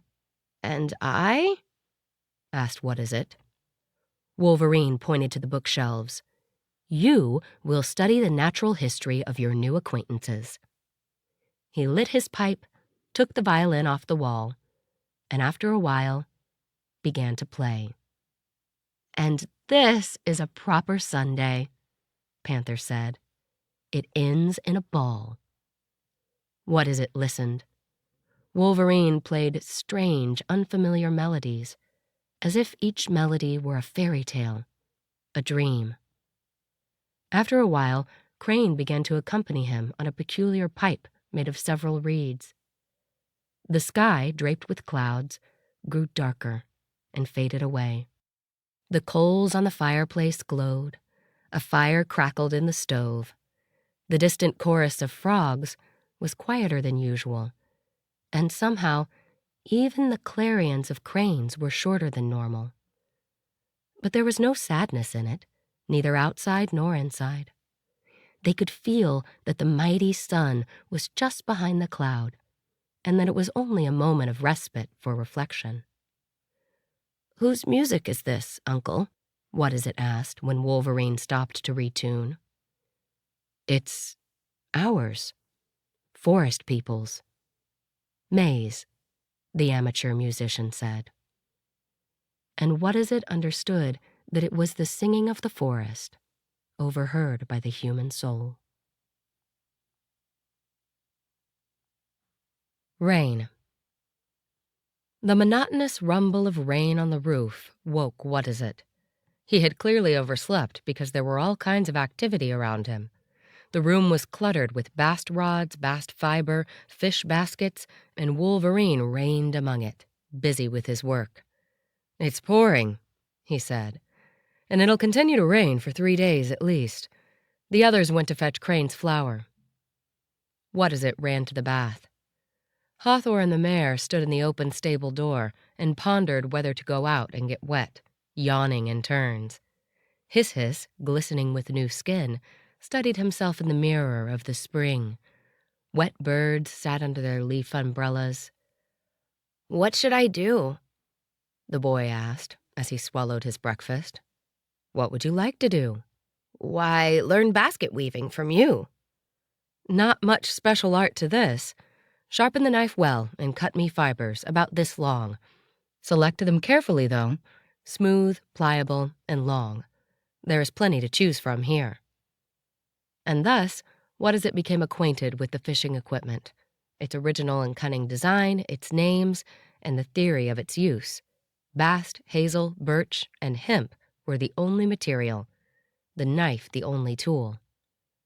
When he looked at Wolverine's hands, it seemed to him that the work was a breeze.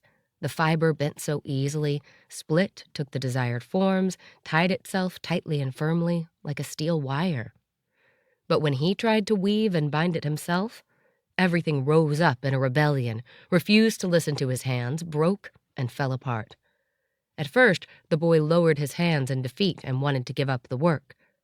But then he became ashamed and, gritting his teeth, began to struggle stubbornly with the bast. "Damn you," he growled. "I will make you submit."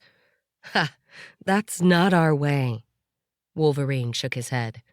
"You won't go far like that, violating our forest law. This sallow gave us its tendrils to use. But as I cut it, I thanked her for the gift. And now, as I pleat it, I think thankful thoughts. One must not get angry. Anger, like a boomerang, returns to him who hurled it. The inner disorder then passes into our hands, and then they tear, break, and despoil instead of creating. And around the angry and cursing person rises a kind of bad current. The thing to do, my boy, is to apologize to the fiber. The fiber is good fiber, only your hands are untrained. Watch and learn the easy movements, the easy knots. And when learning, think favorably about your material and learn about its character and qualities. Then, the job will be both easier and better. And he started to arrange the boy's fingers, calmly and patiently to direct his movements. "Please, Uncle, do you never get angry?" It's better not to use words like never and always. All I can say is that I try to get angry the least I can. Now be careful, don't pull that fiber too much. And this thicker spot, try warming it up over the fire before bending it. This will make it more flexible. And when you do that, hold the fingers of your left hand like that. Oi, Dana, sang Panther, entering the room, all wet and smeared with earth. "We brought the princess slipper on a litter, like imperial regalia. Downpour, wind, cold, and a pestilence of mosquitoes and other harmful vermin. I saw a whole herd of seagulls. It must blow hard to the Baltic to drive them this far. Stubborn Crane went with a saw to collect those tree fungus, and I am supposed to cook lunch. Are there any fish?" "One delicious-looking pike. The basket has a hole in it, so a trifle was lost." Oi! I can see that Chief has cleaned them. We are lucky with our choice of chief. But I guess What-is-it has blisters on his hands by now. Stop fiddling with Bast. Jump to the vegetable garden, get me a bunch of sorrels and some other greens, whatever is to hand. And to cover yourself, best take that pleated straw coat. We must preserve dry clothes." What-is-it ran and returned with wet sorrel and bad news. "Something broke the fence and trampled the potatoes. Probably Hathor?" "Please, do not blame Hathor baselessly. I'm sure it's the work of a moose or a goat. I'll go see." And using the excuse, he fled from cooking dinner. "This one, hey? Any excuse is good to go running." Wolverine laughed and began to bustle in the kitchen. Panther came back after about an hour, not so much wet as soaked like a sponge. "Bad! Wild boars have discovered our potatoes. We might as well say goodbye to them." "They have good taste," said Wolverine philosophically. "We could shoot them if they are pests." What-is-it blurted out.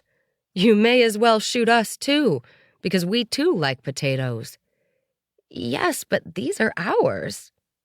There are still some people around who respect private property, yes? And these pigs are here on their own land. What right have we to plant potatoes here, let alone shoot them? We'll build a platform in the tree and watch them. And we'll get our potatoes from Odrovage." "About right," Panther said. But What-is-it remained silent. "I got so sweaty the other day hoeing that plot," he mumbled. "So did we," Wolverine shrugged. "Work is pleasant and healthy in itself, and the pigs will repay us for the potatoes yet. You will see." Soon Crane returned, another sponge, and it took the two until dinner to dry out. But then the downpour and the chill intensified, and no one dared step over the threshold. Sleepy, Jake got out of his sheep's sleeve and, yawning, joined the company. A cold Stomper Jr. buried himself in Panther's bed, and the forest folk, got busy with their work. Panther sat by the window and patched their clothes. Crane covered the whole table with his atlases and his herbarium. Wolverine kept throwing repaired baskets out in front of the hut. Despite his sore hands, What-is-it struggled on with the bast. But now, instead of cursing, he whistled, the basket weaver. "Maybe you could take a patching lesson from me, Private What-is-it.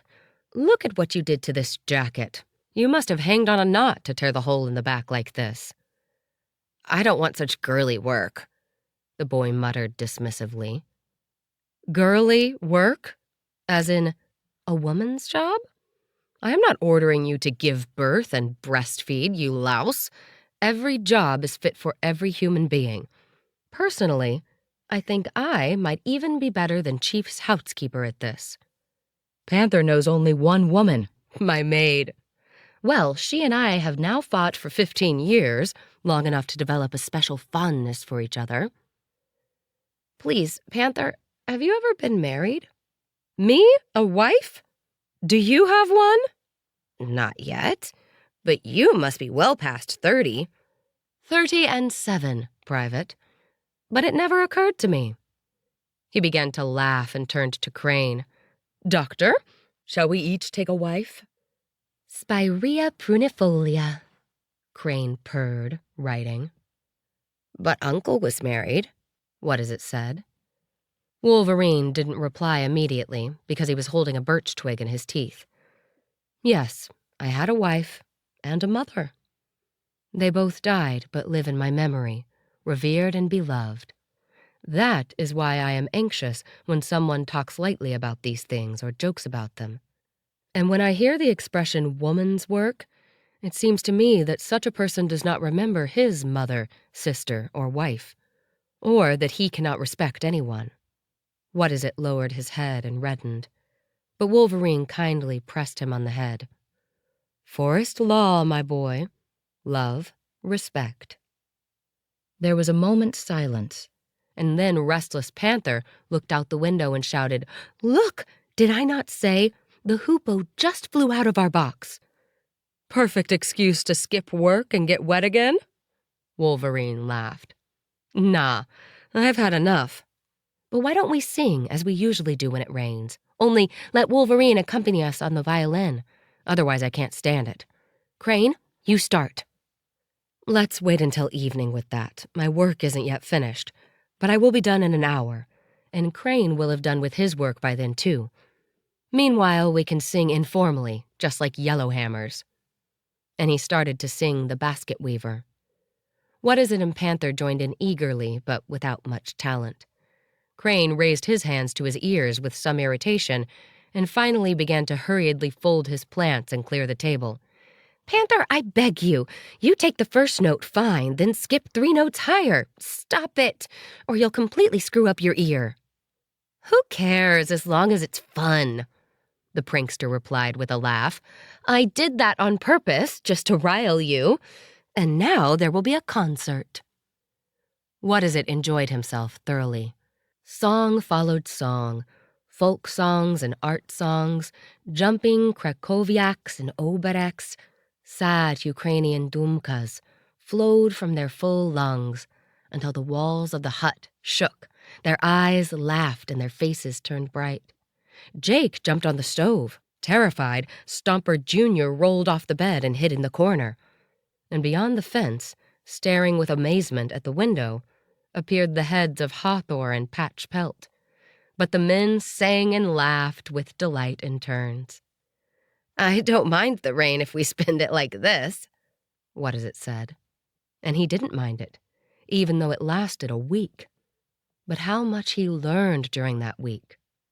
On the 3rd day, he managed to weave a very decent fish trap basket, nearly as fast as Wolverine, and with evenly spaced openings.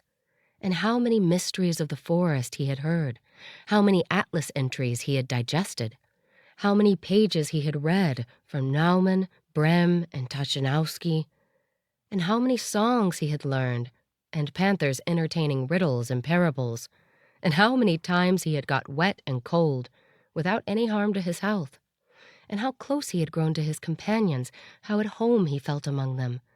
They so much older, and yet so young in the spirit. Until one day, he was honored. Wolverine sent him in his place to check on a few nearby fish baskets.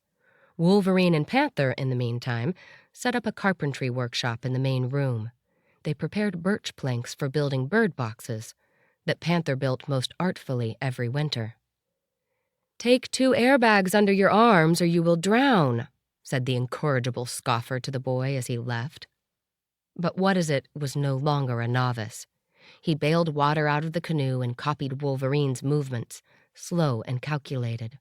He even made up for the absence of a pipe by holding a calamus stalk in his teeth. He became a little confused on the waterway, got stuck with the canoe in the mud a couple of times, and a few traps escaped him, but he suffered no accident and returned home with a large sack of fish.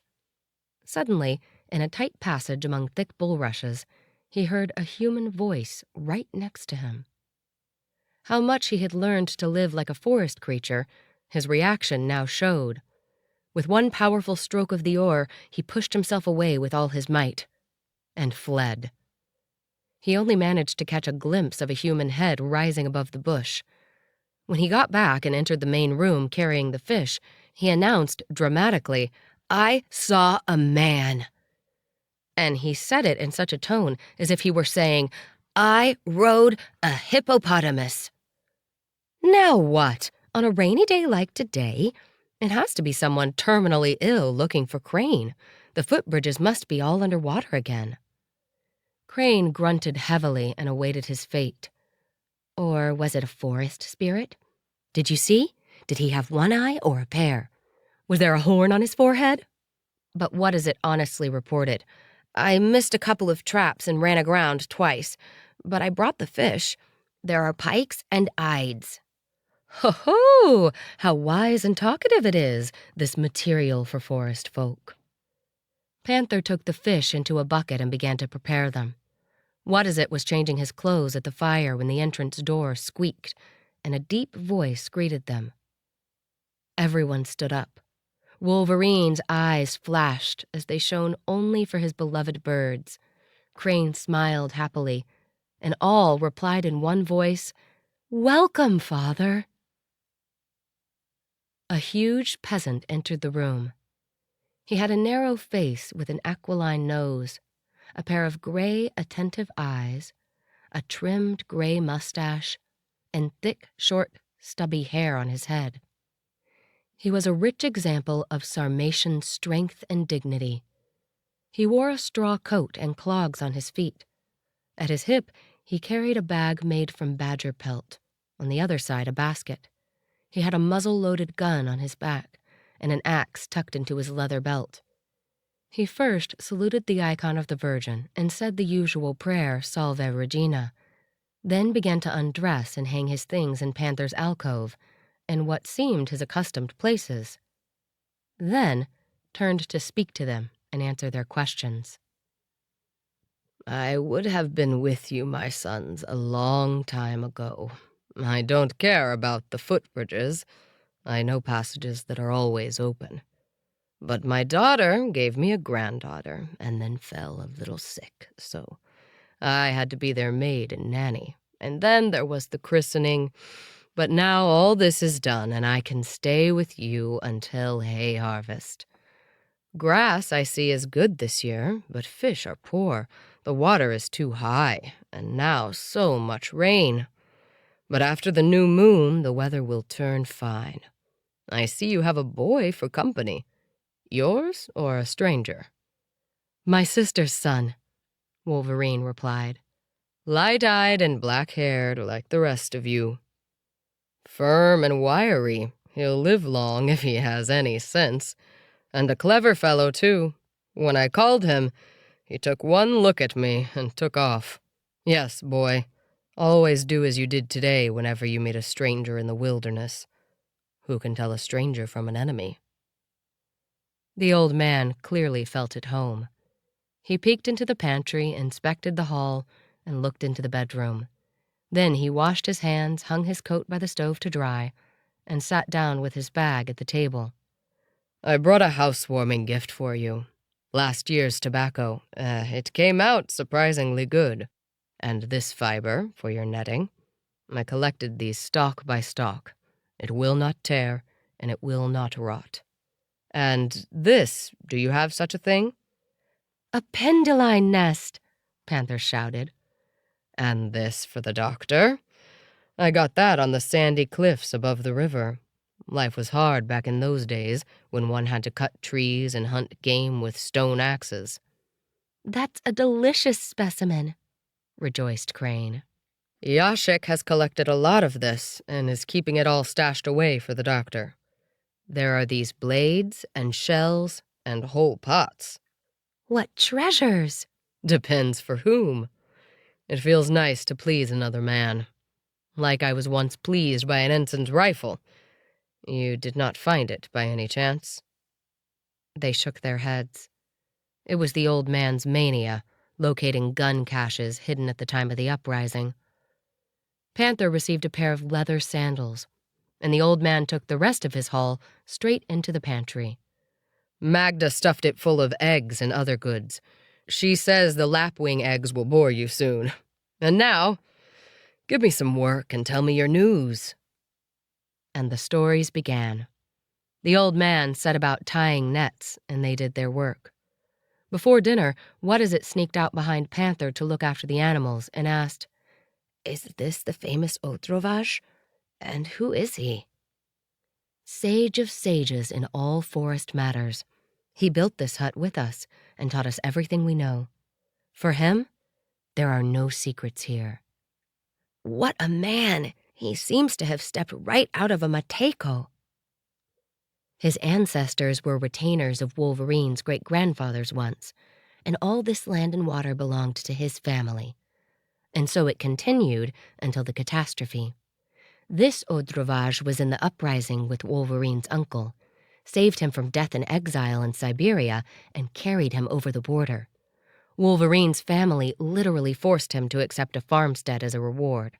He has a farm, a manor house, a daughter who is as charming as there is in the land, a son-in-law a bit gruff, but a very decent man, a Stepansky, and Yashik, who is their son, his grandson, and now a newborn granddaughter, still unknown to me. Every summer they spend several weeks with us because they mow hay in the clearings, as much as strength allows them, and in this we help them. The old man, as long as he has free time, stays with us, and in the winter he looks after our refuge. When the animals came, called by the bugle, Odrovage looked them over carefully, picked off ticks that Panther had not noticed, praised the foal, noticed a leak in the roof of the shed, and immediately repaired it with rushes, and returned to the hut. He then looked around, scented, and said to Wolverine, "The weather will be fine tomorrow, and since the water is high, we can finish in the reed." "Uncle, can I come too?" What-Is-It asked. "Come, sham. You will stay ashore with me and hoe potatoes," Panther said. "Who lives by the pot, works by the pot." What-Is-It was silent, obedient to the forest hierarchy, but tried to figure out how to do both, get the hoeing done and take part in the fishing expedition. As soon as they cleared the dishes, he grabbed the hoe and, despite the rain, ran to the vegetable garden. He returned in triumph before evening and found only Crane in the hut. "I did the whole patch. I should be free tomorrow." "And that's exactly what Panther wanted." "Where are the others?" "They paddled off to check how high the water is. They should be back soon. Why don't you fetch some water from the spring?" The two soon returned and busied themselves with a bizarre basket that Wolverine had brought down from the attic. "It looks like a flycatcher, those things made out of glass," What-Is-It observed.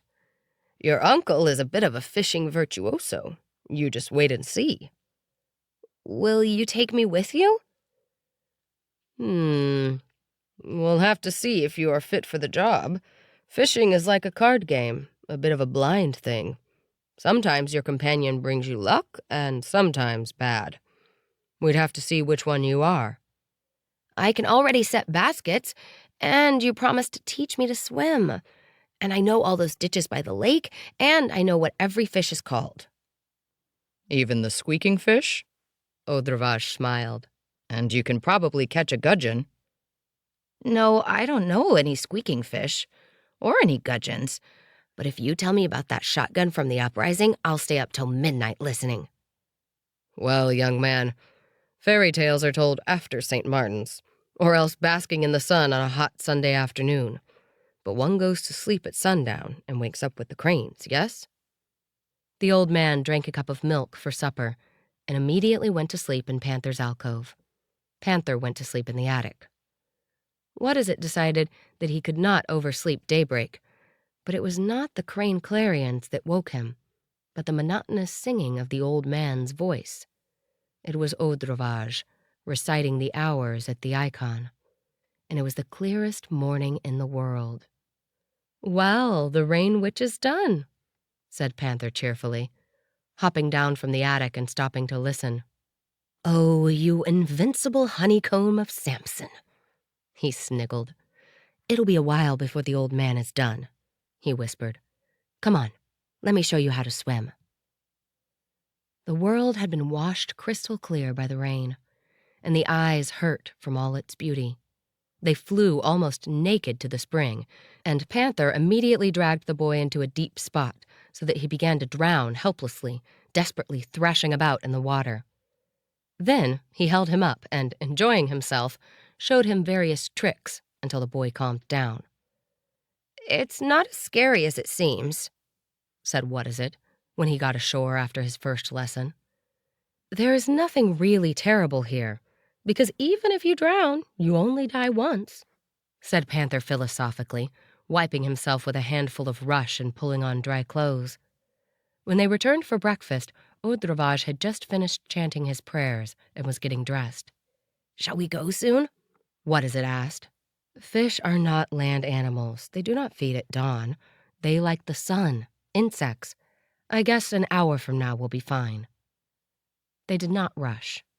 At breakfast, they began telling each other various fishing stories. Then they smoked a few pipes and finally set off. Wolverine sat at the front of the canoe, his odd basket at hand. Odravage sat at the back, and What Is It crouched in the middle. "No point visiting the traps. The water's higher than the nets. Let's go straight for the reed," said Wolverine, pulling on the oar. What Is It was surprised to see how agile, light, and responsive the canoe was in his hands. It went easily through tight passes and winding paths. And all the time, while paddling casually, the two men talked about the game and the forest, about summer and winter life, and about the wilderness. Only there was no mention of men. Finally, they emerged onto the boundless expanse of submerged lowlands, covered with reeds and calamus. Here and there, like flower bouquets, stood beds of bulrushes, and water plantains floated on the water. Attentive eyes of ospreys watched them from above. They fell silent. The two men pocketed their pipes and got ready to work. Odravage grasped his oar. Wolverine took his oar in his left hand, and with the basket in his right, he stood at the front of the boat, where there were only maybe 2 feet of space, and where the slightest movement threatened to fall. "May I help you row, master?" What Is It said. Psst, sit quietly, snapped the old man, watching Wolverine. The canoe moved slowly, its bottom almost brushing against the grass. Wolverine explored the depths with his eyes, and from time to time he used his oar to point out the direction. What Is Its eyes widened, but he saw and understood nothing. Suddenly, Wolverine threw the basket into the water and stamped it with his foot while keeping the boat in place with his oar. It was a blink of an eye, but in that second, Odravage pushed his oar into the bottom, and Wolverine withdrew his leg, lifted the basket, and shook a large pike out onto the bottom of the boat. "We managed. Good timing." Odravage smiled, waving his oar and pushing at the water again in a slow motion. "How is that? How did you know there was a fish there?" What Is It asked, surprised by the performance. "I watch for movement in the grass where the big fish prey. I don't always get it," Wolverine replied calmly. It's a great skill, Uncle. To keep it all in balance, yourself, the basket, and the boat. How do you manage it? The boy wondered. I would have had a bath for sure. And I would have dunked more than once. This kind of fishing requires a good steersman. Look, over there. A fish is prowling. He fell silent, refocused his eyes, and, ready to throw and jump, signaled with his left hand again. Hunting fervor seized what is it. He rose, trembling with expectation. Another throw of the basket, another tug of the boat. Again, the fisherman's astounding skill at keeping his balance. And again the flash of the white belly of the fish as it fell from the basket into the boat. The kid brings us luck, said Odrovage. Now, boy, collect the fish in a bag and sit down, because I can't see a thing. Goodness, that I could do this, the boy sighed. There were failed throws, too. At such times, Wolverine cursed under his breath, missed it, and Odrovage spat into the water. Other times the catch was miserable, a trifle, a little thing. Then Wolverine murmured, and it made a stir as if it dragged a train. And Odrovage commanded, throw it back, such diddly. They zigzagged over the green waters, doubling back, circling, consumed with hunting fever, without care for time or exhaustion. The sun was warm, and sweat was running down Wolverine's face. The boy saw red flakes floating before his eyes from staring so intently at the glowing surface. Finally, something black and the size of a plate fell from the basket to the bottom of the boat. Ha! A dead skull! Phew! Odrovage spat. Now we won't catch a thing. A turtle! What is it shouted. I'll take it for a pet. Wolverine looked at the sky, put down the basket, and sitting down in the middle of the boat, took out his pipe. It's midday, the fish went down. We can rest. There is a bag of bread under the bench, what is it? Have at it, my boy. The men smoked and looked about. Waterfowl circled overhead, screaming. Lapwings cursed and berated the intruders. The kid is lucky, said Odrovage suddenly, expressing a thought he had nursed for some time. Perhaps because he comes from a lucky family, even if his surname is different. Yes, boy, you can bear yourself proudly. And you should know what makes a family's good fortune. The ability to risk everything without fear and to give generously without calculation.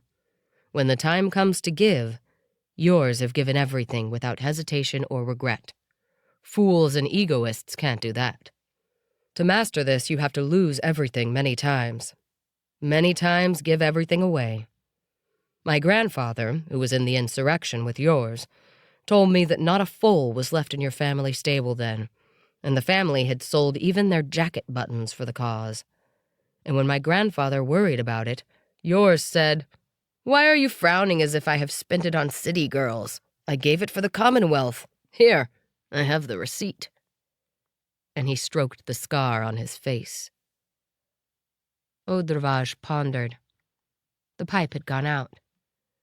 Then he murmured to himself, Commonwealth, the worthy lady. When the time comes, you remember to give her your all, too. That's the ticket. He put away his pipe, took up the oar, and pushed the boat. Let's try near the cursed tree. There are good hides there, and if we're lucky, a Wells might come onto the shoal. Wolverine shook his head. The bottom there is peat, too dark to see, and the water's cold. Let's cross the lake to the flooded lie. The hunt began again. Uncle, What is it asked, can I try it once? I can see the shapes of the fish at the bottom. I think I understand how you catch them. Let me try it. Let him try it. It's shallow here, the bottom is clear. Let him take a dunk. The water is warm. Odrovage supported him. I won't fall. I can do it. Just in case, take off your shirt and your clogs, said Wolverine. But I feel that I can do it, the boy insisted. It only seemed so difficult at first. Now I understand how it is done." Wolverine yielded his place and gave him the oar and the basket. What-is-it stepped up to the edge, staggered, and steadied himself with his oar. "You must balance carefully on both legs." I know. There, look." "And raise the oar because you are keeping the canoe pinned in place," Odravage commanded. Moment. It seems so easy. Now." And just then, he lost his balance and fell headfirst into the water. "Now what?" said Odravage calmly. "Didn't I say to take your shirt off?" added Wolverine just as calmly. The boy jumped to his feet and gasped. He was a bit scared, but above all embarrassed. He scrambled into the canoe, and Wolverine, as if nothing had happened, fished out the oar, the basket, and the hat and went back to his place. "Everything seems easy to the eyes. Easy to imagine and easy to say," said Odravage. "But that's normal. You will take a bath once or twice, and eventually you will learn it. Then you will take a bath a few more times when you throw the basket. But you will learn it all in time, as long as you keep trying and have a passion for fishing. In time, the boat will obey you, and the water and the fish. If I can do it, so can you."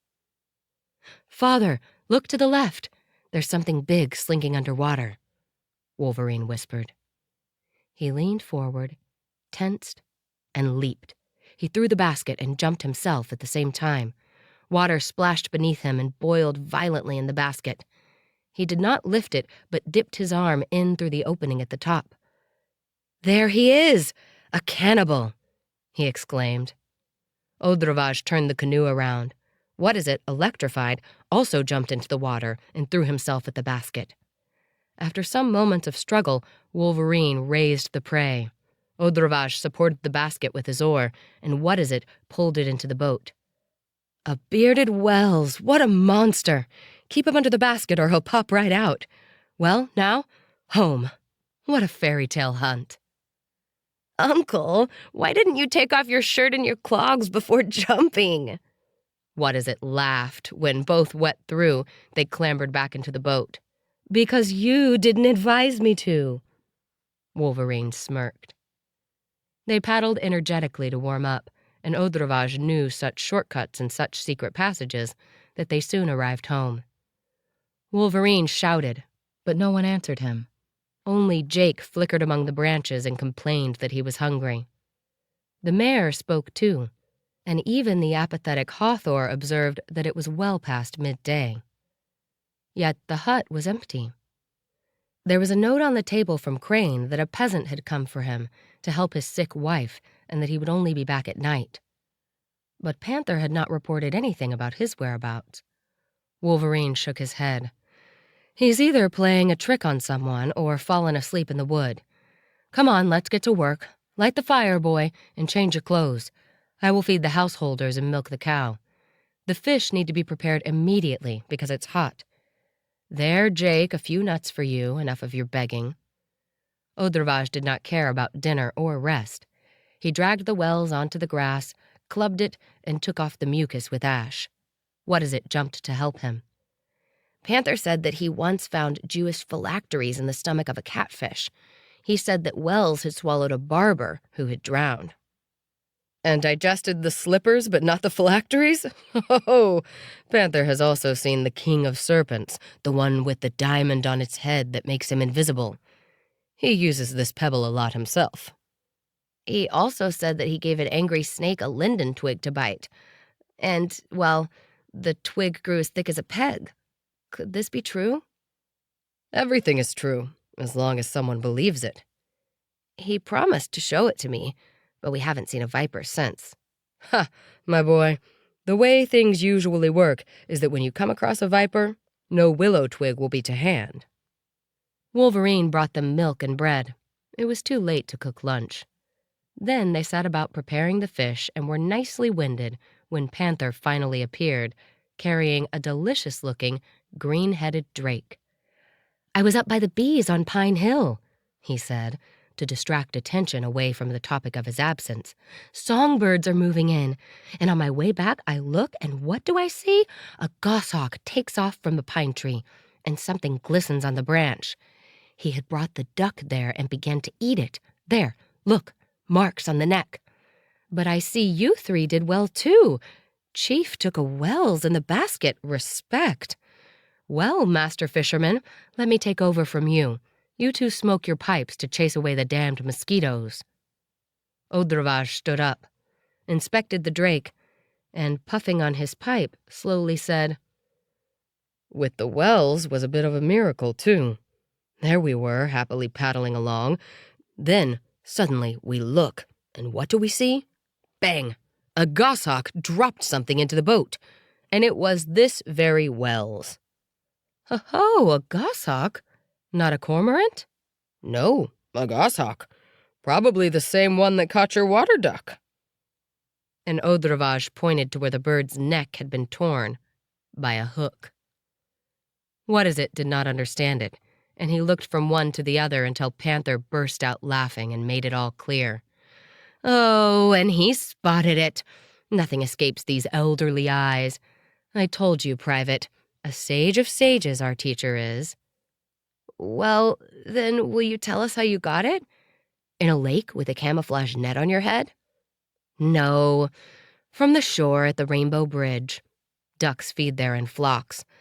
I string a bunch of tadpoles on hooks and set them floating on the water, and I lie down and wait. And if I tie the strings to my toe, I can even take a nap.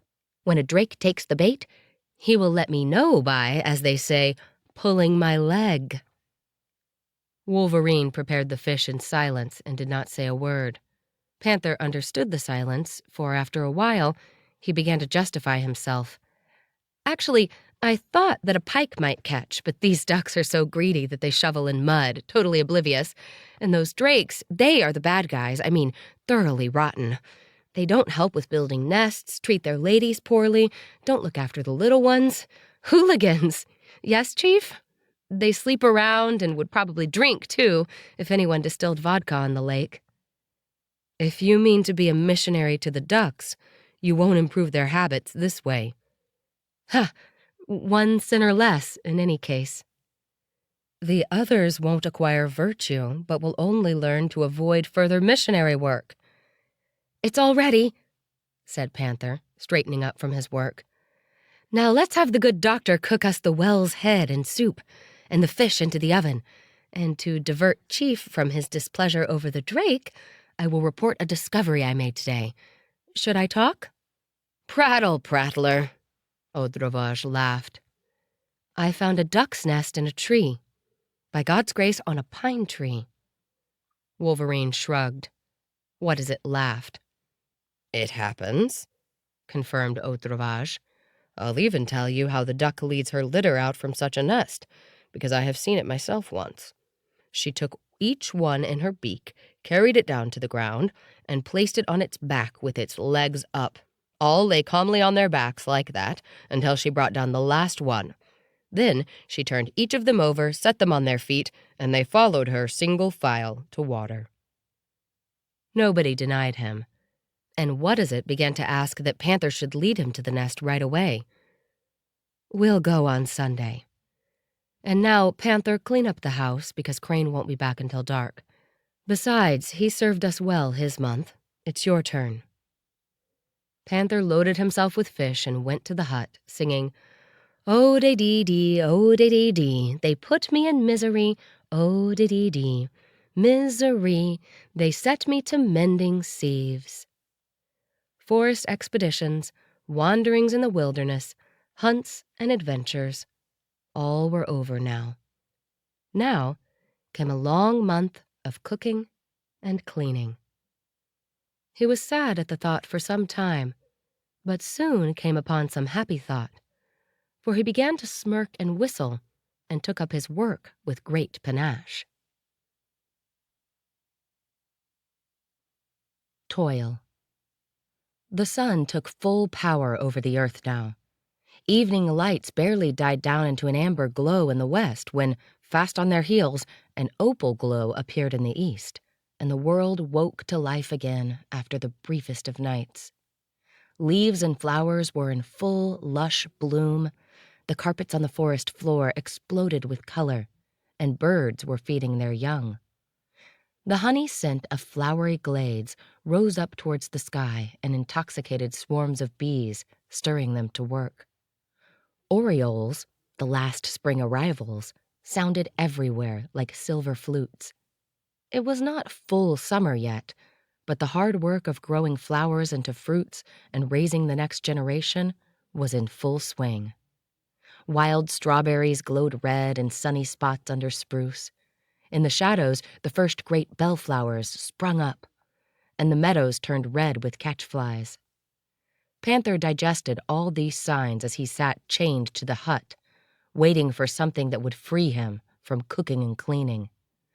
Peeling potatoes, cleaning, washing linen, chopping wood, he always looked towards the footbridges that led to distant human settlements. Until one evening, as he was hanging fish to smoke, he heard a rustling in the brushwood, and a teenage boy appeared in the clearing. "Yashik, where's your mother?" Panther shouted, fighting a great urge to make a double flip. "She's coming with my father and sister, because you know we have a baby in the family now, Marinka." "Where's Grandpa?" "In the woods. You're damn late this year." "We had to wait for my aunt to come back. She had taken a vow to go on pilgrimage to Calvary. We couldn't leave the house unattended. Do you know, this year I'm going to mow." The boy stood tall as he said that, proud that he finally deserved the honor of the work. He carried a scythe and a rake on his shoulder, and his black eyes stared boldly at the world from under his straw hat. He carefully hung the scythe under the roof, got rid of his bag and his linen jacket, and, thirsty from the heat, went to the bucket with water. 2 others came into the clearing, a slender, tall woman with a child on her arm, and her husband, a swarthy man laden with scythes, rakes, a cradle, and bast bags. "Praise be to Jesus," the woman greeted Panther, smiling an angelic smile. "For ages and ages," replied Panther. "Well, hello, Mother. I've been awaiting your arrival. The meadows are all ready to be cut, and you're not here." "But we have one more worker now," she exclaimed cheerfully. Panther took off his hat and bowed low with a broad gesture.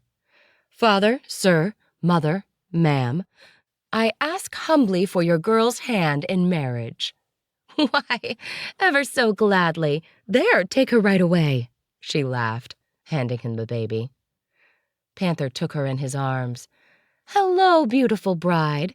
I take these people as my witness that I hereby take you to wife. May I now kiss the bride? I see you copied your mother well. Your eyes are like periwinkles, and your hair is dark, though I see we may have to wait for the braids and the teeth. Please, all come in. I will now weave a nest for our baby Oriole." Briefly, the new arrivals moved in, as they did every summer. The woman with the baby took the alcove. Odrovage's bedding was taken to the entrance hall. They laid plenty of hay in the attic for What Is It and Szczepansky, and Szczepanska took over the kitchen.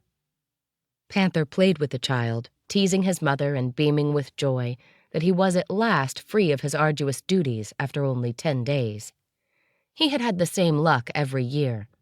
Barely his month of service began when Odrovage came to mow the meadows and Szczepanska took over the house.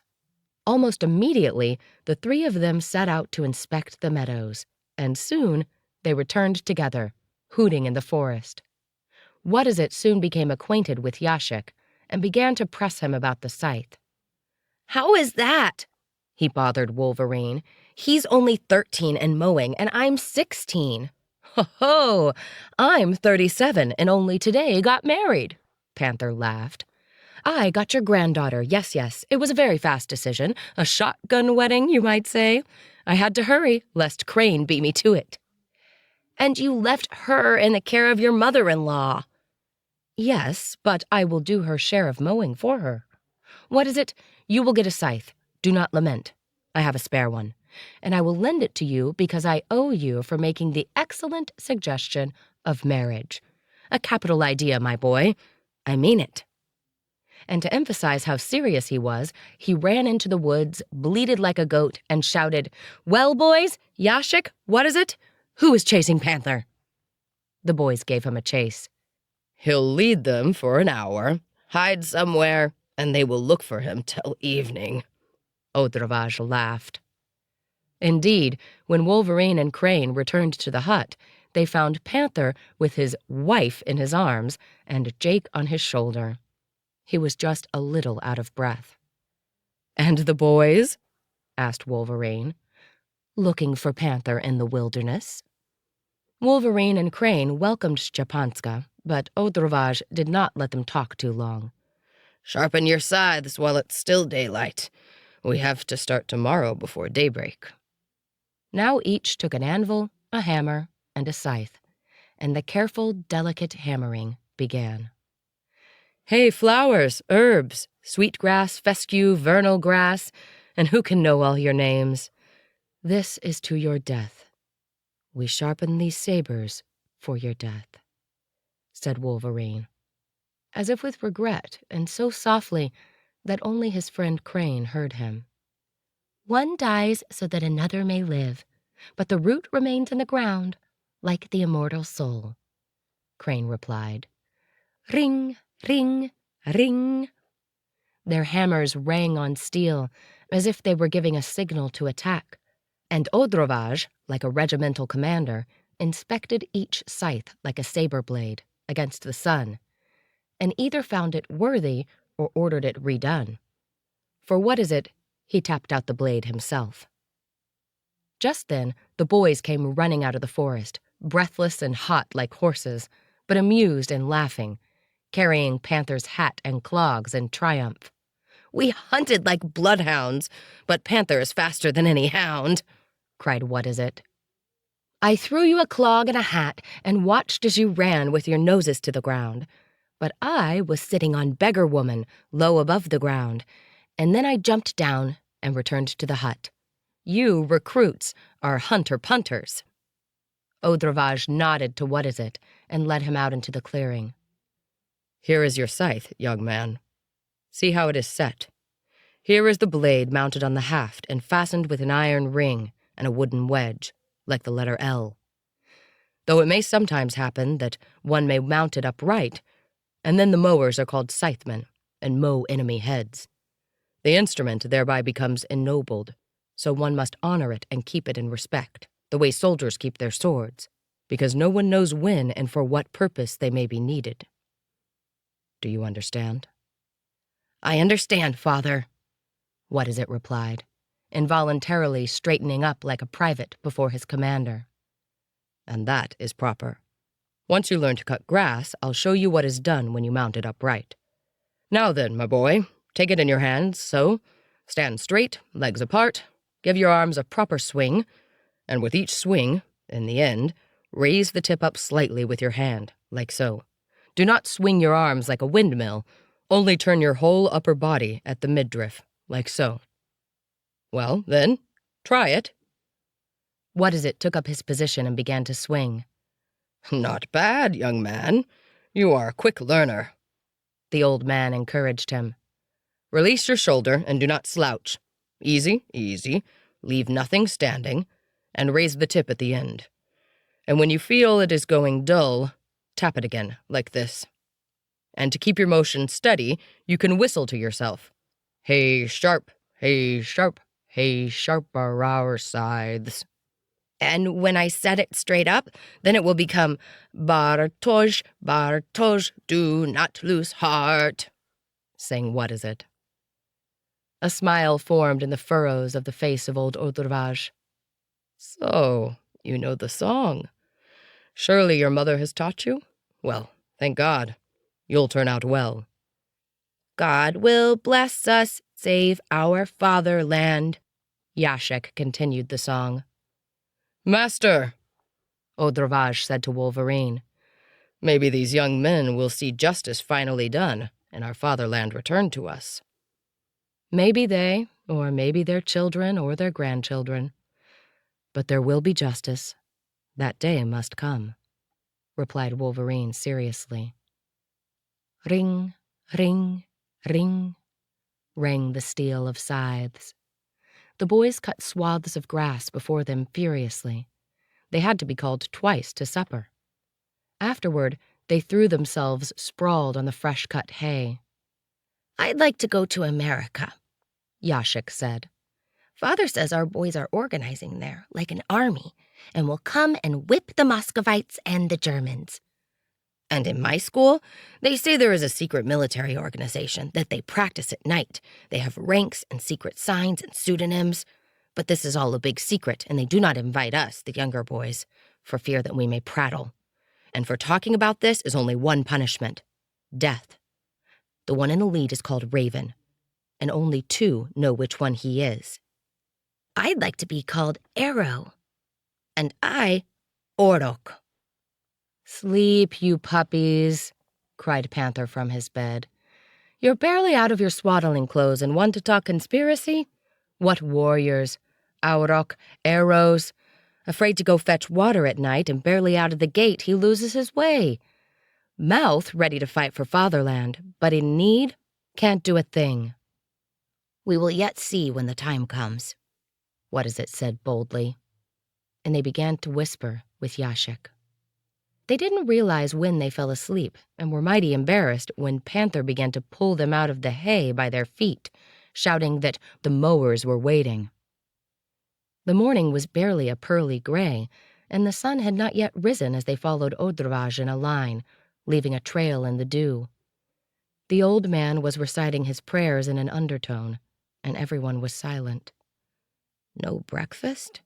What is it asked Yashik. "Morning goes smoother with dew. When the sun rises, Mother will bring us breakfast. Then we will sleep at noon." Odravage led his group to a wide glade in the forest, crossed himself, and laid the first row. Behind him, Wolverine came, and they stretched out one by one, slicing straight lines and laying flat the grass. Big deal, What is it thought, swinging impatiently right behind Crane, who scythed lightly, easily, as if without the least bit of effort. Thus came Odravage to the end of the clearing, and, turning around, looked at their work. "Why are you boys so hasty? You are too greedy for fame. Look, you leave stalks standing in places. Go slowly, easy does it, or you won't last until noon." "We won't last? No way. This is not hard at all," What is it replied, sliding his hat off his forehead and stopping to sharpen his scythe. "We will see how easy it is tomorrow," said Panther. "You wave your arms like a windmill, and your swath is clear for all to see afterward. It is so uneven. If you swing like this today, you won't be able to move your arms tomorrow. And when sharpening a scythe, do not look for thrush's nests, but watch what you're doing, or your blade won't last till noon." But What is it, in his arrogance, shrugged his shoulders and said, "Please, Panther, you're always after me." They mowed a swath, and then another, until Szczepanska appeared with breakfast. Then they rested in the shade for the brief moment of their meal and went right back to work. The sun began to warm up. They mowed. They were stripped down to their undershirts. Sweat ran down their faces and hands, and their cheeks burned with heat. No one spoke. Their lungs worked like bellows, their lips parched with thirst. When they started cutting a new swath, there was scarcely time to wipe their faces with their sleeves as Odravage pushed forward and led the way. And finally, he looked at the sun and stopped. 11 o'clock, he said. "Now we lie down, sleep, then eat a little, and rest until the heat eases. It's a long time until the evening dew." At his call, his obedient army stopped working and leaned their scythes up against each other in tripods, like rifles. It turned out that everyone had seen something while mowing. Wolverine now went back to a bush to collect a nest. Crane got busy digging up a root, Szczepansky cutting off an oddly bent birch branch, Odravage sawing a fungus off a tree, and Panther went rooting for wild strawberries. Only the boys threw themselves on the ground and fell asleep immediately. They didn't hear the lunch bugle. It proved impossible to wake them up. "Let them sleep," decided Wolverine. "We'll bring them food here. They are exhausted." When the boys woke up, it was evening. They jumped up and looked around. They were all alone in the mowed clearing. Next to them stood a clay pot with food and a jug of water. "Sweet Jesus!" Yashik shouted. "We slept the whole day." "And how do we face Panther now?" said What-is-it morosely. They fell to thinking. "Damn, it's shameful," Yashik whispered, close to crying. "It'd be better not to show up at all." "And how?" "Run away. "And Settle somewhere on our own in the forest, on some inaccessible island in the bog." you can. I can't. My mother will kill me," said Yashik seriously. "Unless I tell her first." "Then go and tell her."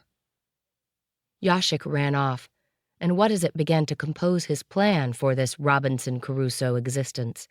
They would shelter in trees and eat berries and bird eggs. He was just warming up to the idea when Yashik came running. "Mother says Grandpa left an order for us to catch crayfish for supper. They left us here deliberately to do that." "Maybe that's not true." "My mother said it, did you hear me? Mother wouldn't lie for a mountain of gold."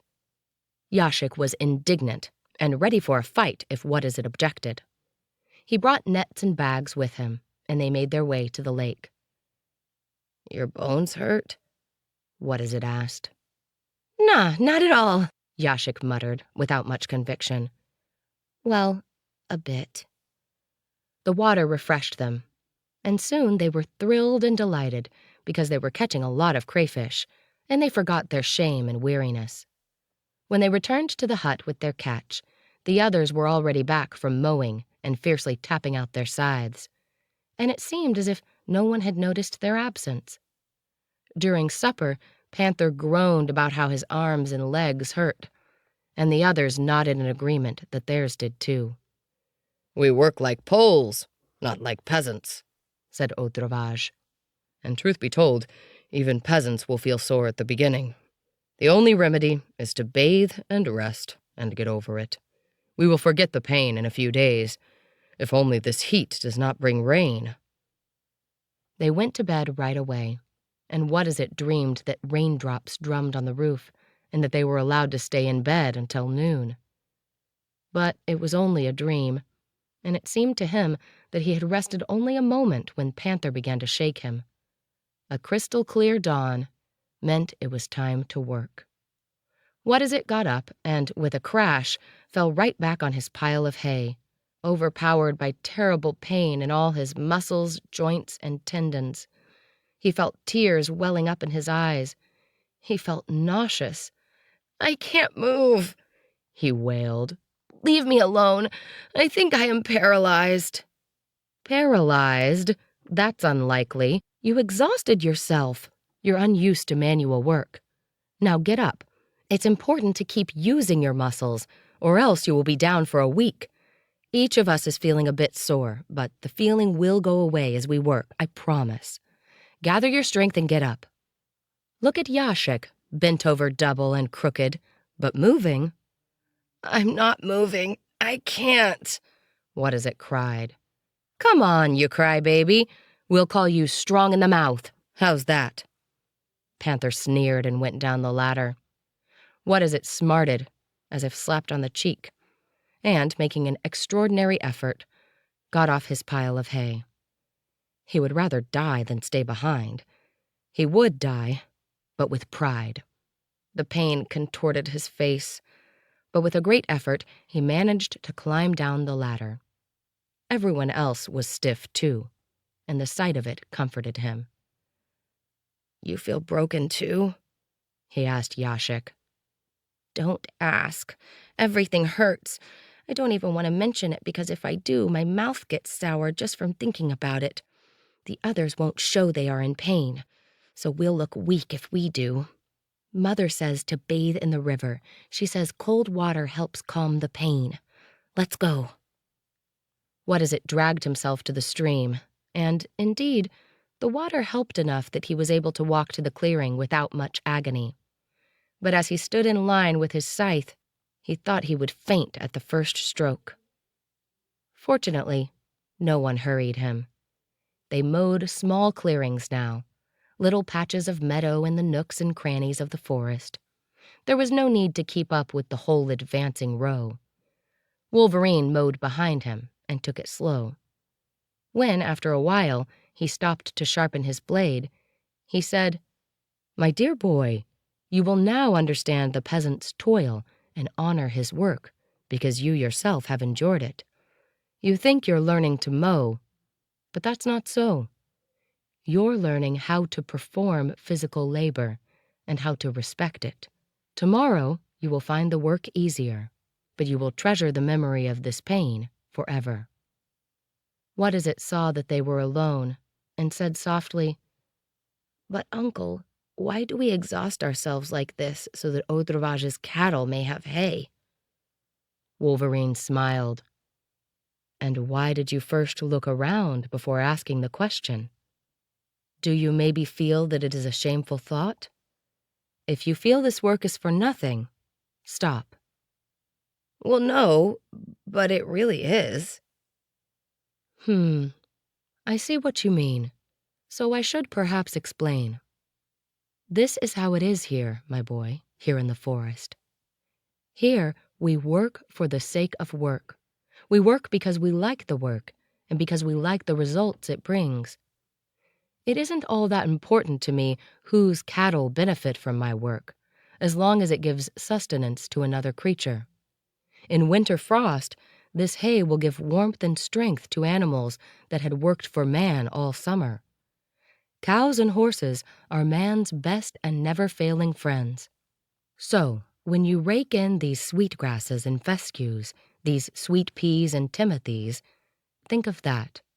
An animal will be grateful to you. And is it our animal or theirs? Let those wonder who do not understand that only our soul is our own, and everything else is merely rented, merely temporary. They fell silent, and only the grass fell with a soft rustle as he mowed. And What is it became ashamed of his words. "Hop, hop, breakfast?" Szczepanska shouted. "What, how are you, young things? The joints still moving?" "Yes, Mother, the pain is gone," Yashik replied. "Hey, by tomorrow we won't be able to keep up with these boys," said Crane. "Tomorrow we will send them to build haystacks. The weather willing. We must finish all the haystacks by Saturday. The hay will be golden like saffron. But we must hurry because by the full moon it will rain again. And God forbid that the deaf saint will hear us." "What deaf saint?" What is it asked. "Why, the patron of rain. The good Lord commanded him, 'Go where they sow.' But he misheard and thought Lord God had said, 'Go where they mow.' And since then, as soon as he hears the sharpening of scythes, he comes and pours." At midday, Crane called for What is it to help him dig some roots and led him to a clearing which they had already mowed. They sat down on the drying hay with a crunching sound, and Crane said, "I can see you have a fever, my boy, and it could get worse. Take this powder and take your shirt off, and I will rub you with this extract. If you neglect your health, you'll be out for weeks." "What a kind doctor you are," What is it whispered, touched. "Thank you.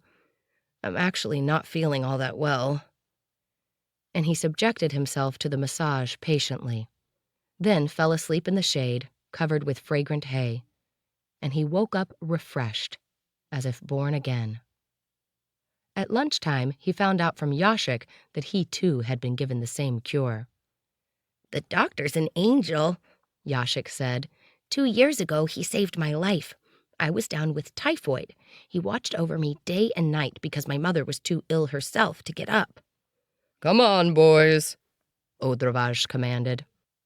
"You start raking the hay now, but try to keep up with us. Day after tomorrow, we'll build a haystack." The change of tempo gave them relief. Their arms now moved differently, and the motions weren't quite so monotonous. But chiefly, the boys were glad to work under the command of their mother. Everyone called her Mother Szczepanska, or just Mother. For all these men, she was a symbol of nurturing care and at the same time charm and grace. So they gave her this name both to honor and comfort her. In the morning, then, What Is It took the cradle on his back. Yashik took the rakes. Mother took the bride-to-be in her arms, and they went to work. They hung the cradle in the shade of a tree. Covered with cheesecloth to shelter her from insects, the child fell asleep, and soon the clearing resounded with song and laughter. What Is It learned quickly how the hay is first gathered into long rows, then raked up sideways and lifted on the rake high above the head and piled in huge heaps. They gathered the hay, and Mother arranged it. They raced against each other, excited, amused, and laughing, even though the heat burned their cheeks and sweat streamed down their backs. And when they finished a heap, the boys rested a little, taking turns to drink from a jug of water, while Mother went back to her child's cradle hanging on a branch, held her daughter, fed her and kissed her, and put her to sleep, rocking her cradle and humming to her. The child was easygoing. She did not fuss, and as if she understood that they were too busy to play with her, she slept obediently.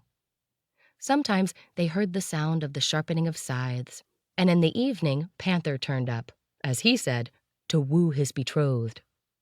He took the child in his arms and carried her around, showing her flowers and butterflies, and making up all kinds of nonsensical stories. Mother would then leave them and go back to the hut. She was a skilled housekeeper, and somehow seemed to find sufficient time to get everything done in time. The hut was cleaned and decorated with flowers, floors were washed, linen washed, dinner cooked, and the cattle looked after. When the mowers returned from work, they could rest because even the firewood had been chopped. Their sheets were clean, and the woman was smiling, radiant with inner happiness, and she had a good word, a joke, and attention for everyone. What Is It's soul, tainted by the city, by the company of his schoolmates, and by fashionable books, now experienced shame and regret. How bold, disrespectful, and contrary he had been in his dealings with his own mother, and with the professor. God, he suddenly froze in terror. Has Panther forgotten about the professor? Might he not joke about that business in front of Szczepanska, and what would she think of him then? Or of the poems he wrote to Wanda Albersonovna, a girl he often passed in the staircase of their building, a disheveled, red-haired pension girl. He had bragged to his friends about her glances and giggles. He often spoke of debauchery and mocked timid virgins. What Is It would not dare to speak to Yashik that way, a boy with whom he had a different sort of friendship, more innocent, and with whom he now planned various daring trips and shared fantasies of great future adventures. Their most immediate goal was to obtain a forest name and be accepted in the ranks of the forest folk. Your name isn't bad. They call you Yashik. But as for me, they never call me anything but What Is It? You have to accomplish something memorable. Find some great prize so that they might call you by some name related to that, like Fox. Fox would be great. But how do we capture one? When we finish with the hay, let's go look for a fox nest. Chief will be happy because he abhors foxes. Or let's find an eagle's nest, but it is probably too late for it this summer. Oh, to be called Eagle, wouldn't that be great? These daydreams were put paid to by sleep. But perhaps they continued as dreams, because Szczepansky or Panther would nudge the boys and admonish them at night.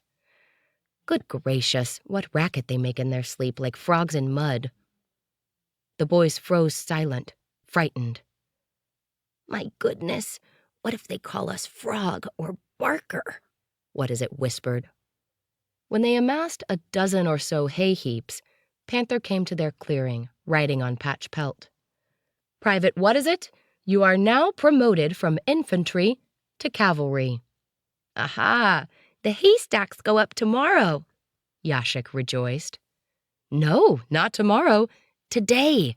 We must gather all this hay by noon and then pile it up, by the order of Father Odrovage, because he says it will rain tomorrow. Oh, that's great, the boys blurted out. What's great? That the hay will get wet? Oi, oi, oi, you'll make poor farmers with only your hats for a barn. Well, get moving now, boys. You take the rope, Yashik, and you, what is it, hop on the old nag. You don't need me to bring you a stool, do you? You start with the farthest heaps. And Mother, I must now say hello to my future wife. He took the child in his arms and began to dance with her, singing, Rain is falling, love me, wife, with all your faith. Oh no, son-in-law, do not call the rain, and do go easy on your wife. Better help the boys. Stepanska laughed. True. What is it probably does not know whether the horse pulls the hay with its neck or tail. There are some who only pull with their mouths, What is it growled. But Panther only laughed. You are one saucy private. I will baptize you Shotgun Mouth. You will see. Come on, boys, let's go. What is it is in his rights to talk back when you make such cruel fun of him, said Stepanska in his defense. He's been doing the work of two, and his work is going well. He's a wonder. Well, if Mother comes to Wonder's defense, I'll leave him alone. Now, what is it, Wonder? We start with the furthest pile. Now stop. Hey-ya! He then wrapped the rope around the pile of hay, tied it with a knot, attached it to the horse's harness, and slapped the mare on its hindquarters with the flat of his hand. Now go. Try to follow flat ground and take it to the other end of the clearing. Patch Pelt clinched, pulled, and shifted, and the mound of hay slid on. Yashik and Panther walked along, each to one side. When they had brought the first 3 heaps, Panther left the boys to it and set about collecting willow branches to build the platform for the haystack. By the lunchtime bugle, all the work was done, and the boys returned to the cottage riding on Patch Pelt. It'll rain for sure. Grandpa's never wrong. We will go on the lake, catch crayfish and pike. We will swim and dive. They rejoiced like little kids. Odrovage kept looking at the sky and did not let them rest. They had hardly swallowed their food, and he was already ordering them about. Hurry, hurry! Pitchforks, rakes, everybody! Leave the cottage as it is, and fast or we won't finish in time. They all ran back to the fields. The platform of the haystack was finished, and the old man stood in the middle, laying the hay and hurrying them to gather it fast. Again, What-is-it found himself an inept recruit. While all the others were picking up huge piles of straw on their pitchforks, so huge that they bent under their weight and then tossed them expertly overhead onto the stack, his hay kept falling off and scattering, and he often found that his upraised pitchfork reached the top of the stack empty, and he had to gather it all again. He was close to tears, and he felt faint with all the wasted effort. And his companions were so eager, they were in such a rush, they had so much work to do, that no one minded him, or bothered to mock him. But also no one stopped to show him how to do it properly. They worked in silence, sensing the storm gathering in the heavens and already darkening the horizon. The haystack grew as the heaps were added to it one after another. Now it was so high that they set a ladder against it and drove a pole into the stack between its rungs. Stepansky sat astride it, took their loads and passed them up higher. They worked feverishly without a moment's break until Odrovage's voice was heard from above. We're good. I'm setting the roof. You straighten the sides and plait a rope. We are no longer afraid of rain. And the rain had already come. The wind had risen, driving dark clouds over the forest, and the treetops roared like battle drums. The men worked furiously. Now the rope, just like this, cried Yashik, out of breath. as he fell with what-is-it against the haystack and began to pull loose strands of hay and feed them to Stepanska, who twisted them into a rope. The others, too, picked up the loose hay which had fallen by the wayside and passed them on, calling hoarsely, "There, take this! Here, take this!" Now the whirlwind began to grapple with them, tear at the hay and tug at their loads. "Pass the rope," Odravaz shouted. He was given 2 ropes and crossed them at the top. They buried the ends in the haystack, and the old man slid down to the ground. Then he crossed himself and made some signs in the air in the direction of the clouds. God was pleased by our industry. He has given us time and strength to accomplish the task. Praise and glory be to him. "Forever and ever, amen," they replied. And they all stood there for a while, leaning on their pitchforks, gasping for breath, and turning their faces to the wind. And just then, the heavens opened up, and the lightning flashed in the clouds. That evening, as What-is-it tried to pick up his spoon, he found he lacked the strength to close his hand around it. He was ashamed and wondered if anyone else was experiencing such exhaustion. But they were all chatting, and only Crane seemed to notice, nodded knowingly, and beckoned him secretly into the bedchamber. He told him to change and put on his nightshirt, then massaged his arms and hands. The boy was falling asleep, fatally weary, and only whispered, Oh, if only I could have the strength to work with you again tomorrow. Oh, if only I could. And he fell asleep. Crane covered him and said softly to the entering Wolverine, "The spirit of the forest has won. Our soul now rises inside him." "Thanks be to God. It will give him joy," replied Wolverine, stroking the dark hair of the sleeping youth gently. It drizzled the whole next day, but Odravaz ordered the men out to mow, so the boys did not have a break. But mowing wet grass was easier, and the heat did not overwhelm them, so they managed to keep up with the others. Only 2 days later, when mountains of cut grass grew about them, but the rain didn't stop, did the mowers give it a rest and scattered, each to his own pursuit. Wolverine and Odravaz went fishing on the lake. Stepansky, Crane, and Panther tore bast, and the boys ran into the forest to look for fox nests. And as they rummaged around, peering into the hollows and holes, they suddenly heard a strange noise in the air. A gray ball flew low over the clearing. "It's a swarm! A swarm!" Yashik shouted and ran. What-is-it jumped after him, and a crazy chase began. They jumped through bushes and ditches, throwing handfuls of earth, leaves, and twigs at the ball, screaming at the tops of their lungs, all scratched up and stung. A hunting frenzy overcame them, the instinctive primeval drive to husband bees. They'd probably run on through swamps and ditches and jungle without slowing down until their hearts burst. But the swarm stopped moving first.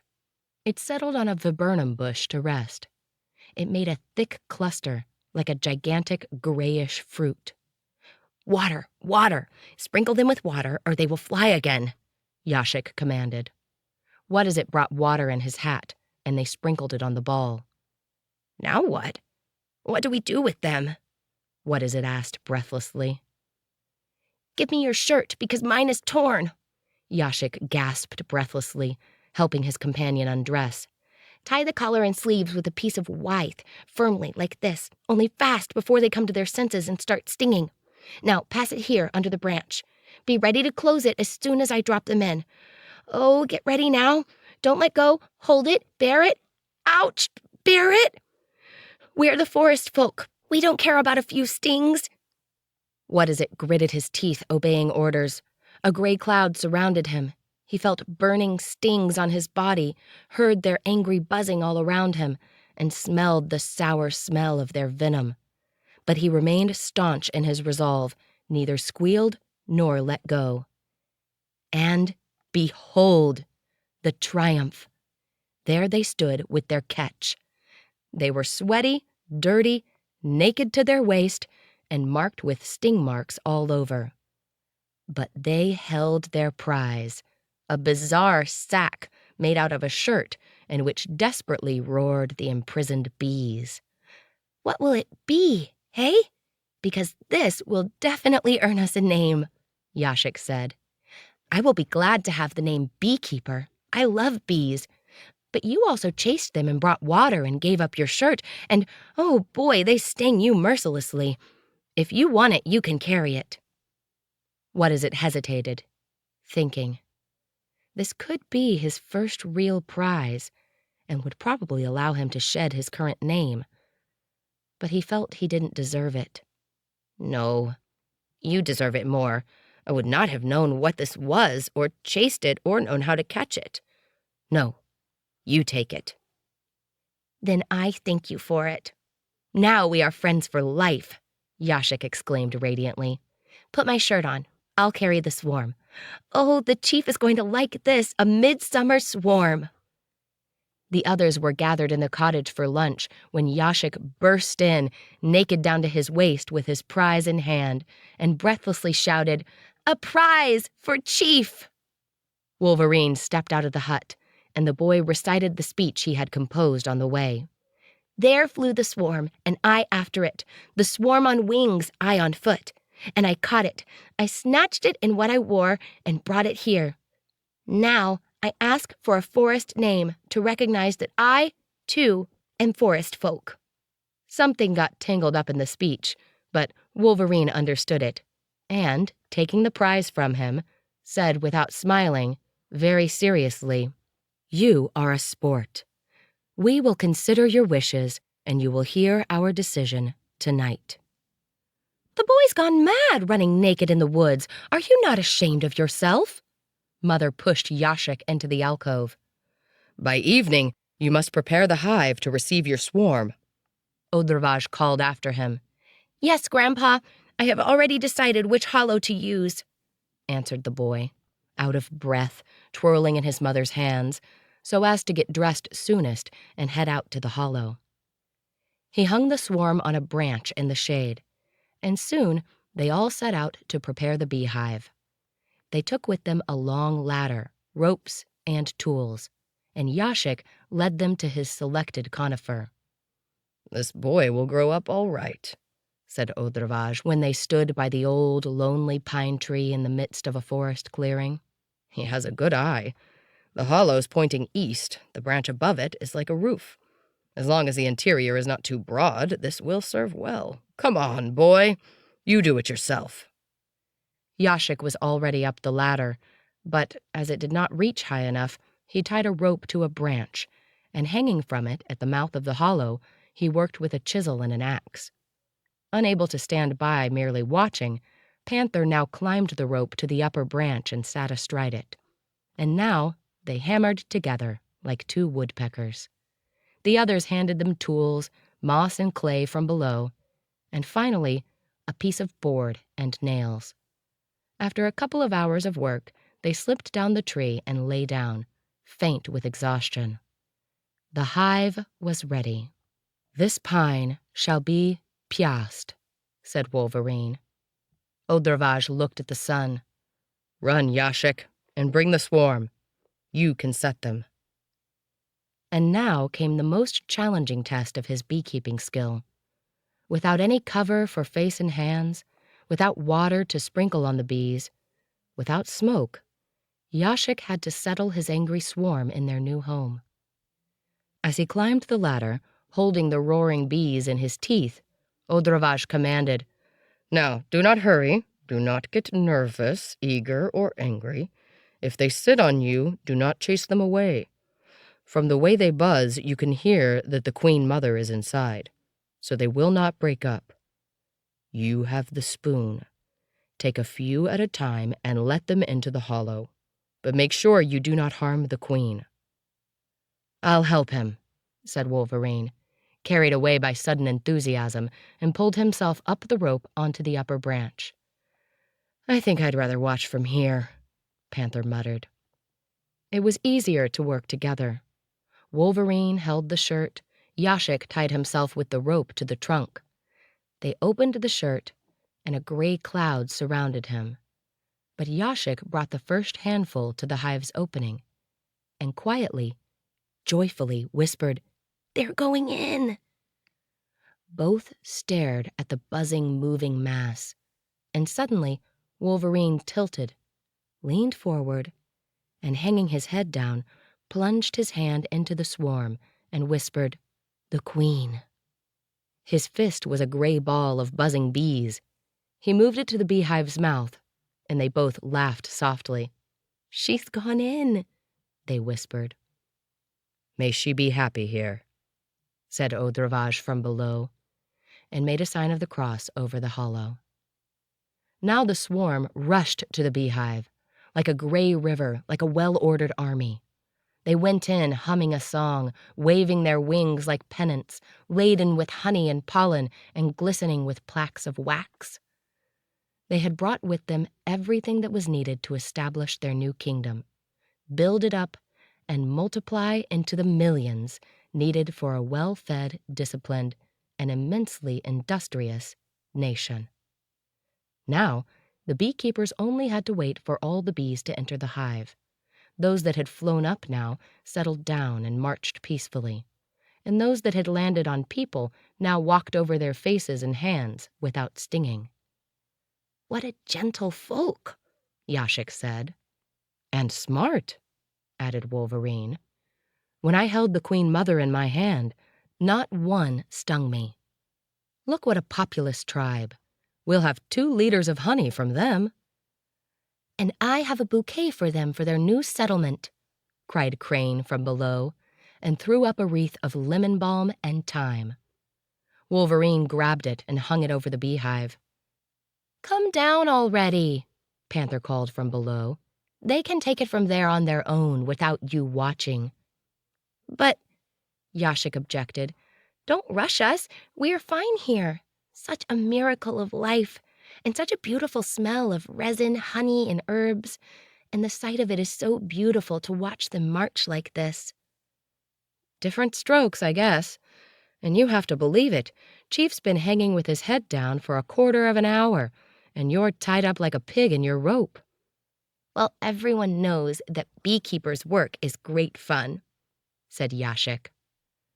"Well, enjoy it then. We will go sharpen our scythes."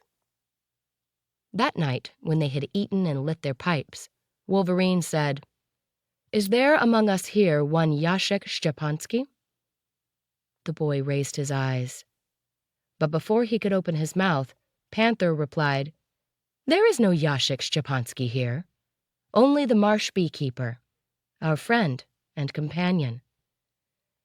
"And does this young beekeeper love his bees? Does he not hurt them, rob them for profit, or curse them when they sting?" "He is not a slave driver, but a loving caretaker," said Audravage. "And I will be," Yashik whispered. "And does this beekeeper, who wants to be our friend, love God, the creator of this forest?" "He loves God dearly, recites his prayers, and never lies," his mother said. "And does this beekeeper love and protect from harm every creature of God that lives and grows in this forest?" "As companions and friends, loves them and respects them," said Crane. "And is there nothing in the forest which this beekeeper might fear, day or night?" "I am only afraid of shame," Yashik replied proudly. "And does this beekeeper know how to do all forest work, so that he could live in the forest even if he were stranded here alone?" "Yes, he does." Szczepansky, normally always silent, said shortly, "Then this beekeeper is our friend and companion," finished Wolverine, holding out his right hand to the boy. Then Crane and Panther rose, and all shook hands. Then the boy got up and left, because he did not want any of the elders to see the tears welling in his eyes. And his heart was pounding in his chest so much that he could not say a word. And from that day on, no one called him Yashik, because he would not answer to that name, and he only made an exception for his mother. After this forest christening, the men started to sharpen their scythes, and Odravage said to Wolverine, "It may seem like child's play to us, but it is something that the boy will not forget his entire life. This memory will lead him in life and protect him from corruption. A child has today become a beekeeper." Wolverine was silent for a moment, staring at the blade of his scythe. Then he straightened up. His eyes ran over the forest and the sky with loving tenderness. He said thoughtfully, "It seems to me a great treasure that we can all enjoy a childish soul here. How does a man enter the kingdom of heaven? But by becoming a child again." How What Is It earned his forest name. 10 proud haystacks now stood in the clearings, the fruit of their toil and pain. June was coming to an end, the month of the sun's majesty and triumph, of the splendor of colors, lushness, and scent. The forest was carpeted with flowers, humming with bird young, and already fruitful, because blueberries had ripened and colored the earth. Their toil made people swarthy and wiry and strong, and What Is It had grown so much that he now wore crane's clothes and had to duck his head when going through the cottage door. When the hay was all collected, Odravage sent Beekeeper home to see their corn, whether it was ready for harvest, and the rest devoted themselves to fishing, which they had neglected for some time. Wading in the dry lagoons, Panther and What Is It made plans for the Kupala pyre, because it was the eve of St. John's. They waded and pulled crayfish from their holes. The catch was tremendous, and the specimens huge. "This has been my secret place for a while," laughed Panther. "It's unbelievably rich, and all this filth came here after wolves drowned a moose on the ice a year ago. They chased him onto the ice, and he crashed through. They were on top so that he couldn't climb out, and he drowned, and he was food for crayfish alone. I came upon his head and antlers as I rummaged around. 17 tines it had. 17! A true patriarch. Chief and I fished out the skull and the horns, but as for the crayfish, well, I didn't brag about that. Sometimes those two won't catch anything for 3 days running. I come here, and it's as easy as going to the pantry." "What are we going to do next, now that the hay is ready?" What Is It asked. "We will help Odravage with the harvest, and then the chief plans to build a causeway across the drowning to the old pine hill so that he can investigate there. It should be possible to reach the crane nesting grounds from there and perhaps find a siskin nest at last. We will not run out of work, but today is a day of sadness for all." "Why?" "From tonight on, we lose the sun. Things will lean towards autumn and earth and winter. Such sadness," he groaned. And as if to chase sad thoughts away, he added, "We will light our Kupala pyre on the Widow's Hill. It'll be visible for a dozen miles around, all the way to the dry land where people live. Well, we have a gallon of crayfish, enough for supper. Let's leave them for Mother in the hut and go build the pyre." Szczepanska was in the midst of deep cleaning the hut and took their catch with thanks. They did not wait for the return of their comrades and ran into the forest. When they got back at sunset, Panther said, "Chief, we're lighting Kupala tonight. We have built a pyre sky high." "Nice! We will all come. Only there is plenty of fish to prepare. You have to help if we are to finish by nightfall."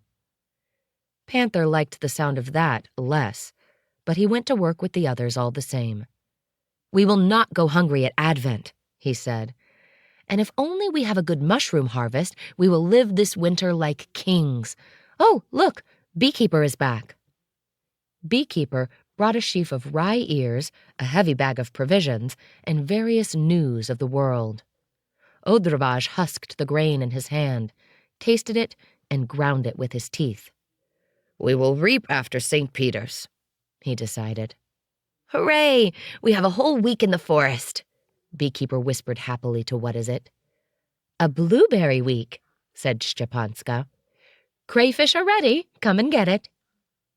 They sat around the table, around bowls full of color, and amid the crunch of broken claws, Panther said, "You do realize, what is it, that you will have to go to Widow's Hill alone to light the pyre?" "Why?" "Because it's your first Kupala pyre, and you haven't found your fern flower yet." "And you have?" "Everybody here has." I don't believe it." "Why don't you just admit that you are afraid of the dark and won't find your way?" "It'll be easy to find, and I'm not afraid." "Oh, yes? Prove it." What is it looked at their faces. It seemed to him that Beekeeper was smiling secretly, that Wolverine was studying him, and that Odravage moved his eyebrows. "What's so scary? I'll go." "In the forest? At night? It's scary," said Szczepanska. "Panther is just teasing you. Don't listen to him. We will all go together singing. Anyone unaccustomed to walking at night can be afraid and lose his way." But that only egged the boy on. He jumped up, took his hat and matches, tucked the axe in his belt, and left.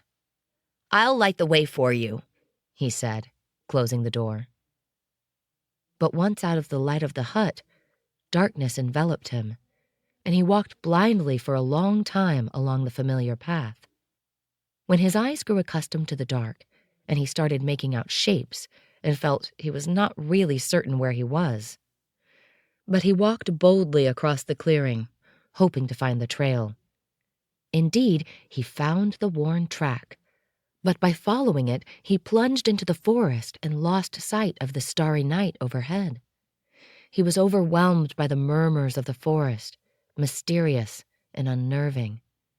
He became unsettled by the uncertainty of the path, by the mysterious rustles in the dark, the nudging of branches, the bland glow of decaying wood. And finally, he stopped, feeling his heart hammering with fear and the dew of sweat cooling his temples. Then he began to repeat in his mind the words of Beekeeper's baptism, "I am only afraid of shame." And he felt that his soul was strengthened. And then he began to sing, because he thought, a song makes good company. And with that, his fear flew away like a broken spell. He looked about him soberly and recognized a large juniper next to him. Yes, he was on the right track. "Hey, brothers, falcons," he sang louder and louder and marched on, having mastered his fear. When he emerged out of the thicket, he realized that he had gone off track somewhat. But once in the glade, he oriented himself by the glowing sky. And now, sure of his direction, he triumphed. "Panther is going to lose this one. I'll find my way. I only have to avoid that little dike and find the footbridge over the peat." He was no longer afraid. He shuddered only once when an animal leaped from under his feet and crashed into the thicket with a tremendous racket. But that lasted only a moment, and he soon took off after the beast, thinking, "He'll lead me to the ford. Why should I look for it myself?" And indeed, he found the dry passage, lit a match, and studied the trail in the sand. "A boar," he whispered, "as big as a house, a retired recluse." And then he plunged into the ford and waded along, safe from drowning now. Before him lay the Widow's Hill. It was the highest point of the entire wild country around, a hill of sand piled high by prehistoric works of nature. For many centuries, Mother Nature, which hates a vacuum, had sowed stalks of grass there and taught the plants to thrive on the dune. Heathers settled in depressions, forming a compact rug. Coarse grasses with gray fluff, mosses and lichens clung to the bald patches of sand, and among them, like jewels, yellow straw flowers, dwarf thyme, and tiny red clove pinks shone in the summer. "Look how our widow got herself all pimped out," Panther had once said. "Amber, amethyst, and even rubies. She only pretends to be poor. At the top of the dune, an enormous pile of firewood blackened the sky. What is it stretched out on the ground next to it and awaited the arrival of his companions. The night was quiet, clear, moonless, but full of stars, and a kind of dreamy summer peace descended upon him. Nightjars and owls flashed by silently, prowling for moths. From the thickets came the calls of feeding animals, crunchings, murmurs. Dogs barked in some very distant settlement. What is it stared at the stars and mused. A kind of song flowed from his soul, and he seemed to have melted into this heaven, into the very being of nature. He felt both very small and very powerful, an atom in the body of a giant. Then a melody came to him from afar. His companions were coming from the direction of the hut, and Wolverine was playing his fiddle. Then, what is it lit the pyre? The flame ran up the dry needles and moss, as was its custom, hurriedly, greedily, up and up, clapping, whistling, gathering power to explode. And now human voices joined the fiddle, a woman's voice, very high, and then the men, and the call of the ancient song, Lada, Lada, O Kupala. And now the pyre was blazing. Fire shot straight up overhead, tinted the sky with purple and gold, and illuminated the whole hill. "That's my boy, what is it?" Panther called. "It's midnight, Private. Your chance to find your fern flower." They surrounded the fire, finished their song, and then Wolverine said, "Perhaps thousands of years ago, this hill alone stood above the mass of waters of some inland sea, and ancient men, living by the water, armed with flint, dressed in skins and bast, sang their ancient Indo-European songs this night." "There are ancient foxholes here at the top of the hill," said Crane, "and in one of them I once found a pair of flint arrowheads." "What an abundance of bones and treasures lies buried in this earth," said Audrevage. "We lie here as watchmen, on the ancient trail of robbers, wandering tribes, barbarian armies, like a dam protecting the land from flood. Throughout the ages, how many times have other fires burned on this hill? Not to celebrate the summer like today, but as a warning. The Mongols are coming, the Cossacks are coming. As a warning or as a call to arms. The strong to the colors, the weak to their hiding places. You, Father, have seen those signs. We have not, and that saddens us." Wolverine stared at the fire, and then the boys whispered to each other and ran into the forest. There was a rumble of axes, and they soon returned, bending under the weight of a greasy tar trunk. They shook it and threw it into the fire. "Lada Kupala," Beekeeper shouted. "Burn, burn for our good fortune, that we may yet hear the call to the colors." "Oh, do not be sad, Wolverine," said Audrevage. "The time will come, and you will hear that call. Where the spirit lives, death needs not be feared. This is not death. This is sleep." And the boys looked at each other, straightened up, stood at attention, and sang, "Poland has not been lost." And it sounded like a bugle. Everyone stood up and uncovered their heads. "Hey, you eastern frontiers of the Commonwealth, you who are silent, empty, suppressed, depopulated, murdered, displaced. You who are frozen under the gaze of the spy executioner, held down by the bayonets of powers that be, imprisoned by diktats of mighty sovereigns and international congresses, removed from us, struck out of history. Such is your voice. Such bones and treasures lie in you and await their wake-up call. When the song was over, Odrovage began to tell a story, another bead in the endless rosary.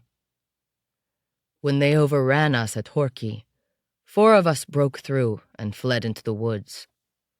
Mr. Severin, your cousin, was wounded in the hand, but I only had my neck scratched a little. We had 2 friends from the Crown with us, one from Podlasie, the other an ensign from Warsaw. The former was close to 40, with a wife and kids. The ensign was merely a kid, hardly a little down on his chin. Some hooligan from the old town, and his name was Staho. He was small, thin, blackish, saucy, quarrelsome and disputatious, and fierce and daring like a badger. He got a bullet in the hip, and we carried him in our hands. He was bleeding a lot and fainting, and only whispered to me, "I'll give you my Sagalas rifle, only hide me somewhere so these dogs don't get the flag." And he did not let go of that flag until fever completely overwhelmed him in a safe hiding place. And even then, he came to every now and then and cried out, "My standard, my standard!" Well, then, we fell into such remote hiding places as only I knew, and we lay low. Mr. Severin, he knew how to treat wounds, treated everyone, then sent me out to scout. I sneaked into the manor and whispered with the women. I brought rags, bread, cordials, and ointments. And so we licked our wounds. When the master's fever eased, we got word that he had to flee abroad, and that everything had been prepared, so we talked. Those 2 from the Crown, they had to stay. One was seriously wounded, the other had to keep an eye on him until I returned. After I took your cousin through the lines, then I would lead the 2 of them out. The ensign then says to me, "My friend, remember this rifle is now yours, because you did not let the dogs have the flag, and because you carried me on your back." Something's telling me I will not rest in Povaski, but here in your wood. And that's a fitting soldier's tomb, a green oak tree, as long as I lie with the standard. Our friend here will take care of this for me and deliver the rifle to you. God give you 2 a lucky scrape. And the other fellow says, "Some damned fever's eating me, but I ought to get back to the Crown, because I have in trust a purse from the commander, the last of our unit's cash." And he ordered me, under oath, to go and deliver the sack to the National Council at a secret address. "Then you rush back to us, my friend. And if we die," says Mr. Severin, and since we were soldiers and toughened up a bit, the Podlasiak says, "Whichever of the 2 of us lives will wait a month here, and after a month, he will assume you 2 are dead and move on alone." Then we talked and agreed. It was high time for us 2 to move, as the other 2 would find it hard to live in the forest for a month without fire and warm food. And so we parted. It turned out, forever. At the border, a Russian horse guard shot Mr. Severin, and I barely managed to carry him across. But first, we had to hide in empty sheds, mend and heal the wound, and it was 7 weeks before I returned home. And by then, there were arrests, interrogations, tortures, hangings. I scraped through miraculously and came to this forest. The bunker was empty. I trampled all over, searched the woods, and asked every tree, every hand of dry land, every game, bird, reptile. I searched nests and shelters, and I examined every dike and every foxhole, and I found nothing. Then I went back to Podlasie and asked about our friend, but he had not come back. So I assume that they both lie here somewhere, waiting for the day of Christ's return. The angel of the Lord announced to the Virgin Mary. Szczepanska intoned the blessing, and they all returned, and she conceived of the Holy Spirit. The pyre blazed, spattered, and bloomed with a glow in the sky as they remembered the dead. But Panther could not bear the solemnity any longer, and when they finished the prayer, he began to dare the boys to jump over the fire and various other tricks. Then he took his bride to dance and sing around the fire. Then he persuaded people to sing again and to play the violin and the flute, and they sang song after song. Finally, Stepanska started telling fairy tales about the fern flower and treasures secreted in the forest. Stretched out by the fire, silent Wolverine listened. Others added a word from time to time. Panther, Odravage, Crane, even the normally quiet Stepansky. But Wolverine was silent, staring at the sky. "The chief has fallen asleep," said Panther. "And too bad, for he could spin us a forest yarn, too. One night, rumbling in the forest, he snagged a fern flower in his clog, you know." "Ha! And I have it with me always. And I will tell you this, that each of us has it," Wolverine replied slowly. Everyone looked at him, awaiting the story. "It's like this," he continued. "The whole wisdom of existence lies in a fairy tale, and it is our challenge to put that fairy tale in practice. You see, in the fairy tale, the hero wins the princess, climbs a glass mountain, and wins the potion of eternal life. And we need that kind of goal in our life. The hero wins happiness because he sacrifices himself to free the weak, the oppressed, and the cursed. And we need to do that in real life. In a fairy tale, the strong support the weak, and the good and weak defeat the strong and evil. And all God's creatures, birds and beast, reptile and insect, return to friendship with man, to a mutual understanding, which is how things should be. In a life lived like a fairy tale, health comes from pure springs and strength from a good harvest, and a shepherd is seated on the throne because he is a hero by soul and deed. Whoever understands the fairy tale and lives according to it, he has the fern flower. He has eyes that see and ears that hear. He lives by the wisdom of nature. And look at us. Does any one of us envy others, far away, and want what they have? No. And why?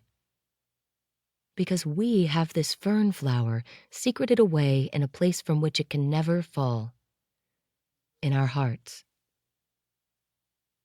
Wolverine rose, stretched, and looked at the sky.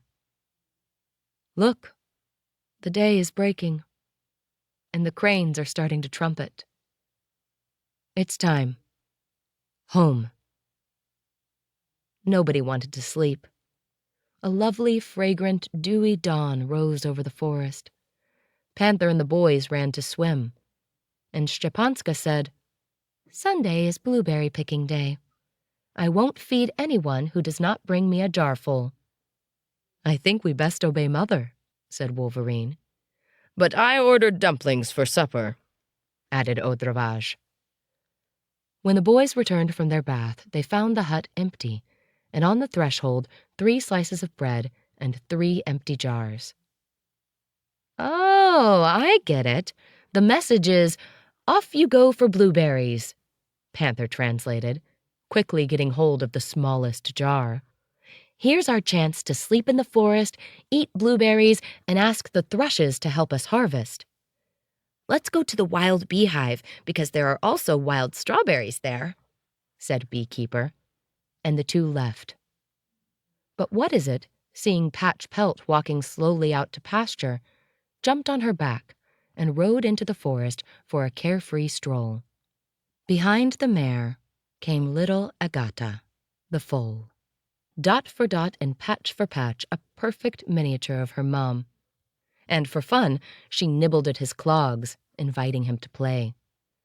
The day was hot, and What Is It felt sleepy, so he pleaded with her, "We'll play in the evening, Agata, I promise. But for now, take me to the clearing onto the moss among the ferns, and let me sleep a while."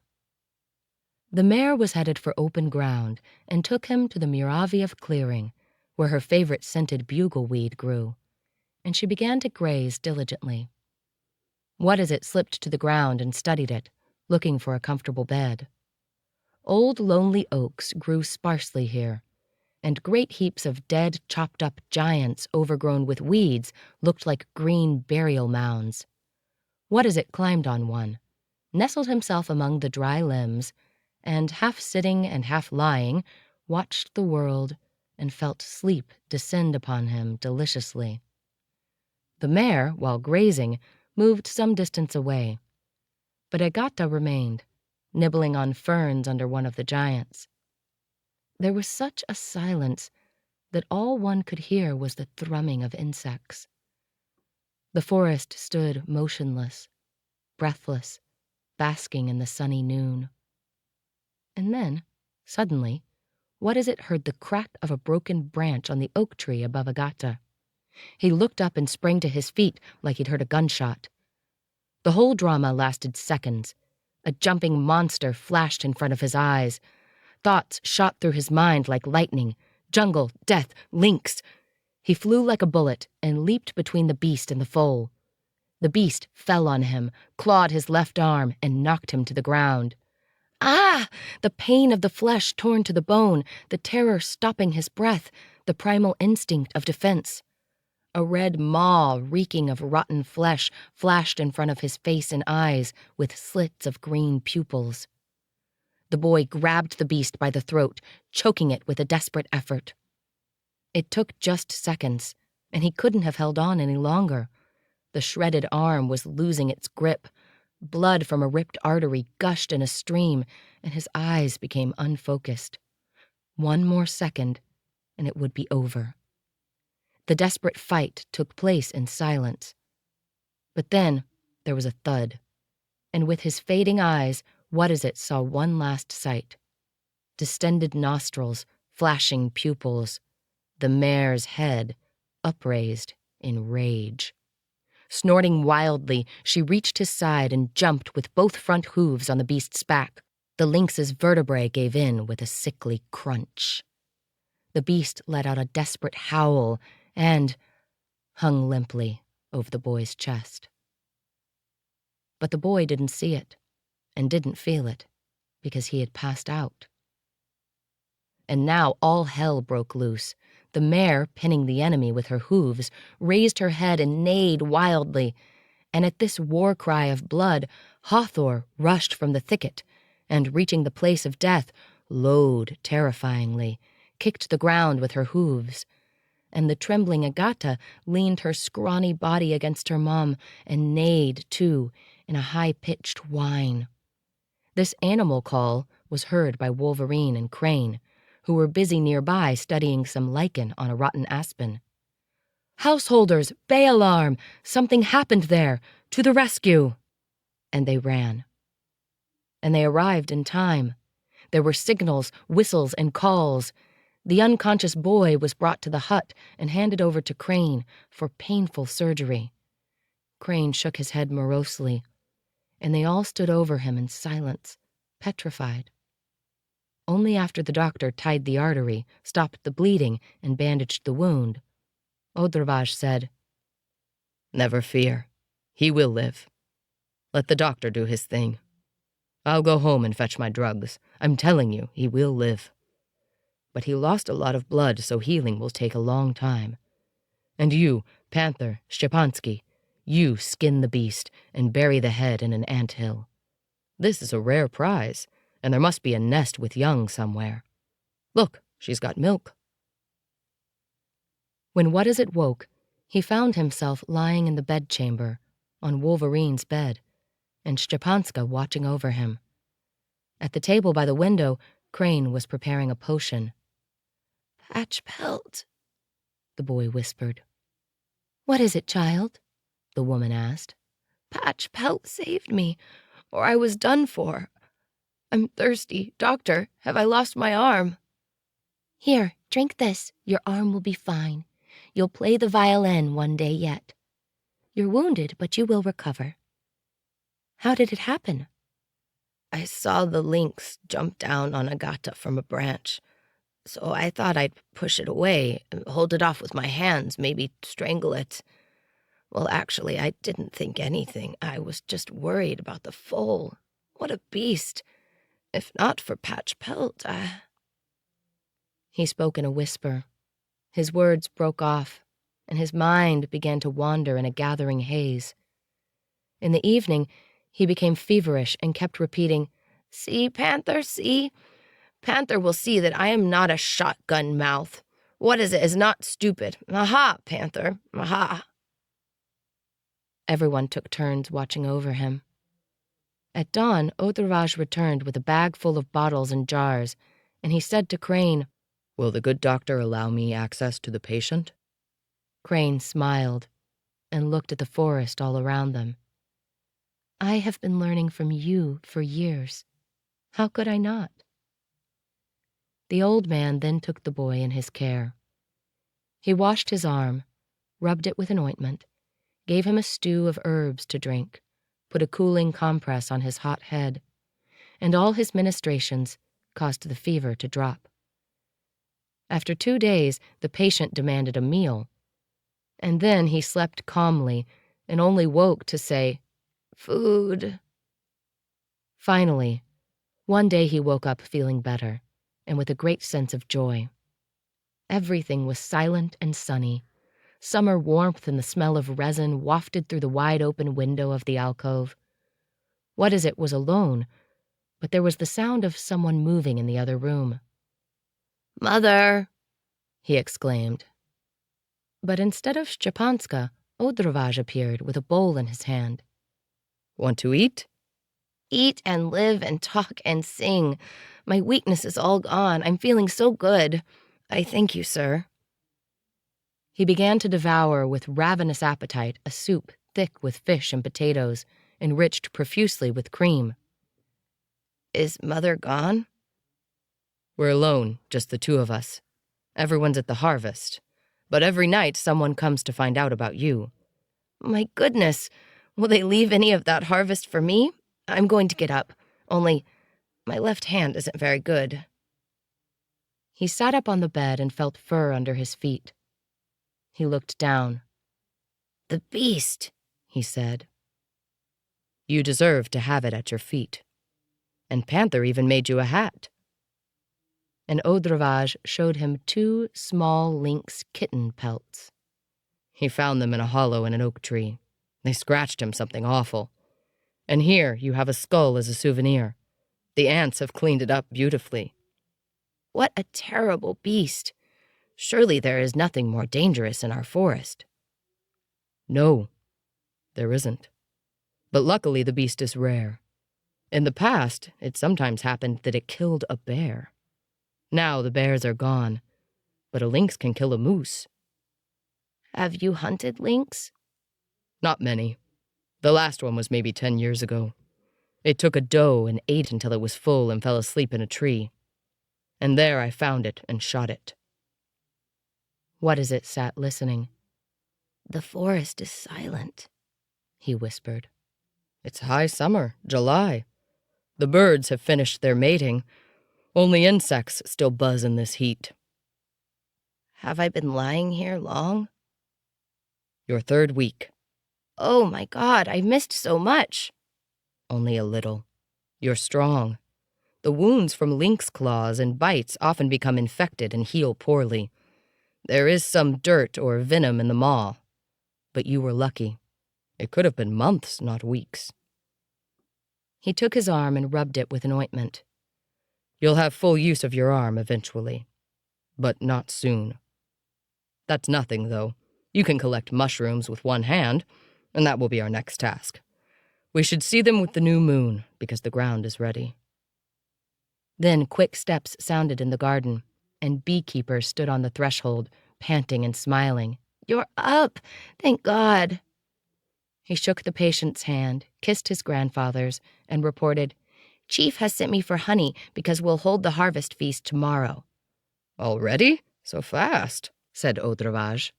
Well, yes, because as soon as people saw the good doctor in the field, they all ran to him for cures, and he says, "The rye cannot wait. Let someone help me with the scythe. Then I'm going to treat you." So 5 men came to mow and a bunch of women to bind sheaves. And then again, a crowd came to Chief to settle some dispute, and they did his bit for him in no time. So we collected all the rye and all barley and are taking oats now. The field is as crowded as a country fair, and work is going like wildfire. Chief told me to bring him his fiddle. I will go collect some honey now, but first I'd like to drink some milk because the heat is terrible, and the doctor tells me not to drink water because I've got the runs. Oh, and Father is already taking sheaves to the barn. And the boy ran off. What is it, too, got up to leave the hut, but only made it as far as the threshold, and he sat there near crying that he could not go out, head into the woods or work in the field. "Don't worry," Beekeeper consoled him when he returned with a jar full of honey and gave him a slice of honeycomb in a bowl, still warm and smelling of the beehive. "Don't worry. They are readying something for you. Panther and Chief are making a big secret of it, but I overheard." "What is it?" "I'm not allowed to say. You will see." And laughing, the boy collected his honey and rushed away. "Grandpa, what is it? You probably know." "What is it?" pressed Audravage. "I do not know, but I think you have coming to you whatever is due a brave man, glory and honor," the old man replied, stroking the boy's head. Another quiet, hot summer passed. What is it was out on the porch from early morning, enjoying the outdoor air. One could sense a turning point in nature, the end of the summer. Birds chirped among the branches of trees and shrubs, and fat chicks skipped from branch to branch, pestering their parents for food. Bumblebees, gnats, and butterflies danced in the hot air, and turtle doves cooed melancholically. Sometimes the relative calm was broken by the scream of a jay or buzzard, and the summer background chirping of crickets underpinned it all. The sun grew strong. The beads of rowans began to turn red. Fat lilac bellflowers bloomed in the shade of birch trees. And on the trees themselves, here and there, single golden leaves already flashed. The crickets, the flying insects, and the turtle doves finally put What Is It to sleep, and he stretched out in the garden on a blanket and let the sun warm and heal him. And when he woke up, the day had leaned towards evening. Audravage emerged from the forest, and out of the folds of his coat he poured a pile of yellow chanterelles and ruddy flirts at his side. "First mushrooms are here. It will be a great year for them."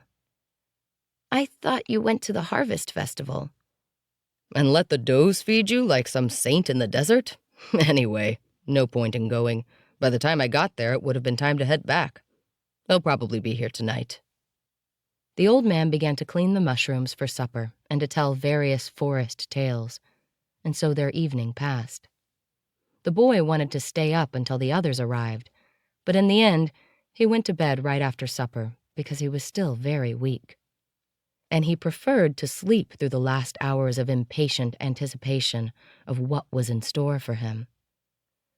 The next day, the hut was full of ordinary bustle.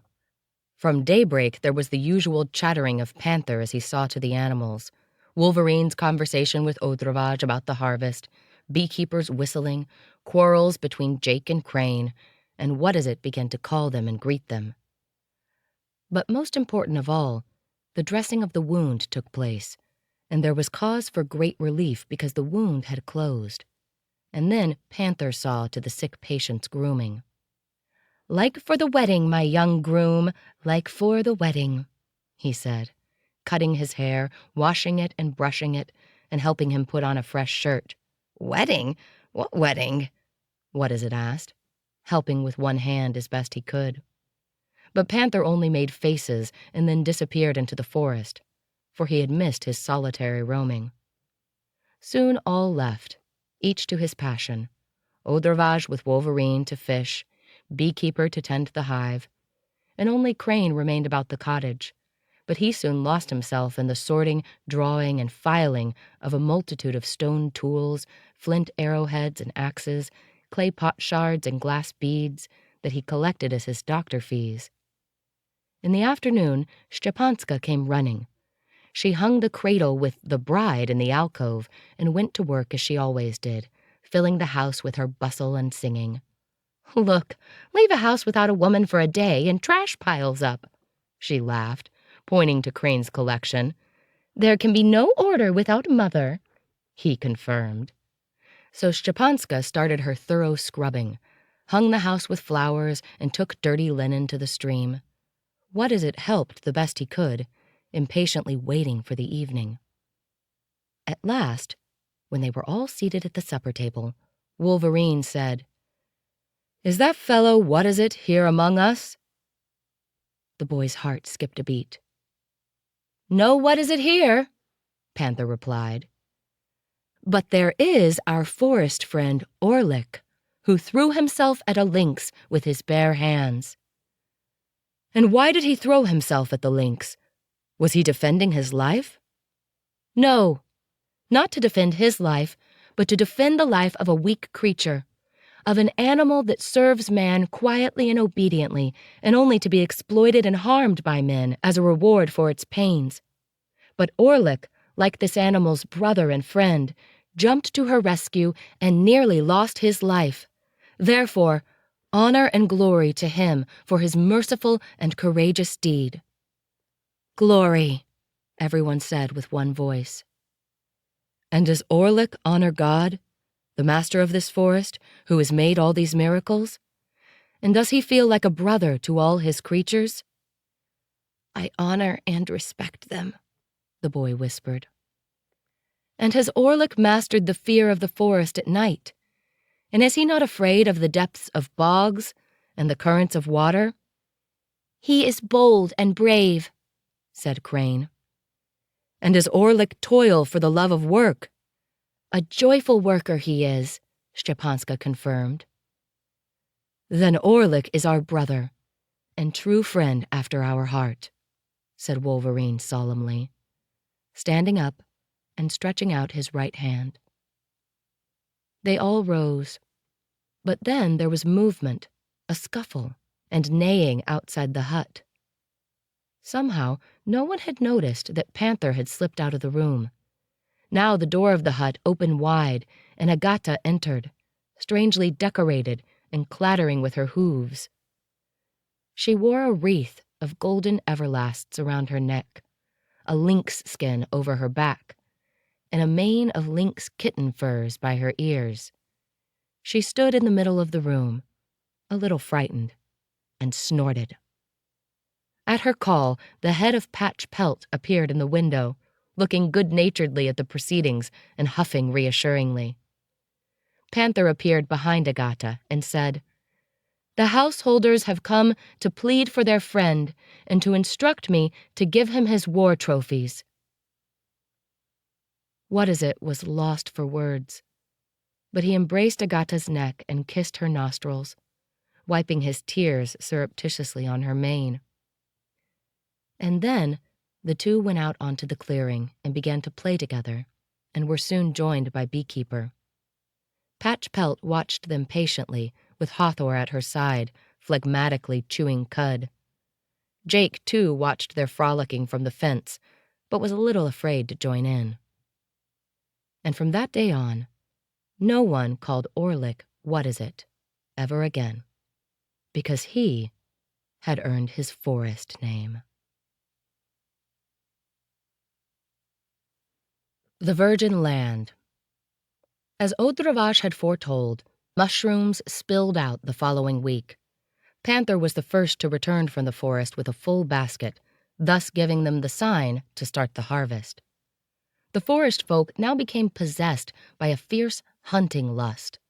After all, it was a gift of nature, generous beyond all abundance, the gift of the wild, the fruit of the earth, primordial and primeval, their miraculous manna. All activities were neglected, mealtimes were forgotten, and no one complained. As soon as the day broke, the hut emptied, and they dispersed one by one because everyone had his special secret places, which he kept to himself, wanting to show off the biggest catch.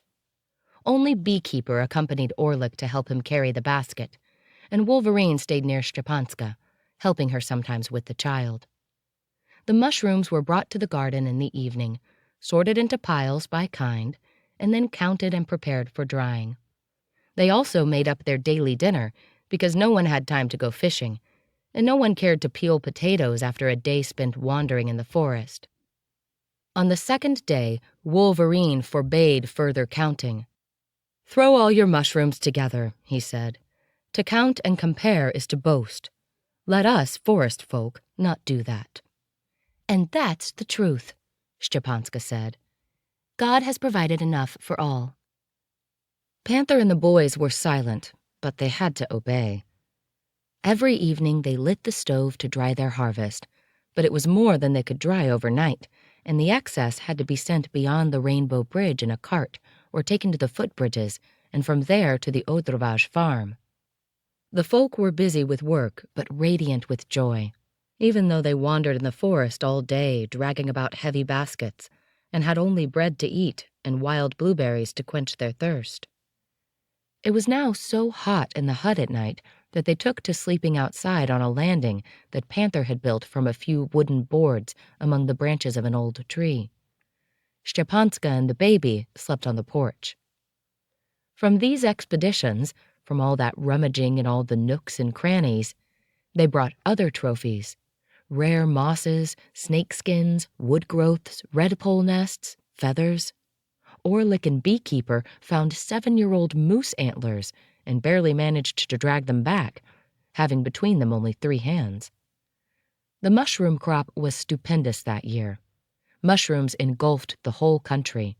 Stepansky came from the farm to report that whole villages were empty and all fieldwork was neglected. Everyone had gone into the woods. He also reported that a few peasants even crossed the footbridges to this side of the bog, but soon fled in a panic because a forest devil appeared to them. Or was it a werewolf? Wolverine raised his eyes at Panther. Panther and the boys knelt over a pile of mushrooms on the floor, cleaning and sorting them for drying, whispering something among themselves mysteriously. Now laughter flashed in their faces. They were intent on not noticing what was being said. "One devil?"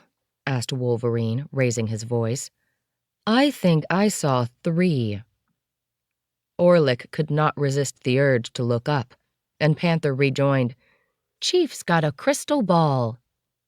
"In 3 days the mushrooms will be finished," said Odrovage. "Look how most are now full of bugs. It'll be a month before the autumn crop comes." "I have a project for this month, then," said Wolverine as they sat down to supper. "It has been years since the water has been this low and the marsh so dry. We could build a levee over the drowning. What do you think, Father Odrovage?" "We could try. There are places over there that are totally inaccessible in any weather, surrounded by bogs that do not freeze over in winter.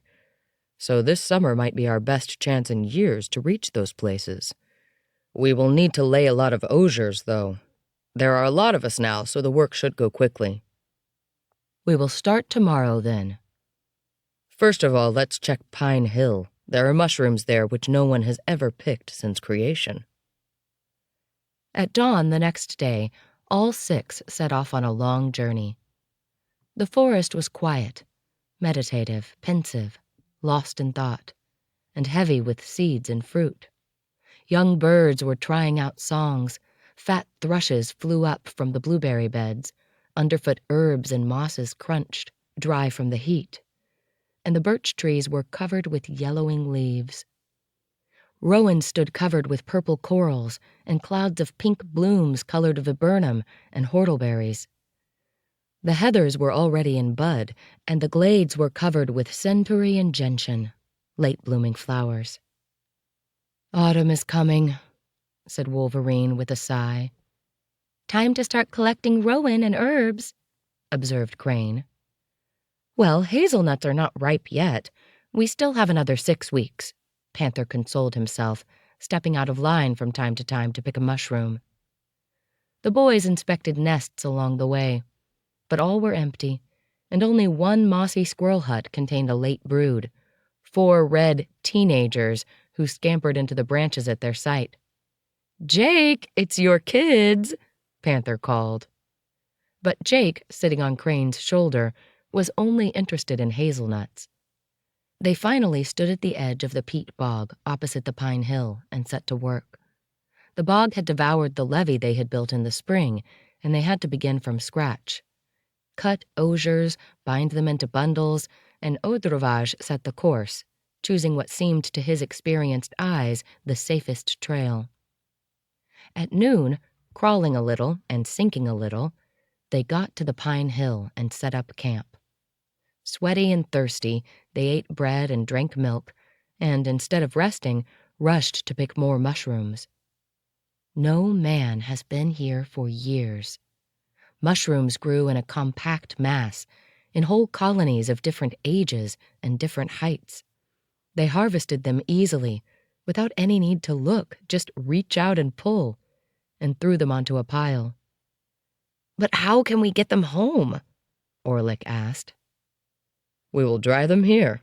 Start a fire," commanded Audrevage. Following his instructions, they dug a wide and flat ditch and lit a fire inside it. The old man remained to watch over it, and they scattered to explore the backwoods.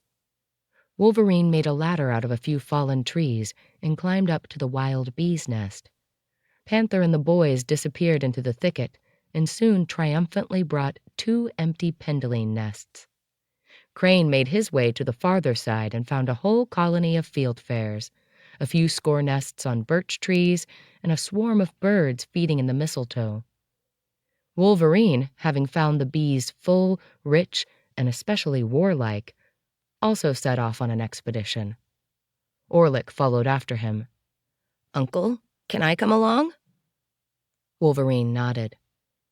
They dove into the thicket, and the boy said in a whisper, "The forest is different here from that on the other side, near our cottage. It feels like we're in a church. It sounds different here, too." "It is the Holy of Holies, my boy. Men have rarely made it over here, and not for many years. And have you noticed the passages in the bush? These are moose and deer paths. Let's go quietly. We may see something beautiful." The forest seemed to grow thicker and wilder. Old spruce trees cast deep shadows with their great overhanging branches. The undergrowth was pierced by the silver lances of young birches and aspen, and heaps of stinging blackberries covered the ground. Little clearings made by fallen trees were shrouded over with crawling hops and bindweed.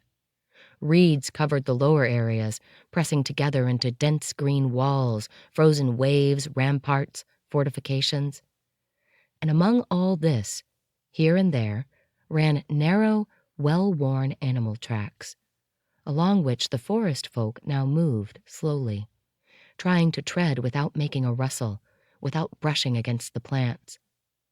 The silence was so profound that they could hear the hammering of a woodpecker beyond the drowning, the buzzing of bees working in the buckthorn, and the beating of their hearts. They didn't speak. Sometimes Wolverine stood still to point out a rare nest, a flower, a squirrel on a spruce tree, an owl hugged to a tree trunk and almost invisible, or a nightjar folded into sleep like a knot in the branch. They walked on, reading the book of the forest. Suddenly they shuddered and stood still in the shade of spruce trees. Somewhere to the right, in the thicket, they heard a bellow. It was a deep, dull grunt, and it was followed by the crash of broken branches. Wolverine took Orlick by the arm and pulled him in the shadow of overhanging branches. Now invisible, they froze, motionless, waiting, straining their eyes and ears. Then the thicket came to life. Some great power shook and shattered the young trees and bush, as if a hurricane was bending trees. They heard a dull, gloomy snorting and thumping like of wooden knockers. In answer to the boy's inquiring gaze, Wolverine whispered almost soundlessly, "Moose, a giant."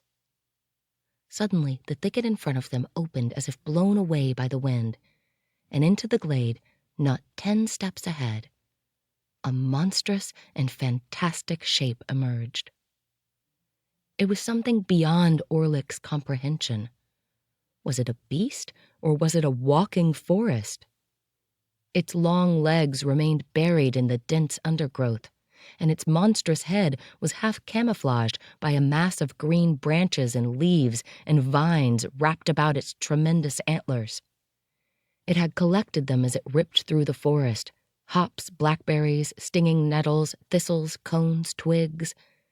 And now, alarmed by something, the moose stood upright, in all its enormous glory. It snorted and scented. Serious, black, gigantic eyes looked around. Wet, distended nostrils seemed to be tasting the air. It seemed to pick up an unknown, mysterious scent against which its instinct warned it, that of fire smoke. The moose was not frightened. It trusted in its tremendous strength and the swiftness of its legs. Here, it was on its own territory. It snorted twice with disgust, and with a grunt, it began to tear through the thicket again, and slowly moved off, its hooves clomping on the forest floor. The men followed the beast, taking advantage of the noise it made. "It's rooting season," Wolverine whispered. "It put a wreath on its head. What a mighty giant! Ugly as night, but in a magical way. Wonderful. A forest god. The beast will lead us to its kingdom." The moose did not follow a trail. It pressed on, crashing through the bush, through the trees, sallow and reed, as easily as if it were crossing a smooth meadow. Eventually, it came to the brink of a wide stretch of bogs that surrounded Pine Hill, like a sea surrounding an island. The moose stopped, sniffed, and lowed loudly. It stared at the island opposite, blackening in the distance. For a moment, the beast stood listening to some sound from the other side. Then it turned to the right and slid down into a narrow stream, meandering through the bog, among the clumps and low thickets of the morass. The mood waded and sank, but kept its green-wreathed head above the mud, and finally disappeared into the gray of the reeds on the other side. For a moment yet, they heard the splashing of the water, and the less and less audible snorting. And then the beast was gone, like a prehistoric dream. Following its trail, Wolverine slipped into the water and tried the ground. "Even Odravage does not know this passage. Look, we can wade here, and in places it is deep enough to swim. It is a safe, ancient passage for the big game. We can cross here tomorrow. Panther will find his crane nesting grounds, and next spring we will probably find capercaillie there, because we hear them shouting every year somewhere in that direction." They turned back, now talking normally, excited and happy. They didn't have to find their way.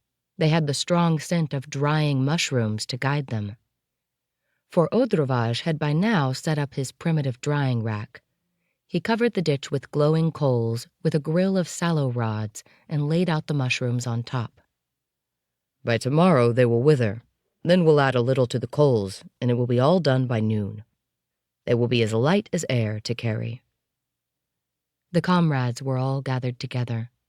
Crane was cleaning some roots, Beekeeper was weaving a basket, and Panther had set up his own fire and was roasting milk caps. "Why so silent, Panther?" asked Wolverine, stretching on the ground. "Can't you see what I'm doing?" "I can. You're roasting milk caps. I just don't understand why you're not salting them." I am salting them with my tears, my salty tears. Red rowans, golden birch leaves flying everywhere, and now milk caps. It's autumn, Chief. Autumn. Ah, yes. And so everything grows silent and somber. But unless there is the rest and gloom of autumn and the hard test of winter, there would be no happiness of resurrection in the spring. You must have the trust and wisdom of birds, plants, and animals. We pass away, but we continue." Here he turned to Odravaj and asked, "Do you know the animal ford to Medvedle?" "No," said Odravaj. "We were lying in Medvedle then, after the uprising, but we got there by way of the lake." "Just now a moose showed us the way. We'll try it tomorrow. Let's spend the night here. Mother is at home. She will look after the householders." "I have not been to Medvedle for 20 years. The river there became swamped up, and it's a bog on all sides now, and there is not much reason to go. There are no meadows there, and no mushrooms that I have seen. Eternal backwoods, primeval forest. I once tried to go there to shoot capercaillie, but I fell in the mud up to my waist and turned around." "Let's try the moose ford tomorrow, then. Now, boys, cut some branches for our shelter, but look out for vipers, because I've seen many here. Then let's eat and rest." "Perhaps the ensign is buried there?" Orlick whispered to Beekeeper. "And maybe this moose and those capercaillies who have lived there for ages know his grave. And maybe giant bees live there too, bees from ancient beehives and whole trees full of honey. And maybe lynxes breed there and live to hoary old age. And maybe there are still bears." "And surely there must be a bounty of nuts," said Panther, placing roasted milk caps on leaves for supper. The exhaustion from a day of heat and toil soon overwhelmed them. They buried themselves in the moss of the lean-to. Odravaj lit a wet, smoky spruce fire at the entrance, and, thus protected from mosquitoes and vipers, they went to sleep, dreaming of great discoveries and miracles. The refreshing chill of the morning awakened them. White dew lay on the ground. Odravaj, muttering his hours, picked the dried mushrooms from the grate. Crane searched in vain for water to bathe in at the edge of the marsh. Wolverine peeled forest ticks from Beekeeper's back, and Panther roasted milk caps for breakfast. Everyone was rushing through their tasks, urged on by curiosity. "Lead on, Orlick," commanded Wolverine. "Just make sure you find your way," Panther laughed. But Orlick knew the way. He had learned to read the forest like a book. He moved to the front of the pack and led them without hesitation, recognizing the signposts he had memorized the day before. "We walked past that alder, that one there with a broken limb, then past that rowan, then the aspen with a hollow from which a wood pigeon flew out. It must have little ones there. And then over this pile with feathers from a hawk kill, and then this spruce, it had a squirrel in it, and then this turn here, it had a bundle of deer hair on it." He remembered and led on without hesitation, until at last he stopped and said, "Here, out of these thickets, the moose came out and stood in front of us, and we were—" "And did you notice the magpie nest behind you?" Panther asked. "No, I stared at the beast like an apparition, and then it went this way to the ford." Soon they stood over the black waterway. Wolverine stepped forward and began to undress. "Everyone strip and put your clothes in a bundle on your head, because it may happen that some of us go under." "Oh, but the leeches will eat us alive," protested Panther. "Nah, we'll live. Then we'll clean ourselves off once on the other side and get dressed again. But spending the whole day in wet, muddy clothes would be a major pain in the neck." So they undressed, and Wolverine slipped into the black, thick, hideous muck. The bottom was slushy, but they moved forward, grimacing and snorting in disgust at the rotten, foul-smelling exhalations of the swamp. The water was waist-high, then chest-high, and finally, Wolverine began to swim. A harrier sprang from a clump of reeds, screaming with surprise and fear. The ford meandered and twisted. It sometimes seemed that it would never end.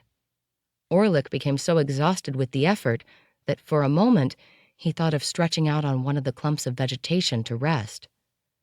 And then Wolverine shouted, "We're through! I feel the bottom underfoot, and Medvedle is right in front." A narrow channel of water led between two solid walls of reeds, stinging bushes, and shapeless corpses of fallen trees. Wolverine crawled out onto the first of the logs to catch his breath. One by one, the others emerged out of the mire and sat on the mossy black log, panting, silent. They were all black with muck right up to their faces and completely exhausted.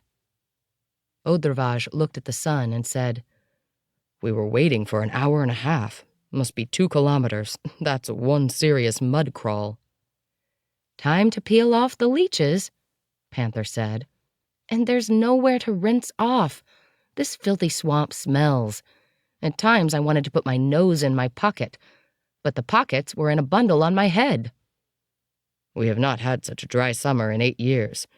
This dry heat has opened up this ford. Without it, there would have been no passage here," said Odravage. "Not shallow enough for us." They dressed hastily and jumped off the trunk onto the dry land. But there, they quickly sank up to their shoulders in a tangled mass of weeds and bushes and stood helplessly. "Jake is lucky to be up in the trees. There's no way to move along the ground here." "You prefer going by water?" "No, not again, please. Maybe we can cut our way through with axes." "Could we please find a special prize to make this worthwhile?" grunted Beekeeper and started to slash and chop. They set to work in the hope that they might eventually reach an area of less dense growth a little higher up. But the backwoods were as tight. When they got out of the coastal beds and bulrush, they found in front of them a tangled wall of hazel, birdcherry, buckthorn, rowan, and viburnum, all tangled with hops. When the sun began to bake them, they lay down on the fallen trunks, completely exhausted.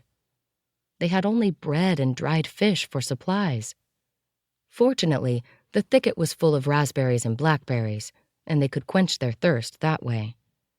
And the hazel was covered with a myriad of tiny, delicious, soft, yellow, half-ripe nuts. Odravage and Wolverine, instead of lying down and resting, pressed on. "In those days, further back somewhere, there was a clearing among the spruce trees, but that was 40 years ago," said the old man, overwhelmed suddenly with memories. They crawled under overturned logs. Sometimes they straightened up, scrambled on top, and tried to orient themselves to make sure they weren't meandering. And then another trench of bogs barred their path. Impatient, Wolverine slid straight down into it. That moose was going somewhere. It had some goal, maybe to the lakes. The marsh is shallow here. Their hands and faces were covered in blood from prickly plants and the stings of gnats and mosquitoes, and their shirts were muddy and torn. It was easier to wade in mud than to struggle with the thicket. Snakes, sunning themselves on logs, watched them with interest. Jays and nutcrackers flew up from the bush, screeching. Suddenly, they heard a splash and a bleating. They barely managed to duck down when a herd of deer galloped by, headed by an antlered male. "Nice horns on him," Odravage said, the hunter's regret in his voice. But Wolverine looked after them with a smile of joy. They climbed out of the mud onto the animal's path. Wolverine whistled to signal his companions. "There's a boar's nest somewhere nearby. You can smell the bed," Odravage noticed, and immediately pointed out a low, ruddy shadow slinking by. "A vixen at this time of day? She's got some loot. Oh, there goes another." They pressed forward and suddenly emerged onto a trampled glade. "So that's what it was," the old man said, pointing. In the middle of the clearing, on the withering, heavily trampled weeds, lay a dead young moose. Its vertebrae were broken, its gut was disemboweled, and its whole body was trampled with hooves. Wolverine leaned over the carcass. "I bet the giant moose has murdered him, the one we saw yesterday. But the youngster was not a pushover, and the fight was stiff. See how they trampled the ground?" And see how many tracks there are. I count there were, let's see, 4, 5, 6, 7 females here. Something to fight for, I reckon. Quite a healthy youngster, too. The foxes have already started on him, and the wolves will finish him at night. If we had a gun, we could sit in that tree and take a lot of pelts." Wolverine began to whistle to his mates with a signal that they all knew meant, "Come here." They responded, time and again, coming closer and closer. And at last, everyone gathered and filled the forest with their chattering. "Look, you boys, what love has done," said Panther to the boys, giggling. And Crane examined the body and said, "It's a pity we didn't see the fight. The young moose fought bravely. One of its antlers is knocked off and both front legs are broken. It fell, and then the elder moose ripped him open and trampled him. And then went off with the girls, that way. They walked in a row like a wedding procession." Ever practical, Panther and Odravage lit a fire, and the old man started skinning the young bull. The boys stared curiously. Crane was examining the horns, and only Wolverine stretched out on the ground and turned his gaze away from the scene. Suddenly, after a long silence, he said, "You forest folk want to make a feast, devour the corpse, and then take its skin and horns?" "Naturally," Panther replied. "Then think about how you'll take it over the moose ford." They stopped working. Wolverine had a point. Finally, Panther, sticking a piece of meat on a wooden spit, said, "We're bound to think of a way once we've eaten." "Eating does not improve wit," muttered Wolverine, as he lit his pipe and set off on the moose trail. Orlick caught up with him after a while. "You've robbed me of my appetite," he said. "I haven't eaten meat for a long time, and I feel more and more disgusted by it. As we came upon the carcass, the gravedigger flies were already swarming it. The guts had been mangled by foxes, and I am sure wolves are sharpening their fangs in the forest. No, I will not share in that feast. Anyway, I'm not hungry. I have bread, and there is no shortage of berries. Instead, I will see where the wedding procession went. They have cleared a nice trail for us." But the trail led them again to the immeasurable plain of swamps. The moose had crossed yet another bog to yet another distant line of forest. But as the men emerged from the thicket, suddenly, to their right, and very close, a flock of cranes burst into the air with a deafening cry. "Crane's nesting ground!" exclaimed Wolverine. Now a whole cloud of gigantic birds rose in the air and circled overhead, and out of it, suddenly, one dove down and fell at their feet. Instinctively, Orlick rushed towards it to grab it in his arms. "Watch out!" Wolverine shouted. But it was too late. The bird pecked the boy with his beak square in the face and so hard that he gasped in pain and let go. The crane spread its wings to take off, but fell again. Its left wing was broken. The bird tried to escape on foot, but with lightning speed, Wolverine threw his shirt over its head to overwhelm it, then tied it up and took it under his arm. "A broken wing is a death sentence for this fellow. Let's have him join us as a household member. Now this is a trophy worth taking and keeping. We can go back now and set up camp for the night. With God's grace, we can be home by tomorrow night." "And cross that awful ford again," the boy grunted. "I saw you barely made it. Going back will be easier. We will build a raft of reeds, load the skin and the antlers and you and the crane on it, and pull you back to Pine Hill." "Heh, the others are still trying to figure out what to do." "Oh, I am sure Odravage has already chopped up alder for the raft." Wolverine smiled. They found their comrades sated with roast meat and fast asleep. The hide of the moose hung on 3 poles pitched by the fire. The skull and horns lay on a huge ant hill, black with a swarm of bone cleaners. The victim's other remains had been dragged into the thickets, and the camp had taken on a decent and orderly appearance. From the direction of the ford, there came the sound of an axe. Audrevage was working on the raft. He inspected the crippled bird.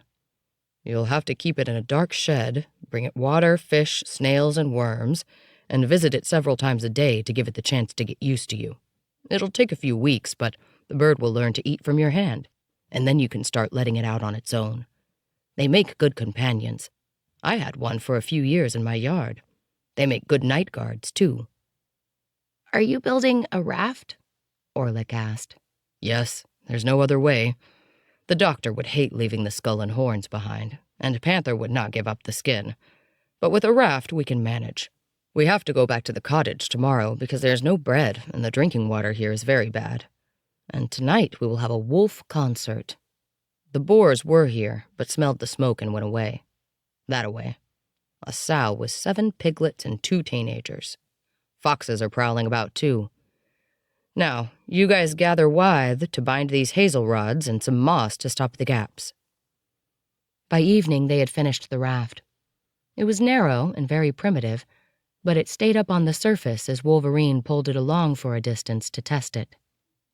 It will hold, decided Audrevage. They returned to the camp and woke their companions.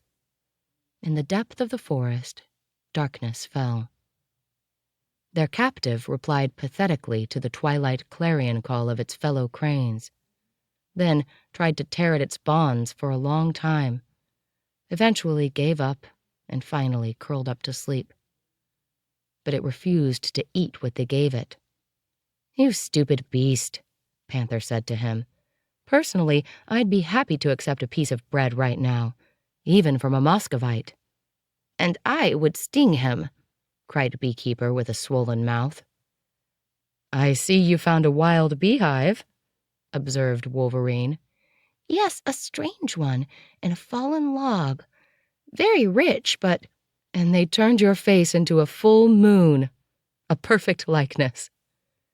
"They followed him all the way here, and the doctor got stung too. We barely managed to smoke them away." "Come on, fellows. Go gather enough firewood for the whole night before it gets dark," ordered Audrevage. "We will have to take turns keeping watch. Wolves can smell a dead carcass kilometers away, and they will be here tonight. They will want the moose, but they are not particular. You forest folk slept off your feast this afternoon, so you will keep watch. The 3 of us have been working. We will sleep."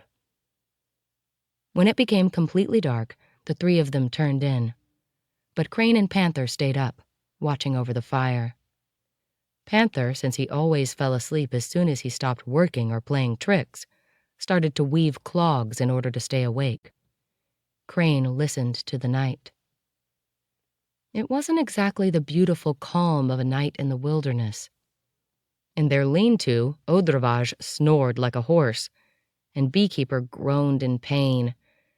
And all around them in the forest, there was a lot of traffic and animal calls. There were stompings, rustlings of dry reeds, creepings, the clatter of owls' crooked beaks, and the warning fluttering of their wings. And finally, a gloomy, short howl, a signal or a threat, rang out somewhere far away. It was answered by the bleating of goats and a mighty grunt of a moose. And again, they heard the howl, followed by a hoarse, short, staccato barking and the splashing of water. "The scoundrels are coming over the bog as easily as if it were a highway," Panther muttered. "If it weren't for the fire, they'd eat the moose first, then us for dessert. There, can you hear? Quite a pack. They're coming from all directions. They're already here. Do you hear them? We should have poisoned the carcass." "You think?" "But I think that if they exist in nature, then they are there for a reason. They must somehow be useful." "I don't believe it," Panther shrugged. "If this were so, then you shouldn't even kill a flea. Let us ask the opinion of the defenseless and weak, doomed to death at the dawn of life." Perhaps danger trains defense, and the killers kill off the weak and sick, improving the breed?" Anyway, we look at this with our human eyes and judge them by our standards, which may not be fair. He poked the fire and then threw a burning log into the thicket because he thought something had moved in the shadow by the hanging skin. There was a kind of chattering now, more and more frequent and closer. There was a kind of rage and fear in it, and sometimes it merged into a gloomy, hair-raising choir. Just one shot with a rifle and it would all go quiet. It'd be a long night. Panther yawned. I'm all itchy from sweat, filth, insects, and these cursed leeches. I am happy to leave this virgin land as it is. Maybe in the spring it might be worth returning here for the nests. I think I saw an eagle's nest on an oak tree over that way. Cranes, missel thrush, fieldfares, crossbills, eagle owls, and capercaillies. But to stay here? No way, way too hard. I bet our good doctor misses his bath in the stream, yes? And he sighed with longing for their refuge, then began to nod and fell asleep. Wolverine and Odravage took the midnight watch, then woke everyone up at daybreak. They discovered that despite the fire, the moose's entrails had been dragged wide across the thicket. They began to prepare for the return trip. It was a slow, long, and arduous journey. We could all play the role of forest devils now, Wolverine decided, as they reached Pine Hill and rested before the final crossing to their mainland. And when they finally stood in front of the hut in the evening, Stepanska wrung her hands. Almighty God, how will I ever wash these clothes? And who bled you like this, sweet Jesus? It's nothing, it's just leeches, Beekeeper reassured her. But we got a prize, and a crane, and a ton of hazel. Eat, Panther gasped. Bathe, Crane cried. Wipe your skin with salt and ash to clean off the vermin, said Odravage. Wolverine placed the captive bird in an improvised hut in the corner of the stable. After that trip, our stretch of the forest here seems to me like the main street in town by comparison, Orlick said as he followed Crane to the water. And what does our new guest think about it? Wondered Crane. But precisely at that moment, the evening clarions resounded, and the pathetic voice of the crippled prisoner answered them from the stable. A call from the other side. On Panther's suggestion, and with Crane's permission, the broken-winged crane was named Doctor. Odravage estimated that the bird was 3 years old and guessed that it could be tamed. But for the first few weeks, the bird put up such a fierce resistance that Wolverine had to feed it by force. The crane bristled and huddled in a helpless rebellion, hissing like a viper whenever someone approached. And then, one day, as if it had burnt through all its despair, overcome with resignation and hunger, the crane accepted its first meal from the hands of Wolverine. Now you are one of us, the man smiled. And yes, the bird's instinctive fear and hatred of its eternal hunters had been overcome. The crane stopped hissing and pecking, and finally, one day, upon hearing the whistling that heralded the arrival of man, it went forward to meet him and spoke its own brief greeting. You know, brother, we can be friends, Wolverine said to the crane. I would not dare to deprive you of your greatest treasure, freedom, if you were healthy, whole, and strong, if you could fly across the seas in close formation with your comrades and return to us again. Alas, brother, with that wing, you were doomed to starvation and a frosty death. I felt sorry for your young life, and that is why I took you. But this is not for life, never fear. I will take you back to your nesting grounds in the spring, so that you and your brothers may spend a happy summer together again. The bird listened, fed from his hand, and looked at him calmly. And then, one day, Wolverine left the door to the stable open, and whistling, went back to the cottage. The prisoner went out into the clearing, into the sun, and began to look around. It unfolded and folded its wings and began to feed in the grass and then to preen its feathers. Then, lured by the familiar whistling, the crane walked slowly towards the cabin. "Now it's one of us!" they rejoiced. The next seasonal occupation of the forest folk was the hazelnuts. Wolverine and Odravaj went out each day to fish, but the rest were beavering after hazelnuts and brought home whole sacks every evening. There was an abundance of fruit everywhere, and there was plenty to do. In the evening, mountains of their harvest were piled up in the garden and on the porch, nuts and mushrooms, berries and fish. "And now let's prepare them," Panther called. Before they went to rest, they had to prepare the fish, shell the nuts, salt the mushrooms, and their oven barely kept up with the task of drying all these treasures. It had been a dry, fruitful, happy summer, punctuated only with a few powerful storms. The great heat then exploded with thunderbolts, sweated with brief torrential rains, and then the radiant weather returned. Wolverine and Odravaj had fantastic catches because the drought had narrowed fish paths, forcing fish into traps, and completely trapped some in deeper pits that had become isolated. One time, they brought a boatful of delicious ides and perches, and once, in a ditch cut off from the river, they caught a monster pike, a cannibal, as they said, whom they had to kill with an axe. Cutting it open, Crane found a shapeless mass the size of a fist. When he cut it open, he found the remains of a metal medallion inside. Odravaj studied it and gave it to Wolverine.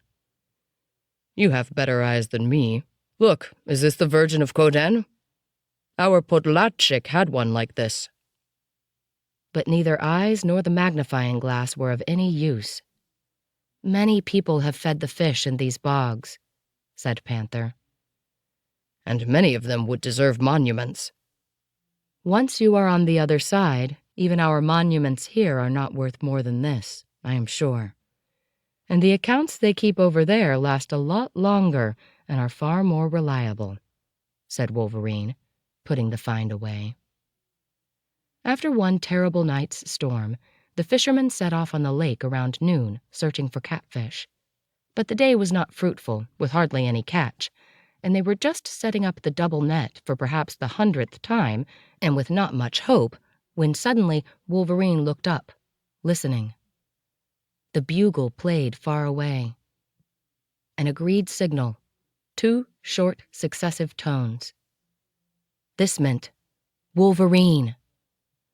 Wolverine raised his bone whistle to his mouth and answered them.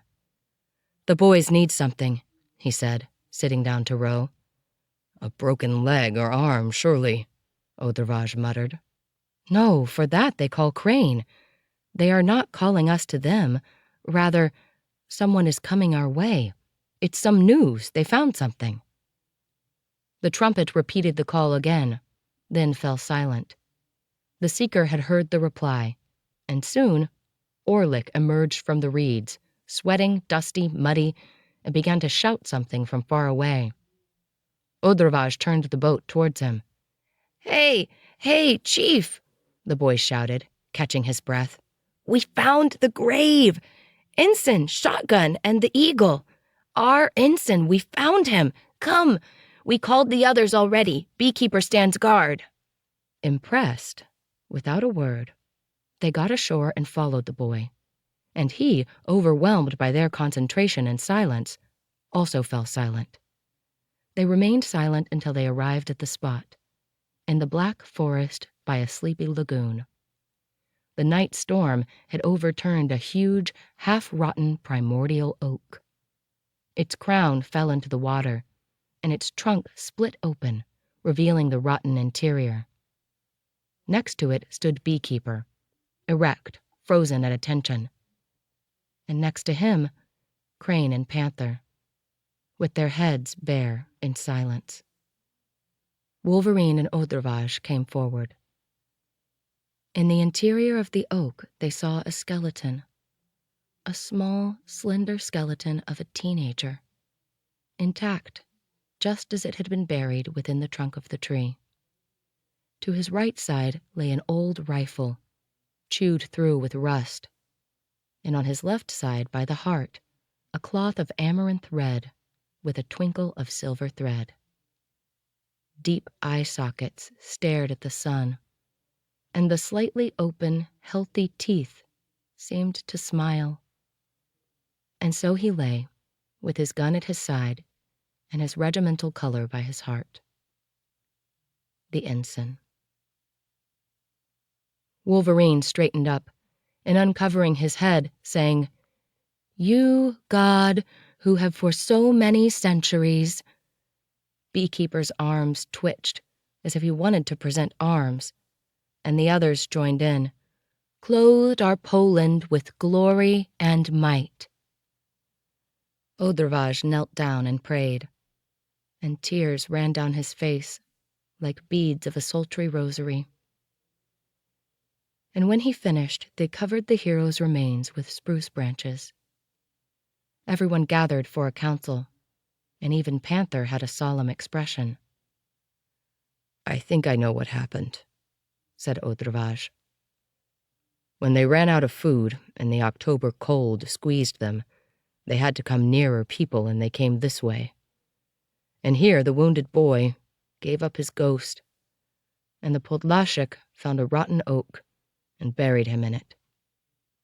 And then he went on further and, not knowing the way, probably drowned in the marsh." "What shall we do now?" asked Panther. "Bury him, as he deserves," answered Wolverine. "On Widow's Hill, where they used to light war signals," Orlick exclaimed.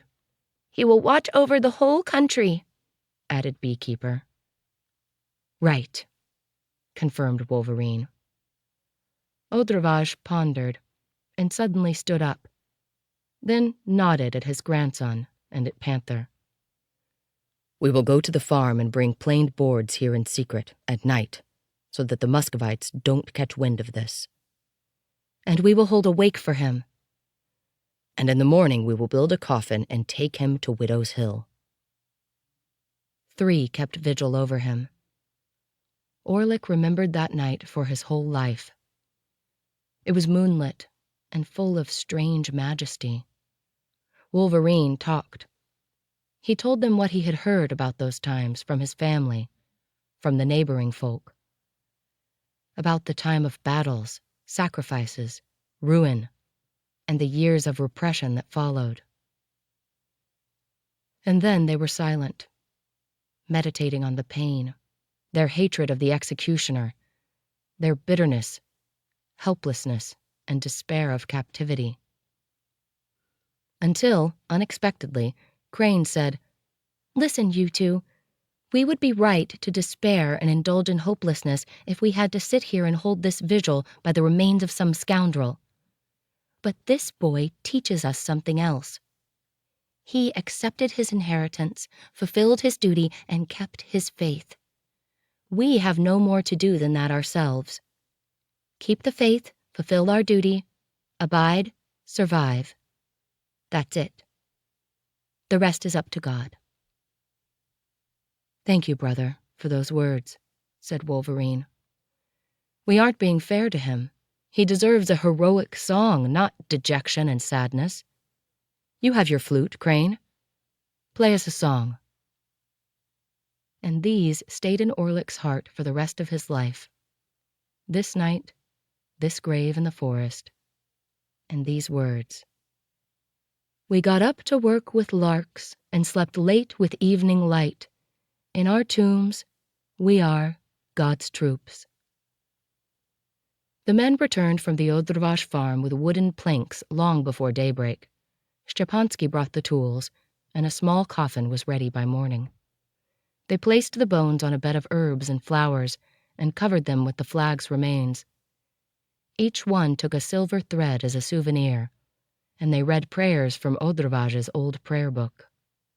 Then Wolverine handed him the rifle, and the old man received it like a holy relic and passed it on to Beekeeper.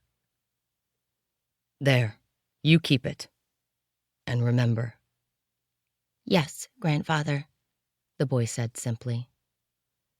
In the touchwood decay, they found a few more buckles, buttons, the remains of leather bags, and a medallion of the Virgin of Czestochowa, and laid them all in the coffin. Then they took it on their shoulders, and taking turns, carried the casket to the top of the hill. The boys ran ahead, and when the procession reached the widow's hill, a freshly dug grave awaited them. Szczepanska was there with the baby, and the boys stood guard. And when the coffin was lowered into the grave, Orlik fired 2 shots and presented arms. Then they threw flowers on the coffin, and Odrovage said prayers. And when he finished, Wolverine gave a speech. They recited a prayer and sang a hymn. And then they buried him. On the way home, they discussed how to honor the grave. Some suggested building a cross, others planting a tree. But Odrovage shook his head and advised against it. Too many Muscovite informers around. Muscovites will come and despoil the grave and probably destroy it, too. And no point planting trees, either. Better we do something that only a few can recognize. I will make a tombstone, but a secret one, flat, not seen from far away. And no one will know. Only we. A week later, a stone appeared on the grave, and on it, Odrovage had carved some mysterious symbols. He explained them now, pointing them out one by one. This is a cross, and this is the eagle. Here is its crown, and here the year, 63. His name was Staho, but I don't remember the family name, so I only carved an S. And one reads this inscription like this: A follower of Christ, an ensign in the uprising, Staho. And here I added a W for Warsaw. The wind blew the white sand and sprinkled the ground with needles and leaves. Soon, the ensign's grave melted into the earth and merged with her colors, and only his memory remained in the hearts of the forest folk. Departures. One day, Wolverine returned from a lonely hike, and, sitting down at the table, said, "All the songbirds are gone, and the heathers are blazing in glory."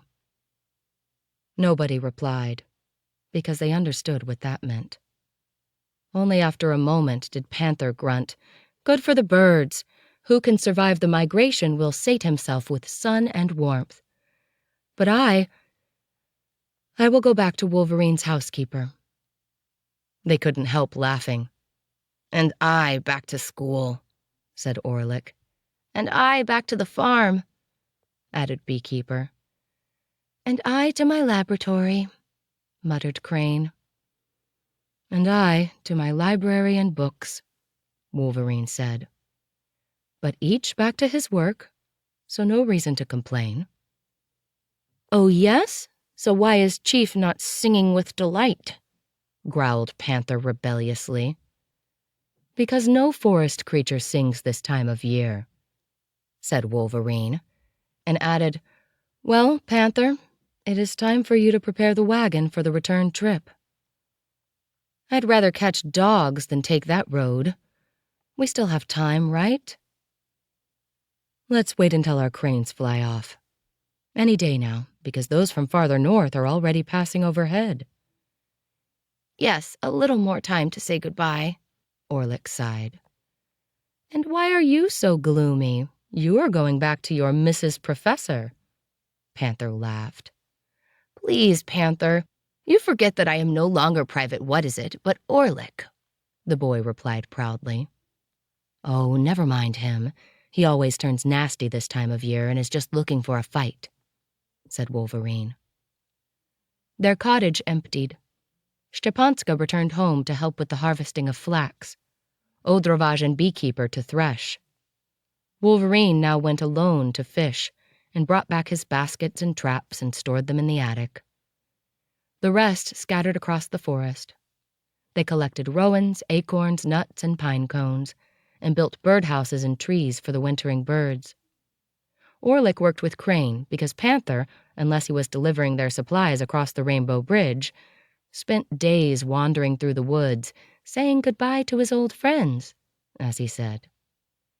The sun conjured up her last carpets of flowers and threw them over glades, hills, and wastelands.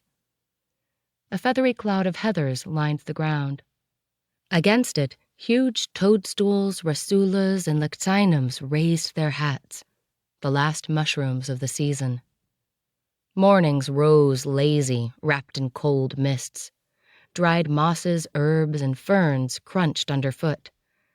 And the silence was such that in the evening, from a great distance, from the direction of the settlements, one could hear the prolonged, sad, monotonous playing of shepherds' flutes. The forest stood pensive and said goodbye to the summer with a rainbow of colors of fading leaves. They dress for death as if it were a wedding. Not like us, foolish men, afraid of it, said Wolverine, looking at the golden and purple trees.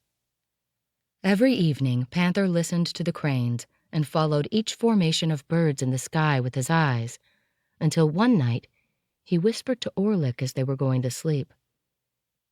It was quiet on the nesting grounds tonight, and Doctor shouted all day. He must have recognized them when they passed overhead. They're gone. Maybe Chief hasn't noticed, Orlick whispered back. Oh, don't count on it. He hears everything. I fear about tomorrow. But that tomorrow was a Sunday, and after prayers, Wolverine ordered an expedition. Take bread in your bags because we won't be back till late tonight. We have to visit the winter feeding grounds, inspect everything, and look everywhere. Last rounds, said Panther. Wolverine said nothing, and they went with their light, skilled gait, with which they covered miles without tiring. They looked in on the bees, on the lake, various nooks and crannies, birdhouses, badger and foxholes. They walked around the haystacks, retraced their summer trails and fords in the swamps. At noon they rested in heather, lulled by the humming of bees busily taking their last harvest. Flocks of black grouse flew up from the ground at their feet, and flocks of wintering birds accompanied them through the trees. Look! Panther pointed them out to Orlick. Look, these don't fly away. They winter here. See how they gather into a large flock? Such a mixed crowd. Great tits and blue tits and coal tits and longtails. They will adopt a couple of finches and a couple of woodpeckers, too, and plunder together and keep together the whole winter for warmth. Sometimes the silence of the forest was broken by the hoarse scream of a jay or a nutcracker, and otherwise they walked in silence, and only leaves rustled and dry twigs crackled under their feet. On the way back, Wolverine led them past the insurgent's grave, and they sang him a hymn, and then, in silence, they returned to the cottage. The sun was dying. There were no crane clarions. Cool mists rose from the swamps, and trees laid long shadows across clearings. They met their householders coming back from foraging, and Doctor came out to them upon hearing their voices, joyfully welcoming them. They also found a beekeeper who had brought them honey and fresh new bread. It is bright, and it still smells like a summer field. Later, the flour turns musty in the storage room and the bread tastes different, like winter. So my mother sent me now while it was still warm to wish you all good health. And we have collected 13 gallons of honey, and we sowed the first rye yesterday. And I can hardly move my arms. Grandfather and I threshed for 3 days straight. We could hear it from here. Wham, bam, wham, bam. Here, Beekeeper nudged Orlick and whispered, I brought a military horn. It's lying in the bushes. We'll blow it after supper. I will show you how. They sat down to eat. They ate the light-colored bread with the golden honey and had the impression that they were eating the summer sun, stored in this primordial food. And then Panther put a jug of foaming milk on the table, and they had to light a fire in the stove because of the chill. The boys slipped out of the room in silence, and soon they heard the pathetic lowing of the horn. There was silence in the hut. And finally, after a while, Wolverine took his fiddle off the wall and began to improvise something. "It's the rhapsody of our summer," said Crane. Beekeeper and Orlick returned somewhat short of breath, and everyone listened. It was dark in the room, and only the ruby light glowed in front of the icon. And then the moon rose over the clearing, and looking in through the window, cast a long silver path across the floor. With a long, chromatic chord, Wolverine finished his playing and stood up. He stood at the window for a while, looking at the moon as if he hesitated. And then, slowly and calmly, he said, "Beekeeper, you will go to see your grandfather tomorrow and tell him that we have left." Nobody said a word. "Time for us to go. Our cranes have flown. God has given us a good summer. How many new flowers did you find, Crane?" 137, replied Crane precisely. "My harvest is smaller, only 11 new bird species added to my collection, and 3 empty penduline nests." "Next year, we will explore Medvidla and find eagles and capercaillies and watch pendulines build their nests," said Panther. "I am glad to hear that you are thinking about spring already. "How else can I get through the winter months? Besides, I will not be alone this winter. I have Beekeeper now, and we two will come by here from time to time and get everything ready for the spring." "Oh, yes, I've already spoken to my mother about it. I will visit you every couple of days. We have a young colt now. It will serve. And Chief said I could look at his books in the library." "As much and as long as you want." "And I will join you every winter break," said Orlick. "Well, well, then, away, away, all sorrow," Panther sang sharp in profound sarcasm. "Let's go outside and enjoy the moonlight," said Crane. They left the room and sat on the threshold. "Just like last April. Do you remember?" said Panther. The clearing was glowing with the silver of the moon, and trees stood in dense rising fog. It seemed otherworldly. Only silence and concentration and great solemnity reigned over the night. Everything alive focused and gathered and preserved its strength to survive until the next resurrection, to survive the coming, apparent death. It was so quiet that one could hear the leaves falling on the ground, falling down to protect the power of rebirth contained in the root, and the rustle of the worm that burrowed a hiding place under the bark from which it would come to life in the spring. The men were silent, too, thinking about their own survival. Only Wolverine's eyes, staring at the silver distance, were beaming, and sometimes his lips twitched with an inner word. Crane nudged him on the shoulder. "Go ahead. Speak," he whispered. Quietly and slowly, Wolverine began, as if his thoughts detached from the bottom of his soul and floated upwards, looking to find expression. "Hail to you, master of the wonders of beauty and wisdom. You are here with us in every shape, sound, and fragrance, and with you we have spent this summer. We thank you for everyone and for everything. We thank you for opening our eyes and ears to understand your beauty and to live it like bread." "Amen. Amen." "Amen," they all said solemnly, staring at the sky, listening to the silence. And so, the last summer day of the forest folk came to an end. This has been A Summer of the Forest Folk, written by Maria Rodzevichuvna, translated by Tom Pench, narrated by Caroline Turner Cole. English translation copyright 2022. Production copyright 2022 by Mandrala Press.